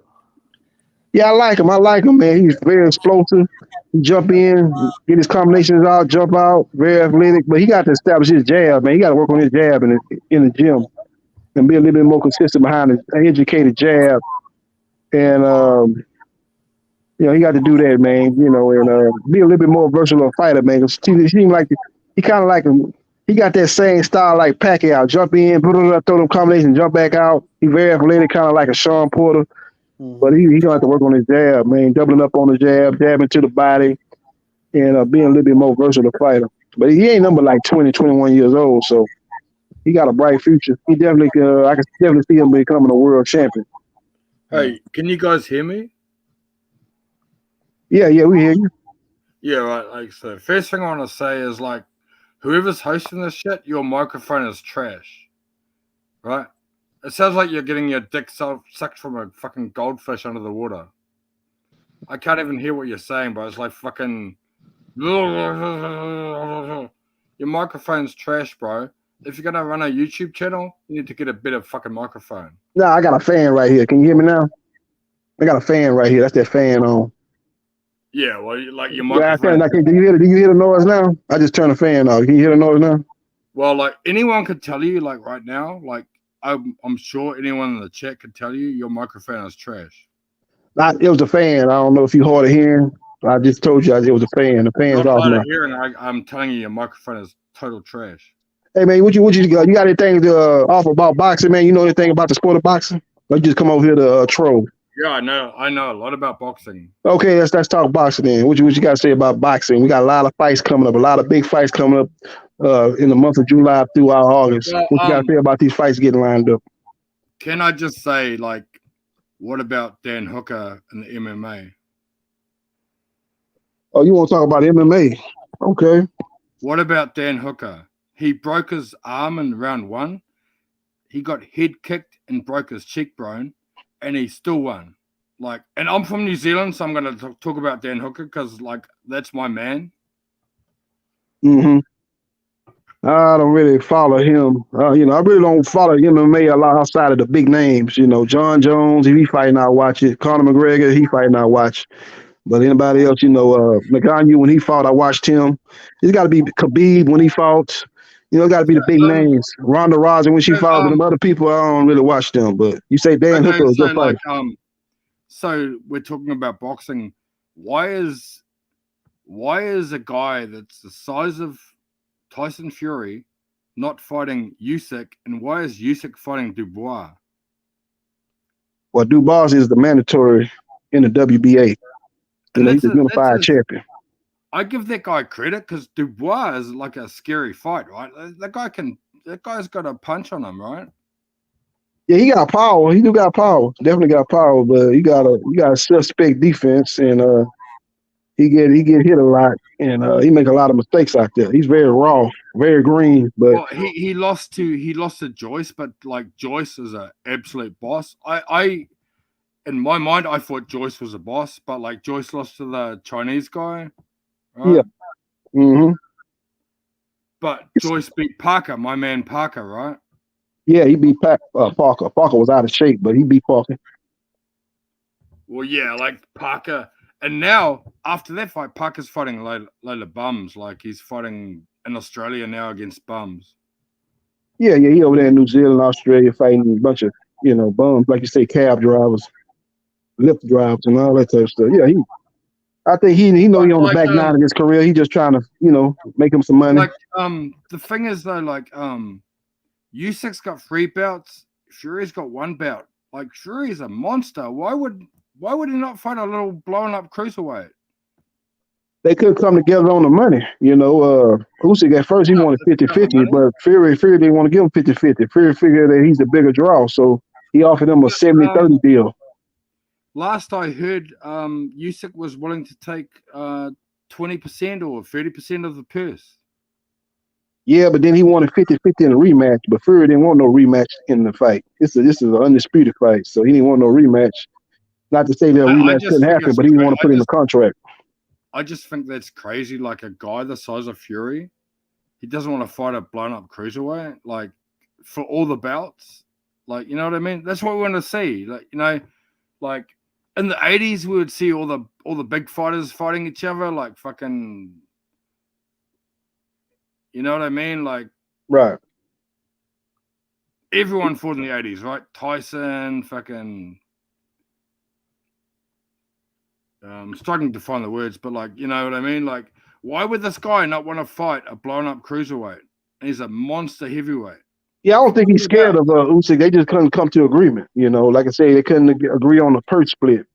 Like I said, Fury, he did big numbers with Wilder, did big numbers with Dillian White. What he had, like 70,000-80,000 people in attendance for the Dillian White fight when they fought over there in the stadium in the UK. And Usyk ain't putting up them type of numbers, man. He not generating that type of revenue that Fury is. So that's why Fury don't want to go 50-50 with him. Even though he got 3 belts and Fury got 1, Fury is the lineal champion, and Fury is the recognized number 1 heavyweight in the division, not Usyk. So he don't want to give him those 50-50 deal. Do you think Fury is the greatest heavyweight champion of all time? No, he ain't not. He's not even the top 5. No. Do you rate Fury above Ali? No. Right. No, he not. He's somewhere in the top 12. He got a chance to be in the top 10. Get a couple of more big wins, but he not even top 10, top 5, let alone top 5. So he's behind some. He got some work to do. But right now, I probably have him like 11 or 12. He's definitely top 12 heavyweight of all time. So to me, the last great heavyweight was Lennox Lewis. Mm-hmm. Yeah, he probably You don't rate Vladimir. Huh? You don't think he was a great heavyweight champion? Vladimir. Well, yeah, but he fought only in his own country, right? He fought only in like his own country. Yeah, he basically fought over there in Germany. He came and fought in the States when he took on what's the boy? Oh yeah, he fought in Germany and like Germany, Ukraine. Mm-hmm. But like, so you don't rate Fury above Lennox Lewis? No, he's not. But he's not here to Lennox Lewis. He got some more work to do. Man, Lennox Lewis beat Mike Tyson, beat Holyfield, beat Goliath. I agree with that. Like, Frank Bruno. Lewis. To me, Lennox Lewis is the last great heavyweight champion. Yeah. I got Vladimir up there in the top 10 because of I didn't like his style. I believe the heavyweight division was in a coma when he was reigning, but I got to give credit where credit is due, man. He ruled that division for like 7 years. He had a long reign. He couldn't be touched. That style that he implemented up under Emmanuel Stewart, that jab, and grab and lean on the opponent's back, that was a very effective style. So he was able to win and win and win and win. So gotta give him credit. I got him. I definitely got Vladimir in my top 10. Vitaly was a great champion too. So you rate Klitschko above Fury?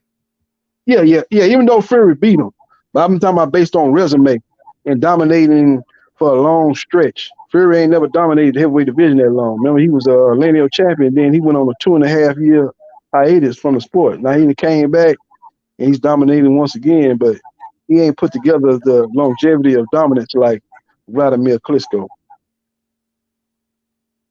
You know, I personally I rate Fury above Klitschko, but I rate Fury below like Lewis. Yeah, if I had to do like a top 10 heavyweight, I probably have like, the top three is easy. You got Ali, Like Muhammad Ali, Joe Louis, Jack Johnson. That's definitely the top three. You can't crack that top three. And then you Jack Dempsey right there at four. Then so you start getting. you rate Ali as number one. Yeah, I got Muhammad Ali number one heavyweight. Muhammad Ali, Joe Louis, Jack Johnson, probably my top three. Then Jack Dempsey four. Let me start thinking about it. Four. Then you start getting up into George Foreman five, Sonny Liston six, Joe Frazier seven. You start getting up in there. Lennox Lewis eight, Holyfield nine. Mike Tyson 10. Then you start talking about Vladimir So, 11. Stuff right like there. I don't even know if a lot I did the top 10. Vladimir might not even be in the top 10. He might be right outside that top 10. like the last boxing chat I joined, I was like rating Ali as number one, and everyone was laughing at me. They were like, "Oh, you're only rating Ali because he's got a big name and like he's like known as the greatest fighter of all time." I'm only rating him because I'm like a fanboy, but like I rate Ali. Like I agree with you. Like Ali to me is my man. That's my man. Yep. Like I said, that top three is pretty much it. If however you got the top three, Ali, Joe Louis, and Jack Johnson, that's top three is right there. You got Jack Dempsey right there too. You really got a strong top four, and you kind of can change it out. Maybe you want to put Joe one, Ali two, Jack So Johnson three, or maybe you put Jack Johnson one. But that top three is pretty rock solid. where do you rate Tyson? Mike Tyson? Yeah. You talking about Tyson Fury or Mike Tyson? Mike Tyson. Yeah, I got him like number 10. Yeah, I got him probably right at that bottom 10. He definitely right. He behind Holyfield and Lennox, Sonny Liston, and Joe Frazier and George Foreman. He behind them. Mike Tyson couldn't beat the good heavyweights, right? No, he couldn't. He the other two best in his era. He lost to. He lost to Holyfield and Lennox Lewis. That was two fighters that was in his era. He got beat by them, but he was dominated at an early age, and he was knocking guys out at a high level. Had a lot of those guys beat before the bell rang for round one. He was one of the most intimidating fighters in boxing outside of Sonny Liston. So he did his job. He beat Michael Spinks too. Spinks was a heavyweight champion. Beat Larry Holmes twice. So that was a good win for him against Michael Spinks. Beat Razor Ruddock. Razor Ruddock was a top 5, top 10 heavyweight. Beat him, and he got some good wins. But the two best fighters of his era, he lost to Holyfield and Lennox Lewis. Yeah, and Lewis is like Usyk, right? So Lennox Lewis is like Usyk is the modern day Lennox Lewis. Oh, sorry, Usyk is the modern day Holyfield. Yeah, they're kind of similar. They both come up from light heavyweight, cruiserweight, and then jumped up to heavyweight, became world champion. And both of them guys throw combinations. Now, Usyk does a better job of doing them feints and getting you to commit, and then he'll work off them feints. Holyfield didn't do that much, but both guys very, very fundamentally sound with their feet. Knew how to get in their shots and get out of the way. Holyfield was a great in and out fighter, and Usyk is a great in and out fighter too. So they kind of got styles that they kind of do some of the same things. I won't say their style is exactly the same, but they do a lot of things similar. So, yep, that'd have been a great fight. That'd have been a great fight of Prime Holyfield versus Prime Usyk. That'd have been a good fight. Is Ruiz is he still fighting what's his name? Oh, Andy Ruiz? Yeah, is Ruiz gonna fight you said he's gonna fight Deontay Wilder? Yeah. They still negotiating. Is it I think it's still a likely fight, but they got to get the numbers right. Andrew Ruiz and his team, they going 50-50. Wilder say that's unrealistic. So they come to some kind of compromise. I think the So, original offer was 70-30 in Wilder's favor. Maybe they go down to 65-35 or something like that, where do you 60-40, rate? make the fight done. Where do you rate Deontay Wilder? So as far as all-time great heavyweights, Because he's got one of the biggest punches in the history of heavyweight division. yeah. He still got some work to do, but he's probably top 20, maybe top 20 heavyweight, like bottom part of the top 20. He ain't no top 10. I gotta do a list, but he probably somewhere top 20 heavyweight. But it's still about 12, 13 guys I can easily put ahead of him. I just find it crazy that a guy the size of Fury won't fight Usyk for all the titles, and Usyk's hasn't even got a big punch on him. Like, he's just like a good skilled boxer. He's like, but Fury doesn't want to fight him. And Usyk's got 3 bouts. Fury's got 1 bout. Why would you not want to fight that guy for the undisputed championship of the world? And the last undisputed champion was Lennox Lewis, and that was back in 2001, I think. Mm-hmm. Yeah, like I say, they can't finalize an agreement. One fighter feel that the fight should be this split, the other fighter feel that the fight should be that split. So they can't compromise. And when you're the A side, you can do that. You can walk away from fights. And you're gonna end up getting a lot of money fighting Ngannou. Surely Fury's got enough money not to worry about like worrying about his purse. Like, why wouldn't you worry about like being undisputed champion? You're like fucking a massive monster heavyweight, and you're not gonna fight a little fucking cruiserweight. That's crazy. Yeah, it ain't about the. It ain't. I know they got money on top of money, but you still ain't gonna. You got a chance to make 50, 60 million. You ain't gonna just overlook that. Another thing is ego. It's like, why would I give you 50-50 when you don't bring what I bring to the table? Because if the shoe was on the other foot, you wouldn't be doing it for me. So why am I doing it for you? So that's how they look at it. If the shoe was on the other foot and Usyk was the clear biggest draw, he's doing big pay-per-view numbers, and his numbers are bigger than Fury, you think Usyk would be like, I'm just going to give him 50-50 because I want to be undisputed. He wouldn't be doing that. So at this stage, like, surely they've got enough money to not even worry about the money. Like, just worry about like being the first undisputed champion in 22 years, right? Because the last undisputed champion was Lennox Lewis in 2001. Yeah. So why is Fury like fucking talking about fighting Francis Ngannou and shit? Like, fight Usyk. And why is Usyk fighting fucking Daniel Dubois? Yeah, why is he fighting Daniel Dubois for 3 or 4 million when he could have fought Fury for 10 times that? You got to ask Usyk that. Usyk could have fought Fury, but he didn't want to take the 70-30 deal. He thought he disrespected him. He wanted 50-50. He tried to throw in some other stuff about a rematch clause, but the real problem was Usyk didn't like the split for the first fight. He didn't like the split for the first fight. He wanted it to be 50-50. That's why the fight didn't happen. Usyk was willing to take like 30%. Like, yeah, he said that, but then after he said that, he started throwing in these crazy demands. Why are you asking Tyson Fury to give the Ukrainian army $1 million? That's not Tyson Fury's job to do that. Tyson Fury, you need to call NATO and ask NATO for some money. That's what NATO there for, to help countries that are getting, get their country invaded by, and they need help. They can't fight them off, so they need to get assistance. Why are you asking Tyson Fury for $1 million? Have you given $1 million to the Ukrainian army, Usyk? That's your country. You probably have gave him some money, but when you start asking them type of demands, then you talk about 50-50 in a rematch, and why it got to be a rematch? If it's a rematch, it's a rematch, but why are you trying to put that in a contract? It's undisputed. Really, like $1 million in that purse is fuck all. It's not. It's like fucking Jake Paul money. Yeah, but why is he asking? Why are you asking this guy for $1 million to help the Ukrainian army? Why you throw that? Ain't got nothing to do with what we trying to do. We trying to get a fight done. Now you trying to throw some other stuff that ain't got nothing to do with me. If that's the case, anybody can ask somebody. You got wars going. See, people want to talk about the Ukraine war. They got wars going on in African nations. They ain't talking about that. But you get asking, why don't Ngannou ask Fury. He's gonna fight Fury. Hey man, Fury, give me $1 million to these rebels over here. They fighting out. They trying to fight this government, man. 'Cause this government's communist government, and they've been oppressing our people. Give him $1 million to help them fight too. You can do that anytime, but why would you be even throwing that into the equation?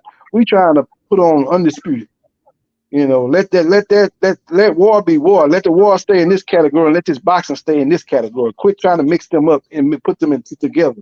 That ain't got nothing to do with that. So I don't understand. But like I said, I think he threw that out because he was mad about the original split on the first fight. He didn't like that. He felt he was disrespected asking for 30%. He felt as being a unified champion, it should have been a 50-50 fight. Ruiz say, no, you don't bring the numbers that I bring. You're not a traction on the level that I am. Why would I do 50-50? You look at what my fights generate and look at what your fights generate. You don't even fight in your home country. Even before the war, you weren't fighting in the Ukraine. Look at what I did when I fought in the UK against Dillian White. I put up big numbers. So it shouldn't be no 50-50. It should be 70-30. Probably should be more than 70-30. I'm kind of giving you a break, giving you 30 based on the numbers you. Why should it be 70-30 when Tyson Fury's got 1 belt and Usyk's got 3 belts? So why should it be like 70-30 when Usyk's got 3 belts, Tyson Fury's got 1 belt?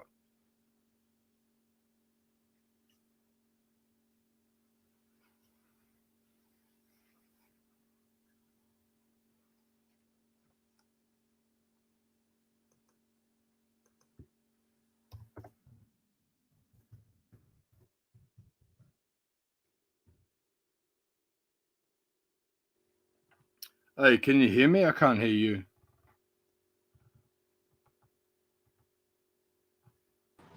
Yeah. I don't know what happened to him, man. But I'm just multitasking. I think the reason why they say that is because Tyson Fury is lineal champion, and Tyson Fury sold out 95,000 tickets. Like what the fuck is lineal champion? Like I know, but what the Tyson fuck Fury, is that shit? they go by the numbers as well. That Tyson Fury sold out 95,000 And like tickets. the only point I was trying to make is like the reason why they say that he sold out stadiums and he's done the biggest numbers, so they go by his history and the money that he's generated compared to Usyk. Yeah, like he's made like fucking big numbers fighting in Wembley and shit. But like the only point I was trying to make is like, who is he to make the purse when one guy's got 3 belts and he's got 1 belt? That's the only thing I was saying. Yeah, I think it's only because like Tyson Fury sold more than Usyk in his life. He's much bigger fight. Yeah, well, like he's a much bigger name. Yeah. He's a much bigger name. Not many people can understand Usyk. Tyson Fury's got name in WWE, done 800,000 over pay-per-views, sold over 90,000 tickets. So they go by all this shit. Yeah, like Fury like fights in Wembley, and obviously he's gonna get a massive crowd. Bro, the better fight is to see fucking Fury fight Joshua. Right? And Fury will kill Joshua. He'll kill him. That's why Joshua's not going to fight Fury, because Fury will fucking kill Joshua. Joshua's fucking not even, I don't know what Joshua like. He's good, but he obviously will lose to Fury. Yeah, I agree with you. Yeah, Joshua's good, but he's got no chin, right? He's got a glass chin. He's very statue compared to Fury. Yeah, and Fury will kill him. But I'm just like, the only point I was trying to make was like, why is Fury the guy that's making the purse when the other guy's got all the belts? Like Fury's got 1 belt, and like this lineal championship. Nobody's ever heard of the fucking lineal championship in their lives. Hey, listen to this though. Fury did go and beat Klitschko, and I think they still give him the credit of being that guy who's done all that. You know? Yeah, I agree. Like to me, like, don't get me wrong. Like, I rate Tyson Fury as the number 1 guy. Like, number 1. Like, I think Fury would kill Usyk. Like, why are you not fighting Usyk to become the undisputed champion of the world? The first undisputed champion of the world since Lennox Lewis in 2001. Why are you not doing this? Why is Usyk fighting Dubois? Why is who? Why is Usyk fighting Dubois? Like, that's retarded. Yeah, because He they should be didn't fighting agree. fucking They didn't Fury agree for to the a fight in undisputed it. championship. See, the problem is, mate, when they don't agree to a fight, yeah, then the sanctioning body wants that fighter to fight the next person in line, so Yeah, I that know the what you're belt, saying. so Yeah, the yeah, I belt know can what you're keep, saying. so the belt can keep moving. You know. Yeah, I know what you're saying. Right. So that's how it just works. You know, Daniel Dubois, does he have a chance to beat Usyk? I think he does. I think it's a fucking dangerous fight. Dubois is a big puncher and he's fighting a blown up cruiserweight. I don't know. Can Dubois fucking upset the apple cart? That's the question, isn't it, bro? I think he can. You think so? I think he can, yeah. Okay. I mean, Dubois is not skilled like Usyk. Usyk's a smaller man. The only thing Dubois really got is a puncher's chance. He's got, yeah, exactly. And he's got a lot bigger punch than Usyk is. A lot bigger punch. Where you from anyway, Jack? New Zealand. Oh, so in New Zealand, do you guys watch a lot of boxing? Yeah, bro. You know Jason Maloney No, I don't. from Australia, the Australian world champion. Has Australia got a world champion? Yeah, Jason Maloney. Well, I didn't think Australia had anyone that could fight. Yeah. They have another champion. I forgot his name. Jay Opte. They've got the other up and comer. What's his name? Tim Tszyu. Yeah. So who's in New Zealand? Like, what boxers you got in New Zealand? Well, Joseph Parker. That's it, right? Joseph Parker. I know you got Joseph Parker because he hangs about with Fury, doesn't he? And like the rest are like mainly MMA fighters, like Dan Hooker, Israel Adesanya, Yeah. like guys like that. You guys But, are like, bigger in MMA in New Zealand than boxing, really. Yeah, it's like MMA's a lot bigger here. Okay. But we've still got Joseph Parker, but like after he lost to fucking Joe Joyce, he's now fighting bums. I think Joe Joyce just wrecked his confidence. Mm. But Joe Joyce is a big man, right? Yeah, Joe Joyce is fighting Zhilei Zhang again as a rematch to that Chinese guy. I'll be honest with you, I rated Joe Joyce as the best in the world. Yeah, well, before he lost to the He's Chinese got- guy, I thought Joe Joyce was like the best like prospect. Mm. That guy's just a monster. He just comes forward. He can take a hit. He's a monster. I still rate Joe Joyce. Joe Joyce, I like Joe Joyce. I like him. Mm. Hey, what's the best boxer coming out of New Zealand? Well, like I say, like Joseph Parker. Is he the best guy that came out of New Zealand? Well, David Tua before that. Oh, yeah, David Tua was a good fighter. I like David Tua. David Tua's a fucking boss. Like, the He only just got thing we inducted never into got. the Hall of Fame, didn't he? The biggest fight we never got was David Tua versus Mike Tyson. Imagine that. Imagine David Tua versus Mike Tyson. And I believe David Tua would have fucking knocked Mike Tyson out. He would have destroyed Mike Tyson. I think Mike Tyson in his prime would have fucking probably knocked out David Tua too. I doubt that. I doubt that. I'm just saying. Mike Tyson was knocking out much bigger men than David Tua. But the thing is, Tua and Tyson were both like short, like the same kind of height. You know what I mean? They're both like short guys. And Tua had a massive left hook. Like Tua destroyed destroyed future champions in round 1. Like destroyed them. Destroyed who? Like future champion. Have you ever heard of Jimmy PL? Nah. Jimmy Thunder? I remember Jimmy Thunder. Jimmy Thunder, that's another one from New Zealand. Okay, yeah. New Zealand seems to be big in rugby or cricket, right? Rugby, yeah. Yeah, you guys are into rugby more than boxing. I'm not really heard of many New Zealand fighters. Do you have a lot of boxing gyms in New Zealand? Yep. But Oh, you the do? thing is, like, I will say, like, probably MMA is like big in it right now. Right. Like UFC. Got ya. So MMA is more appealing to the people up in New Zealand. What Yeah, channel do you show? What channel do you have for your sports? We've got Sky Sport, like probably the same as UK. Sky Yeah. Sport. Yeah.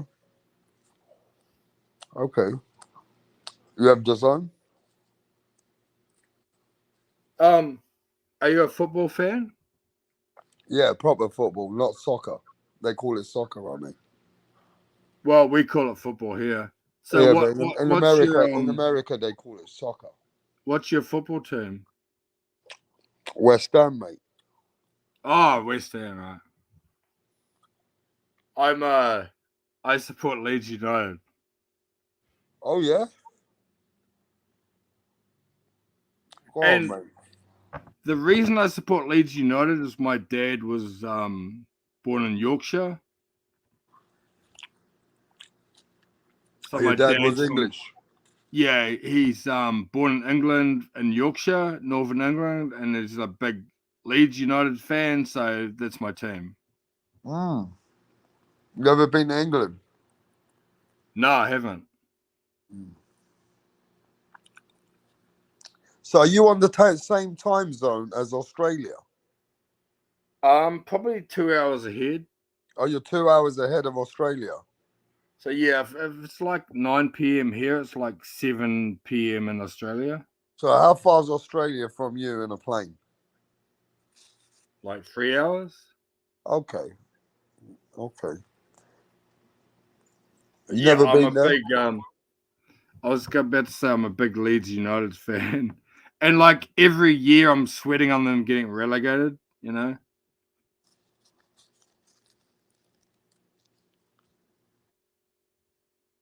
Sweating What's on your Leeds best? getting Who's your relegated. best 3 boxers right now? Oh, right now? Yeah. Canelo.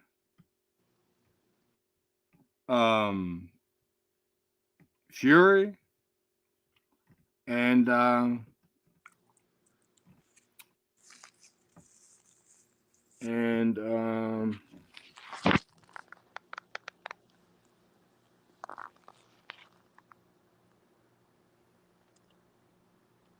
I can't even think of his name right now.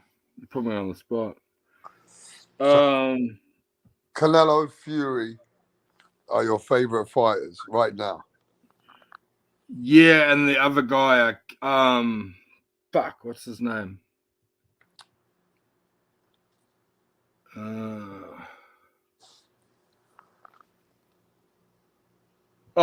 Videz. But Beterbiev. Ben Videz. Who? Or Benavidez, whatever his name is. Oh, Benavidez. Benavidez, there you go. Oh, Mirage's fucking best fighter in the world. Got ya. You like... Oh, well, yeah. Mirage is my boy. Mirage is my boy. You know Mirage, yeah? Yeah, I know. Yeah, he's a fucking Benavidez biggest fan of the whole YouTube. Well, I think Benavidez would kill Canelo. Oh, you think he'll beat Canelo, yeah? For sure, yeah. I am waiting for that fight so I can unleash money on the fight. Unleash it. I'm all over Benavidez. Benavidez, I like the way that you say that name, Ben. Say again. But can you say it first? No, you say Benavides. You said Benavides. Benavides. Benavides. Okay. Yeah. That's the first time I've ever Right. heard somebody saying that. My accent's pretty fucked up. But like, I believe he will fucking destroy Canelo, bro. He will destroy him. Somebody's saying that you are Mirage, but you're drunk. You're a drunk version of Mirage. No, I'm not. No, I'm not him. I am friends with Mirage, though. I am friends with him. Okay.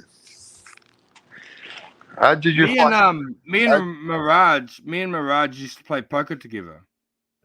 Oh yeah. Yeah, we met playing poker. What, online? Yeah. Yeah, online. Yeah. Okay. I used to take his money all the time.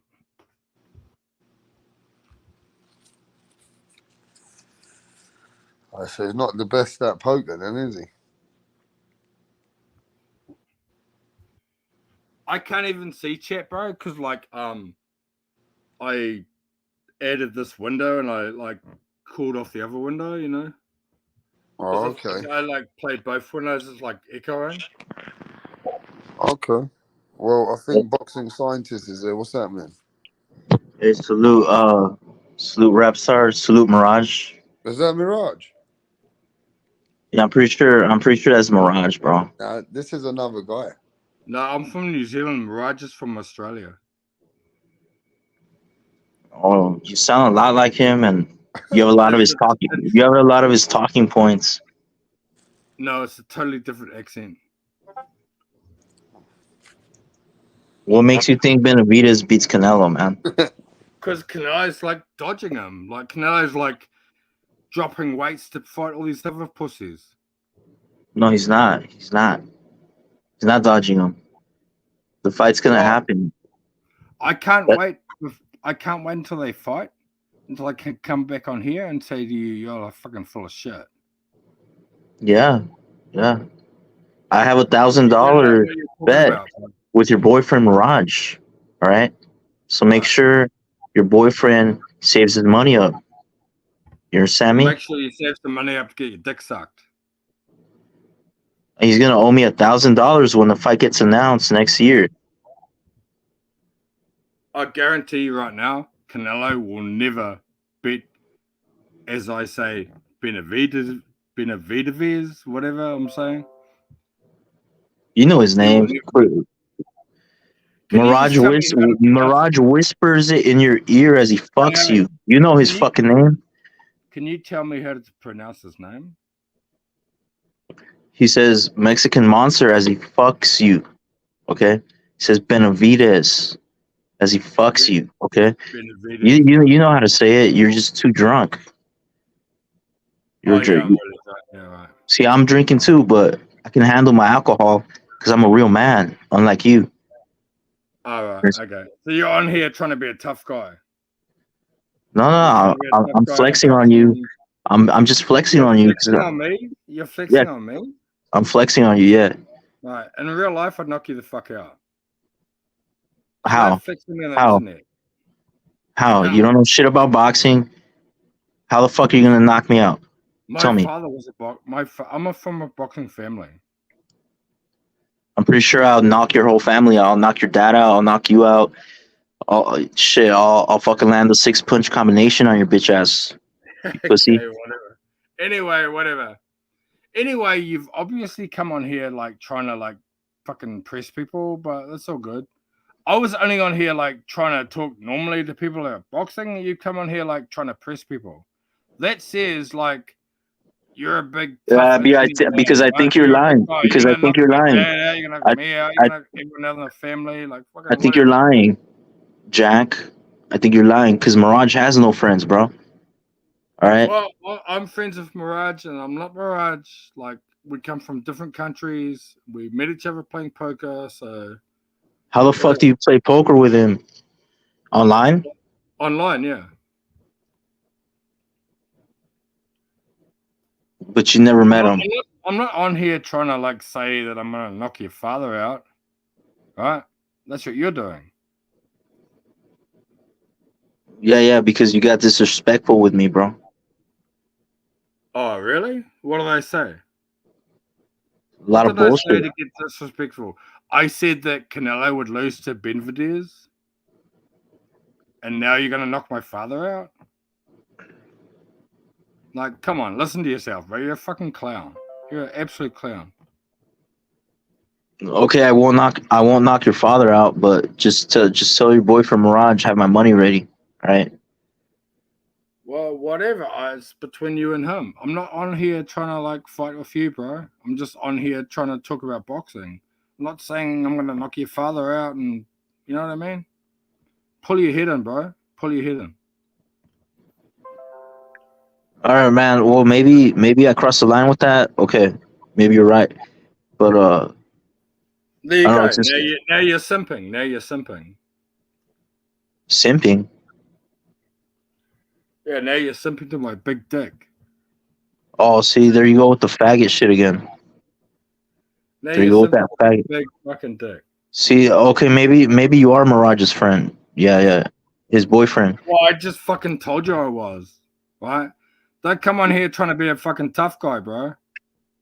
It's not fucking Robert De Niro movie. Yeah, but you don't know shit about boxing. You don't even know how to pronounce Benavidez, bro.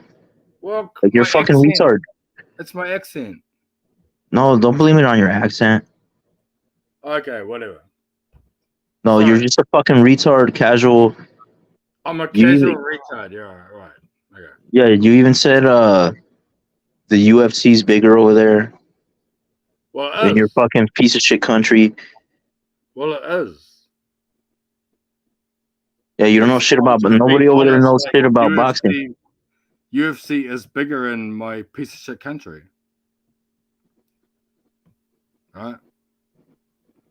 You're the guy that's on here like being a tough guy, threatening everyone's fathers. Like fucking hell, You're saying listen to gay this. shit to me, fool. You're saying all kinds of gay, fucking disrespectful shit to me. That's why. Oh, okay. I said that after you said this first shit, but whatever. I'm not like trying to like have a fight with you on the internet. Like, all good, bro. You're the tough guy. You're the big Just internet tell man. me. No. Okay, let's talk boxing then. Tell me how Benavidez beats Canelo, bro. How? Just his power. He just destroys him. He just body shots him. Just knocks him out. Easy. When has he ever money- taught? When my has money is all Benavidez? on my Hey, money is all on Benavidez. Benavidez or whatever his fucking name is. all right, I already have $1,000 bet with your boyfriend Mirage. You want to put money on it too? Well, I'll put my money with the TAB, the booking sites. I won't bet with you. Like you're the tough guy that's on here like fucking threatening people's fathers. Like what a fucking tough guy. What a fucking faggot. Is that a yes or no? Put your money where your mouth is if you're that confident. I'll tell you right now, go and suck a fucking dick. Oh, there you go. There you go. With the gay shit again. Go and suck a dick. Right? Because that's what you do. You sound like No, a that's soft what you guy. do to Mirage. That's what you do to your boyfriend Mirage. Well, All you right. sound like a dick sucker. You sound Don't like fucking project your fucking gayness onto me. All you right. sound like the type of guy that sucks dicks. How the fuck do I sound like I suck dick, fool? What the fuck is Because wrong with you? your voice sounds like you're gargling cum right now. Right? So don't come on here being a tough guy, bro, or you get fucking destroyed. Sure. All right. Like I said, man, make sure you have my money. Tell your boyfriend Mirage if he has to borrow money from your bitch ass, let him borrow money. All right. Right here, you little stuttering prick. It's $1,000. Well, like your bet was from Mirage, but like I'm telling you right now, I rate Benavidez, whatever his name is, and fucking Yeah, you got the guy whose name you can't even pronounce. well, You whatever. fuckhead. You fuckhead. Whatever. You don't know shit about him. And you said, oh, his I'm not power. fucking Mexican, bro. I can't speak Mexican, right? Sorry. His fucking body shots. Hey, when's the last time Benavidez stopped somebody with the body shot? Tell me that. He stopped your fucking dad. See, that's how you know that you're a fucking casual. He stopped your dad. He stopped your dad from fucking sucking your dick. All right, Can, how we, you going, can you fellas? please Salute, fellas. How are you? salute Carl, man? Hey, have you ever heard of this fucking faggot Jack? Nah, how you going, Jack? How's it going, bro? Good, man. Salute, rap. There's right enough raps there. Yeah, all I was saying was like, Ben Verdees sucked his dad. Sucked his dad. Oh, right. This guy says he's Mirage's friend, bro. Mirage Yeah. doesn't have friends. Yeah, Fuck. Mirage has got a few friends, actually. You got no friends. You're the one that's on here, like, fucking telling everyone you're going to beat their dads up. Like, come on. I'm gonna beat your family Get up. back to licking your mum's fucking dirty old fucking cunt. Tell your boyfriend All right, to have my fucking money, all right? all right, let's move on. Let's move on. I'll tell you what I'm looking forward to. In 24 hours and fucking 54 minutes, Rap's getting Jason Maloney on here, and I can't wait to ask him a few questions. And shout That's out right. to Rap. Shout out to Rap for getting all the dudes on his channel, man. Good on him. That's right. Did you see what Jermall said today? Did anyone catch his fucking Instagram live? I missed it, but I caught the crux of it. And I missed it. What do you say? he said that his little brother gets the first shot, and then he's having the second shot. He was offered the first shot, and he's having the second shot at Canelo. Yeah. Oh yeah. I heard about it. Yeah, it looks like I was predicting that shit, man. When I went live, I was predicting that shit Sunday, and it looks like I'm always right, man. I'm always right. And fucking Benavidez is gonna be third, huh? Why is your voice so croaky? It sounds like you've been like fucking swallowing dicks. That's all you think about is deep throating and swallowing and fucking Well, gay when I shit. hear you talking, I do think about swallowing dick, yeah. Get help, man. Get help. Because you sound like you've been swallowing a lot of dick. That's what your boyfriend Mirage is for, all right? Don't bring that gay shit over here. Go over there. To me, like, to be honest, you sound like you swallow a lot of dick. Oh, so you're an expert on fucking identifying dick swallowers? I'm an expert on identifying dick swallowers, yeah. Okay, how do you know that? Well, I could just hear your voice, bro. It sounds like you're gargling cum. Yeah, but how did you get your expertise? Is it because you speak from experience or what? No, I just can imagine you sucking your dad's dick and swallowing his cum. Yeah, just stop fucking projecting your fucking gay fantasies on here, all right? You're not even funny, man. You're not even funny. You're not even funny. I can just hear you talking and imagine you're on your knees sucking your dad's dick. Oh, you're cringe, bro. This is cringe. This is cringy at this point, man. Just shut up. Just shut up. This is so cringe. Is that your best fucking reaction? Like, come on. That's all you're gonna say is that I suck dick. That's all you're gonna fucking keep repeating. You fucking retard. You fucking gay faggot. You suck your dad's dick. That's the only thing on your mind is dick sucking, fool. Wow. No wonder you're friends with Mirage. You suck your dad's dick. Oh my God. That is cringe. That's cringe, bro. Sucking your dad's dick is cringe. What the fuck? What the fuck is wrong with you, man? You should be ashamed of yourself. Did your dad rape you or something? Is that why you think sucking your dad's dick is okay? You think sucking your dad's dick is normal? My dad would have fucking knocked your fucking chin. My dad would have knocked your nose bone into your brain. Right? That's cool. That's a cool story, bro.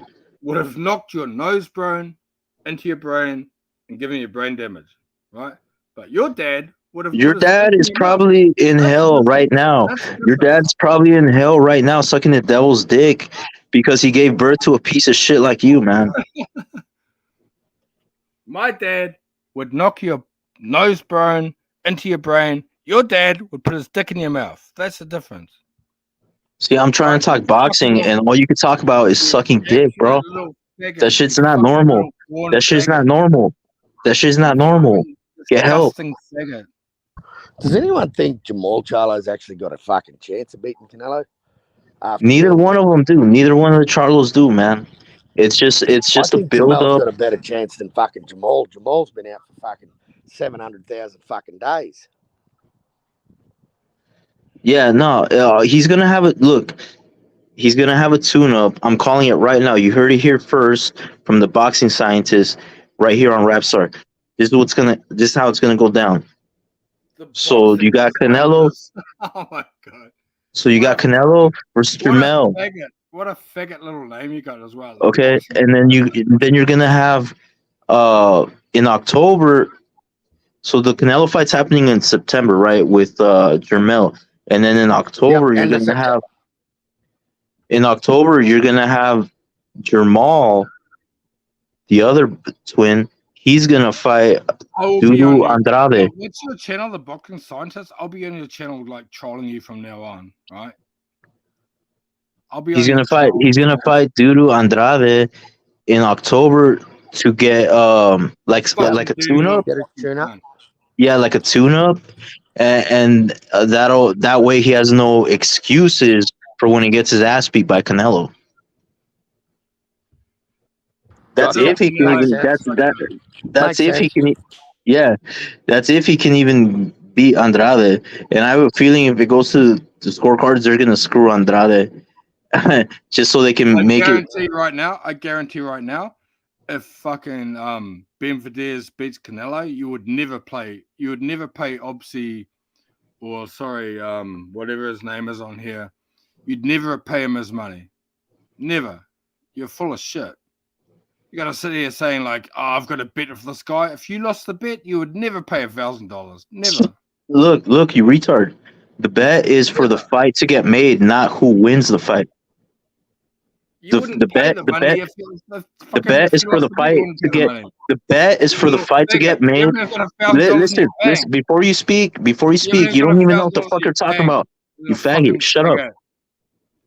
Listen. Fucking suck another dick. The bet is for if the fight gets made by September of next year or not. Okay? You wouldn't even pay the bet if you fucking lost, you fucking little clown. I'm a man of my word, but your boyfriend, from what I hear, he owes a lot of people a lot of money. All right? Well, I don't think so. He pays everybody. And you just sound like a drunk version of him. Whatever. Maybe I am drunk. Maybe I am. That's what you sound. You just sound like a drunk Mirage. Maybe I'm drunk.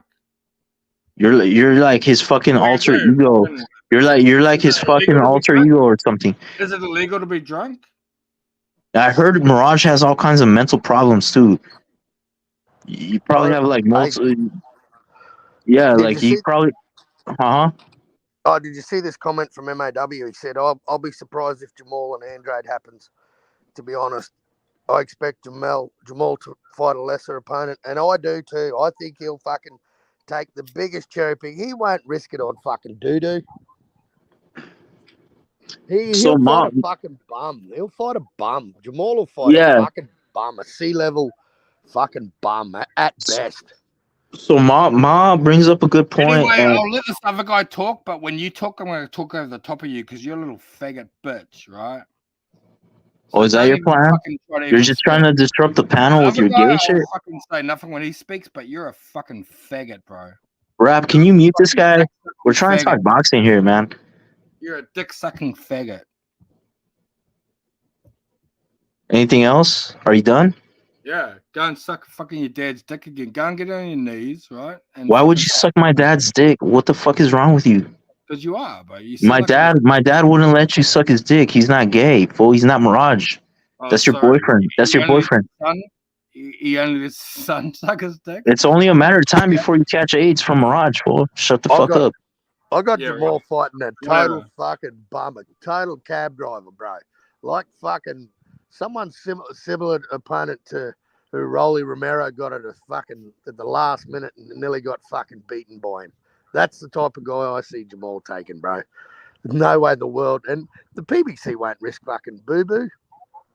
They won't risk him with Jermall. They don't want to lose it, That's their Messiah's fucking. That's the golden rule at the PBC, bro. Protect that O at all costs. Fight bums your whole fucking That's life. yeah. You and Ma bring up good Go points. and suck your dad's dick, as we know that you're sucking your little dad's dick. So, like, fucking go and suck your dad's dick. Get on your knees, suck his dick again, right? Because it's all you're good for is sucking your dad's dick. Yo, is Rap here, man? If I want to speak again, I'll be quiet.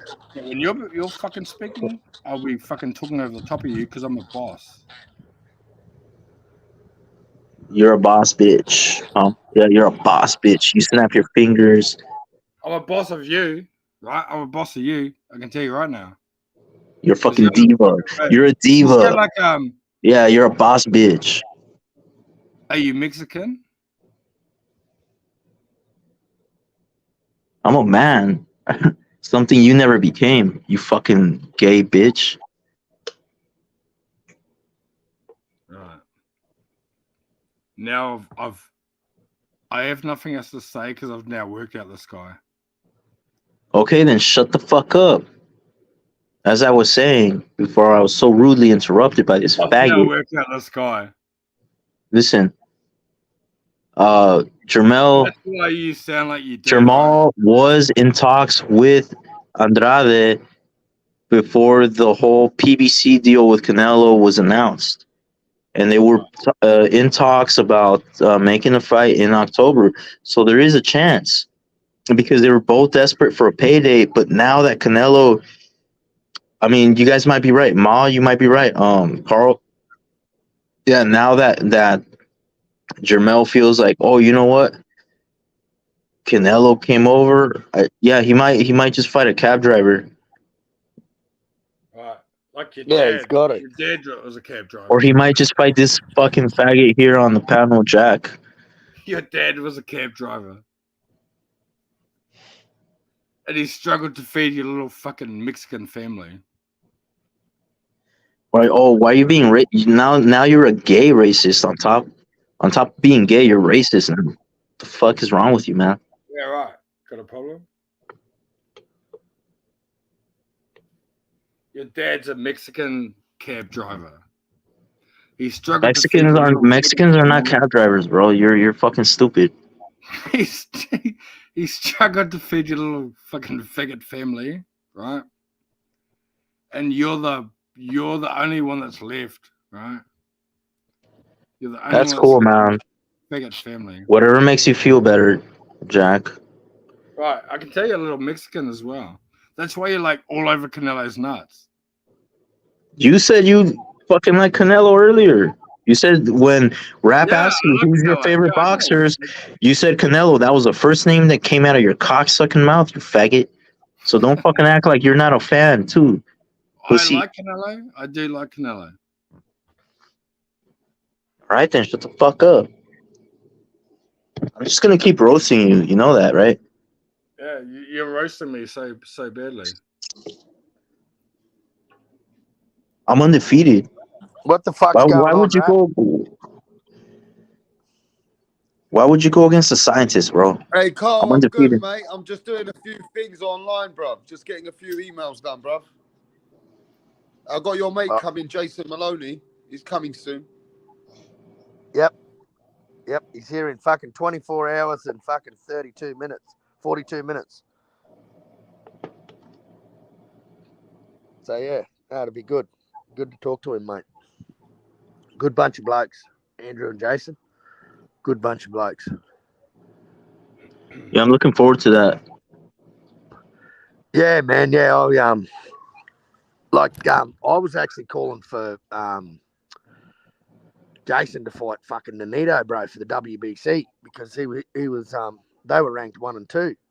So I thought, that's the fight to be made. But I see why he fought Astrolabia because I guess it was an easier fight for him. He kind of controlled the pace of the fight. He won it pretty fucking easy. Astrolabia. Hunter, like, Who's the best boxer in Australia? Like Tim Tszyu? Oh, I think right now the more tested boxer is probably Jai Opetaia, bro. The cruiserweight, Jai Opetaia is he's an absolute legend. Beast of a fighter. I think he's the best. I think he'll go undisputed, mate. He's really, really good. Okay, right. Yeah, and then I think Tim would run a close second. But I mean, our current champions are Jai and Jason. Who's the best heavyweight there? Oh man, we got Dempsey McKean. They call him the Tower, but he's just a big slow. Sorry, what's the other guy's name? Justice Hooney. Yeah, that's the guy. Yeah, Justice Hooney. He's only had. He's the guy that was going to the Olympics and he got injured. Yeah. He's a bit of a weapon, man. He's a weapon, but he's only had 5 fights, mate. So he's still a fucking prospect. Yeah. You know, but he's looking the goods, man. He's looking the goods. He's doing what he's supposed to be doing. That, you know, he's progressing his career well. But he'll probably move like a David. Did you what do you think of what's the rugby league player Paul Gallen? Oh, I can't stand the cunt. I can't stand ex-rugby league players that fucking fight. I've got no time for them. And Justice Hooney fucked him up. Yeah, it was a closer fight than we would have thought, though. Yeah, but he still got the knockout. Like Gal had more fights than he did. Gal had more. It was only his 3rd pro fight, bro. That's crazy that Gallen's got more fights than Justice Hanui. Yeah.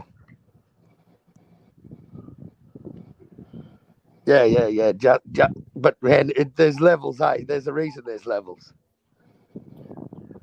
But you know, Gal did his thing, mate. Gal got the fucking Australian public to buy his fucking pay-per-views. I wouldn't have bought one. If I did, there's more Australian rugby league fans than boxing fans. Rugby league's massive here, mate. Massive. It's fucking huge. It's the biggest in the world. Australia's got the biggest supporters of rugby league than anywhere else in the world. That's why Gallen was a bigger fighter. Yeah. Some people like the older guys like watching it, man. It's not for me. If you're a supporter of boxing, you don't sort of like, I don't know, each to their own, but I never liked any. I thought Anthony Mundine was going to be something special, mate. And then after he said his shit about 9/11, about America deserving the tax, and just fucked his career, and then he cherry-picked the rest of his career, mate. And a fucking middle-of-the-road fighter like Sven Otke fucking knocked him out. And Sven Otke couldn't knock out a drunk barmaid. Well, Mundine's father was a good one, though. Yeah, he was a good fighter. He fought Carlos Monzon, actually.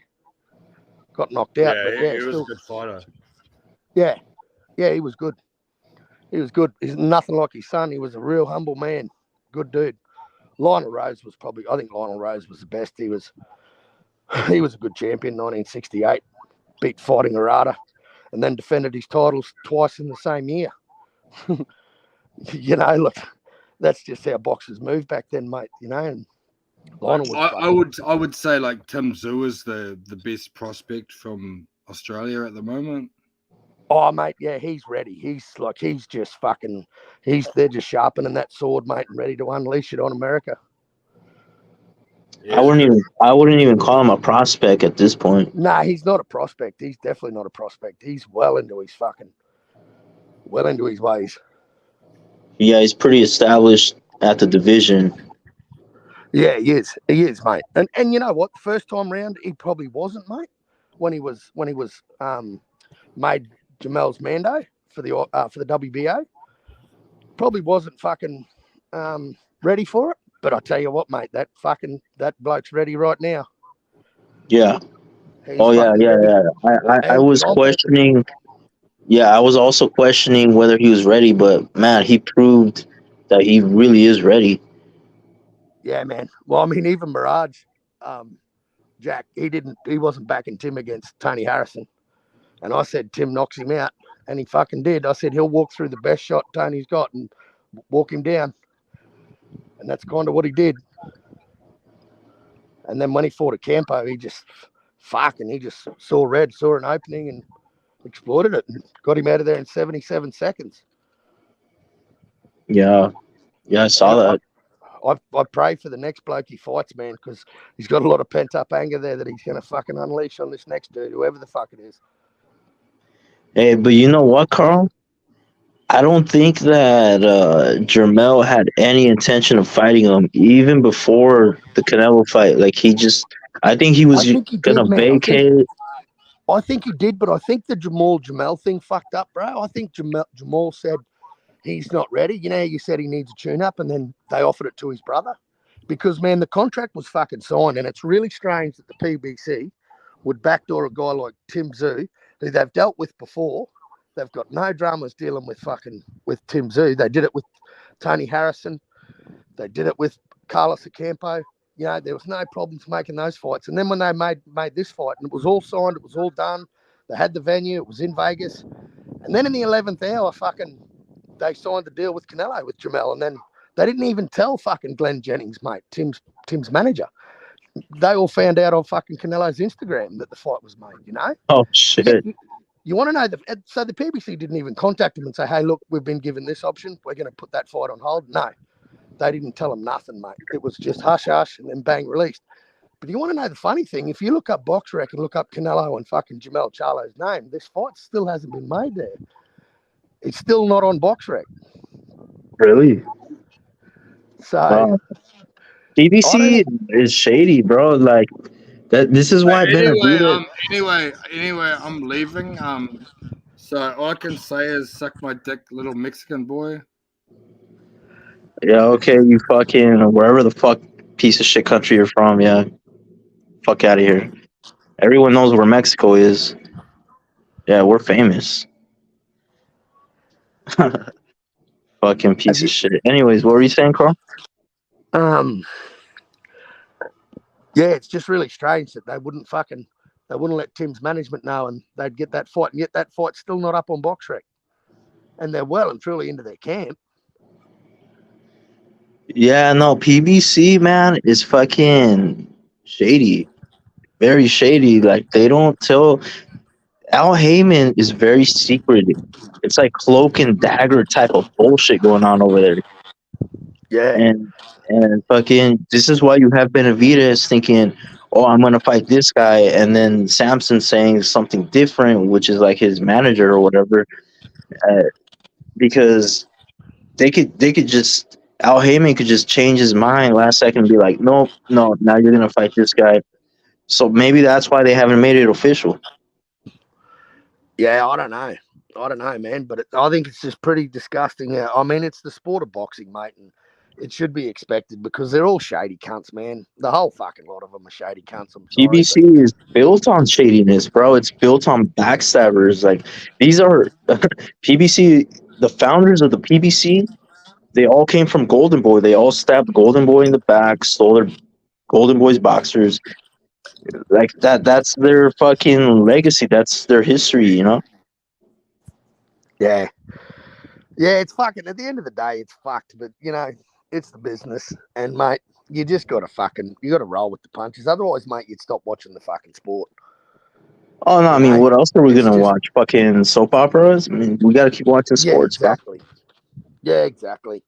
So I got to keep watching. And I know Tim will get his chance, mate, and he'll do his fucking thing, whoever he gets. And, you know, if they do strip Jermall, which I don't think they will, I think they'll let him keep the belts. Because they let Canelo do it, so I can't see why they. I mean, Jermall's got a good case there by saying, you know, Canelo went up to 175 and wasn't stripped, so it kind of makes sense for him to hold his belts. But they let his brother keep the WBC for like 2 years plus. Mate, all I want for Tim is that WBO, just fucking, because man, he's worked his ass off for that. He's gone down that WBO road, man, and he's fucking literally driven a stake in the end of the cunt, going, "Here I am, motherfuckers, say my motherfucking name." And I just, if Jermall does good, mate, and vacates or comes back, I just hope, like, Tim won't want to be gifted the belt, put it that way. Tim would rather fight for the belt than get an email belt, mate. Yeah, man. Yeah, I agree. And Yeah, he would like if he was gifted that belt, he'd defend it straight away with the number 2 or whoever the WBA wanted to throw in with him. But I want to see him, because he can't do anything more now at the WBO. I want to see him get in line with the WBC and fucking fight Brian Mendoza for the Reggie belt. You know, unify the Reggie belts. And then you kind of got 2 sanctioning bodies going, here's your Mando. There's kind of nowhere out now.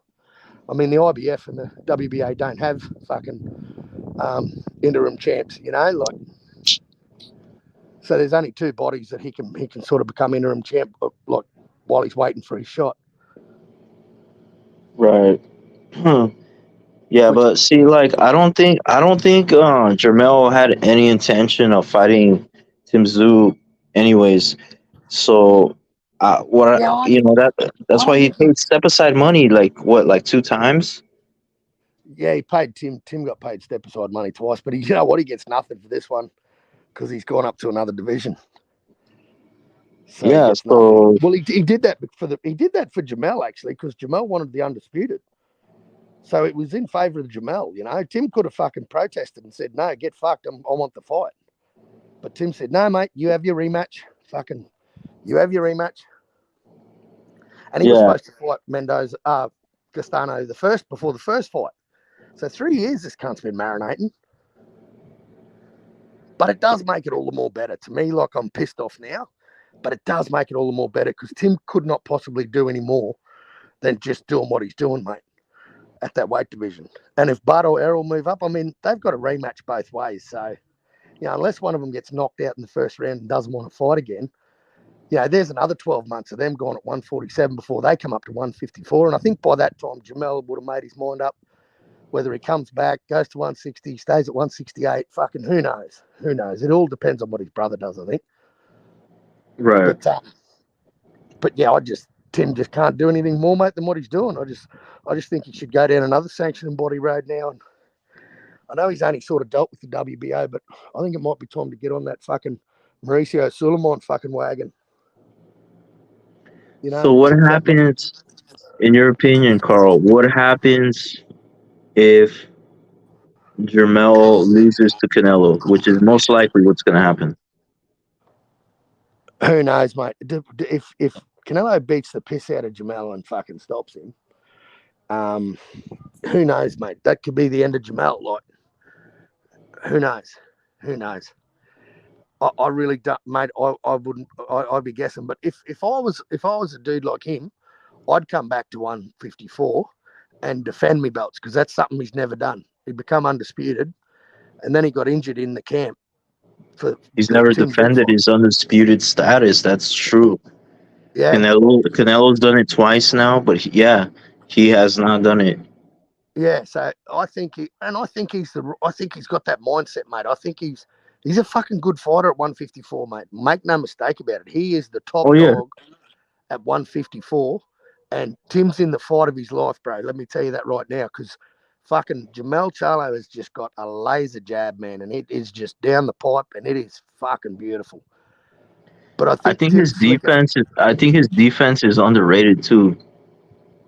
Yeah, it is. But he does get clipped. He does. And Tim's going to get him, mate. I'm telling you now. I just wanted to see if he can take Tim's power, or is he going to do what Tony Harrison did and you know, get on the back foot. But he's not that type of fighter, man. He's a good fighter. So I think Tim's power.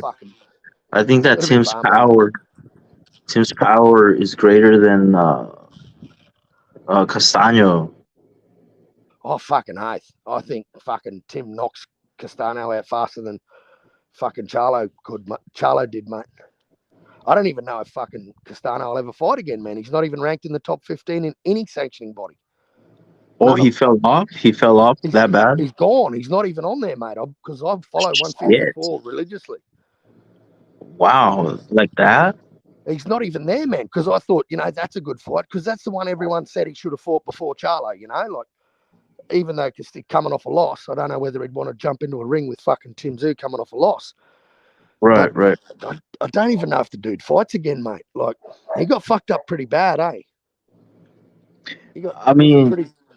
Yeah, it was a legit KO because I've seen early stoppages, but that was a legit stoppage.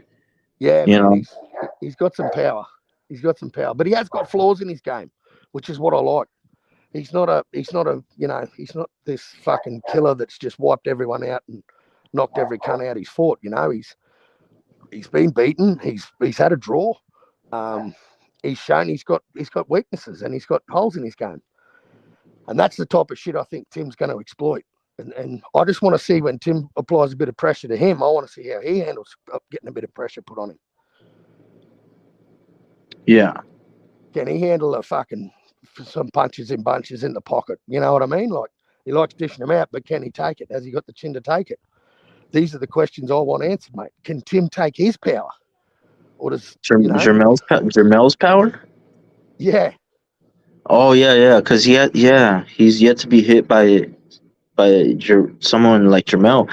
So yeah, that's very interesting. But like, you look at Tim, everything Tim's done, man, he's done it better. So when he knocked out Jeff Horn, Bud Crawford knocked out Jeff Horn, different weight division, but Bud Crawford knocked out Jeff Horn in the 11th round, and Tim Tszyu knocked out Jeff Horn in the 9th round. Errol Spence fought Carlos Ocampo, knocked him out in the first round, but it was the end of the first round. Tim Tszyu fought Carlos Ocampo when he was more established and had a good fight with Fundora, man, a close fight with Fundora. And Tim knocked him out in 77 seconds. So Tim's ticking all the boxes, mate, with his opponents. Like, Tony Harrison beat Jermall Charlo. Tim Tszyu knocked out Tony Harrison. Tim Tszyu made Tony Harrison look very fucking average. He's pretty good at cutting off the ring, man. Yeah, he is. And I think Tim's defense is really underrated. People think Tim's just this clown that just walks head tall in the pocket and just cops hits. I tell you, mate, Tim's a counterpuncher. Tim's gonna take hits, mate. That's his fucking bread and butter. That's what he trains for. Watch his father. Well, yeah, man. Tim is a great counterpuncher. He loves the counter. And he's got the head movement. Like, Tim's got the head movement, mate, to feint. Yeah. It sucks he's not close to his father. Like, do you know why that is? I think because of his mother, because his mother and father split, and his father moved back to Russia, and Tim was born in Australia. So there's three of them. He's got a sister and a little brother, and they all stayed in Australia and were raised. Costa gave them a beautiful house in Sydney, and they were raised in Sydney under their mother. And I think it's just the fact that Tim probably doesn't want to live in Russia. He's lived in Australia. He went to school here. He's fucking become an adult here. Like, Australia's his country, Oh, okay. Costa immigrated here. I think it was 95 or 94. He immigrated to Australia. And he fucking he did his thing and moved, got a new lady and he's got a couple of kids. He had a pretty sick daughter, actually. He was supposed to be in Tim's corner for the undisputed match that was going to happen in January when Charlo broke his hand. And you know what? It would have been the fucking second time he's been to one of his fights. He was at his first fight, and Tim said after that, he said, I don't want Dad there anymore. He's just too much of a distraction. So he's never asked his dad to be there. But for his undisputed match, he wanted his old man to be there. So it's Tim. Tim didn't want him there, but now for the undisputed, he did. Okay. Yeah. Because his mum's always there. Like, his mum's there at every fight.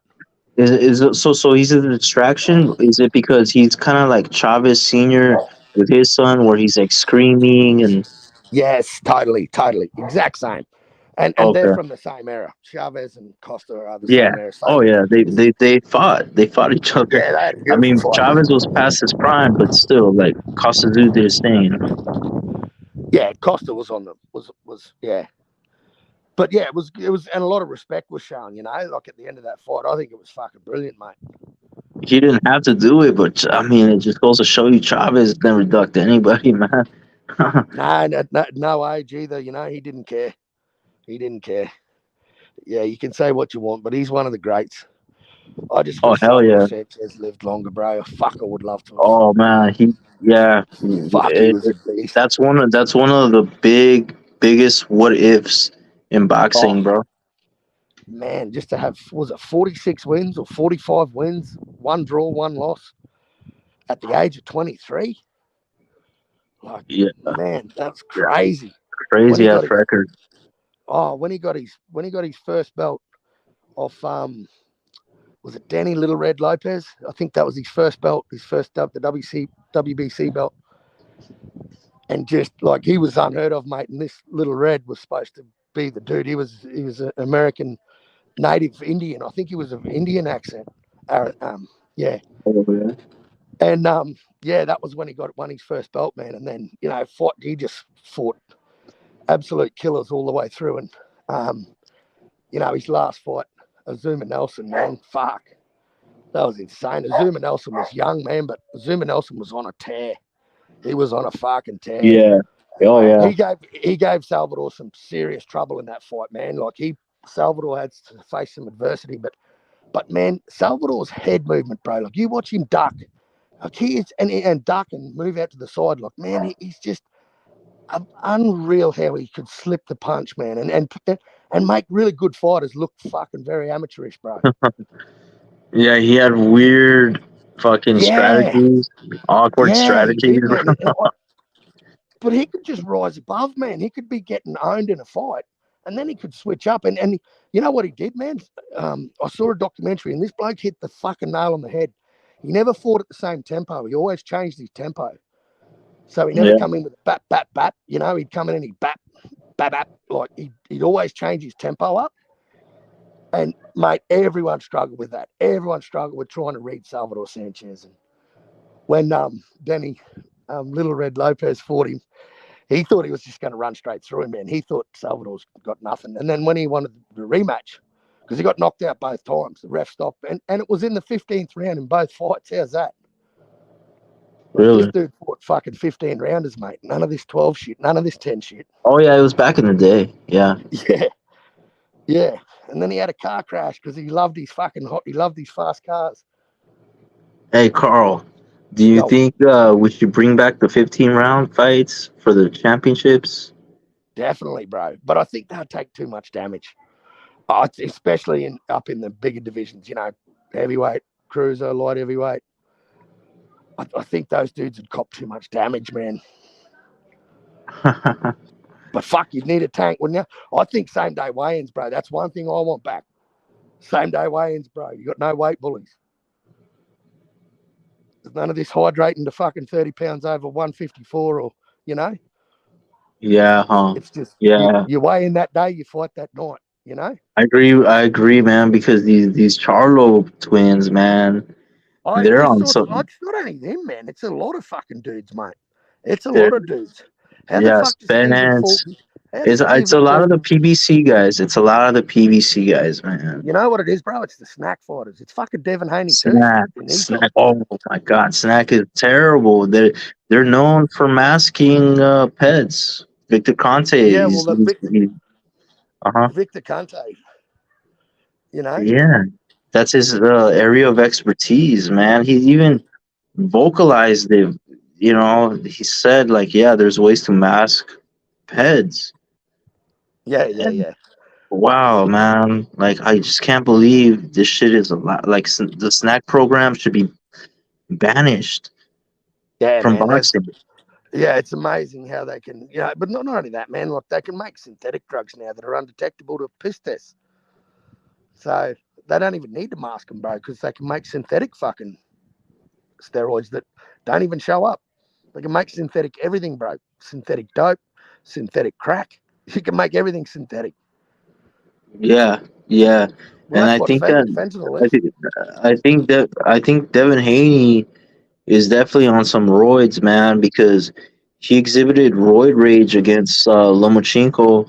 Lomachenko never disrespected him throughout the whole press, conferences.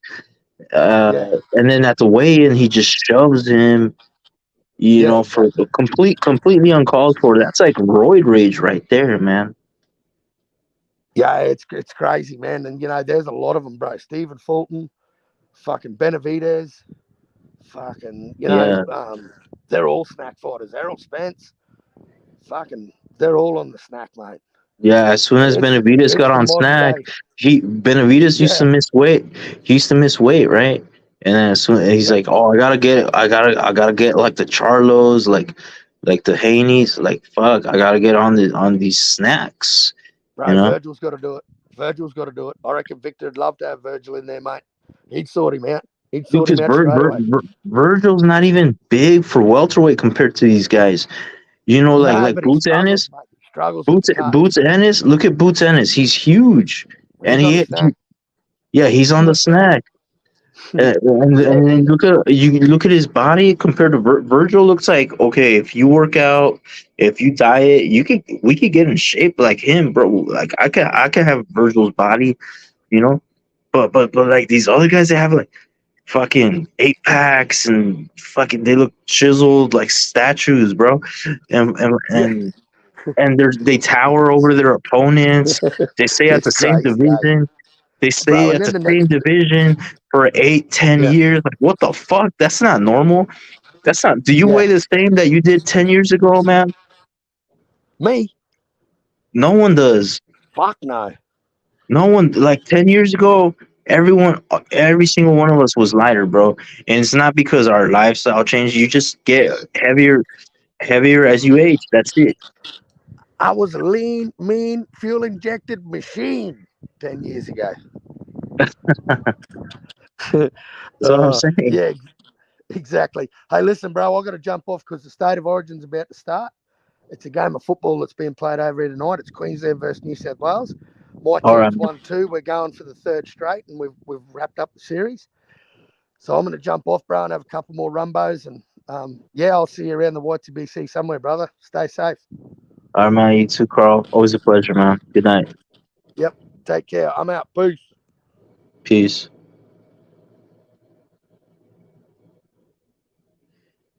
All right, guys. I'm out too, man. I'm out. Tired. But shout out to everybody. Ma, Pound for Pound, Danny. Shout out to you guys, man. And fuck this Jack Marshall piece of shit. Fuck you, Jack Marshall. Rest in peace, like your fucking gay father, man.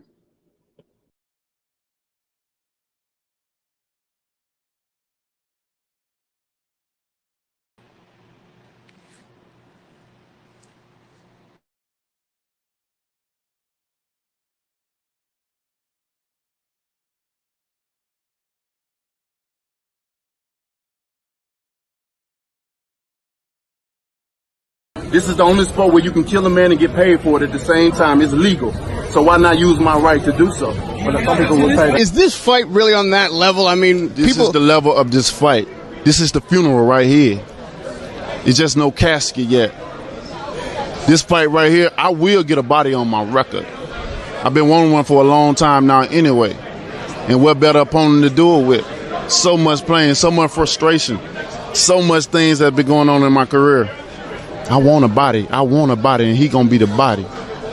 Like I said, I meant everything, even with the killing part. I meant that. I do want a body on my record, but like I don't want to kill somebody back for a little few bit. seconds. Nah, I want a body on my record. I want one. No, you don't. I want one. I really do. Like, You want to be Ivan Drago?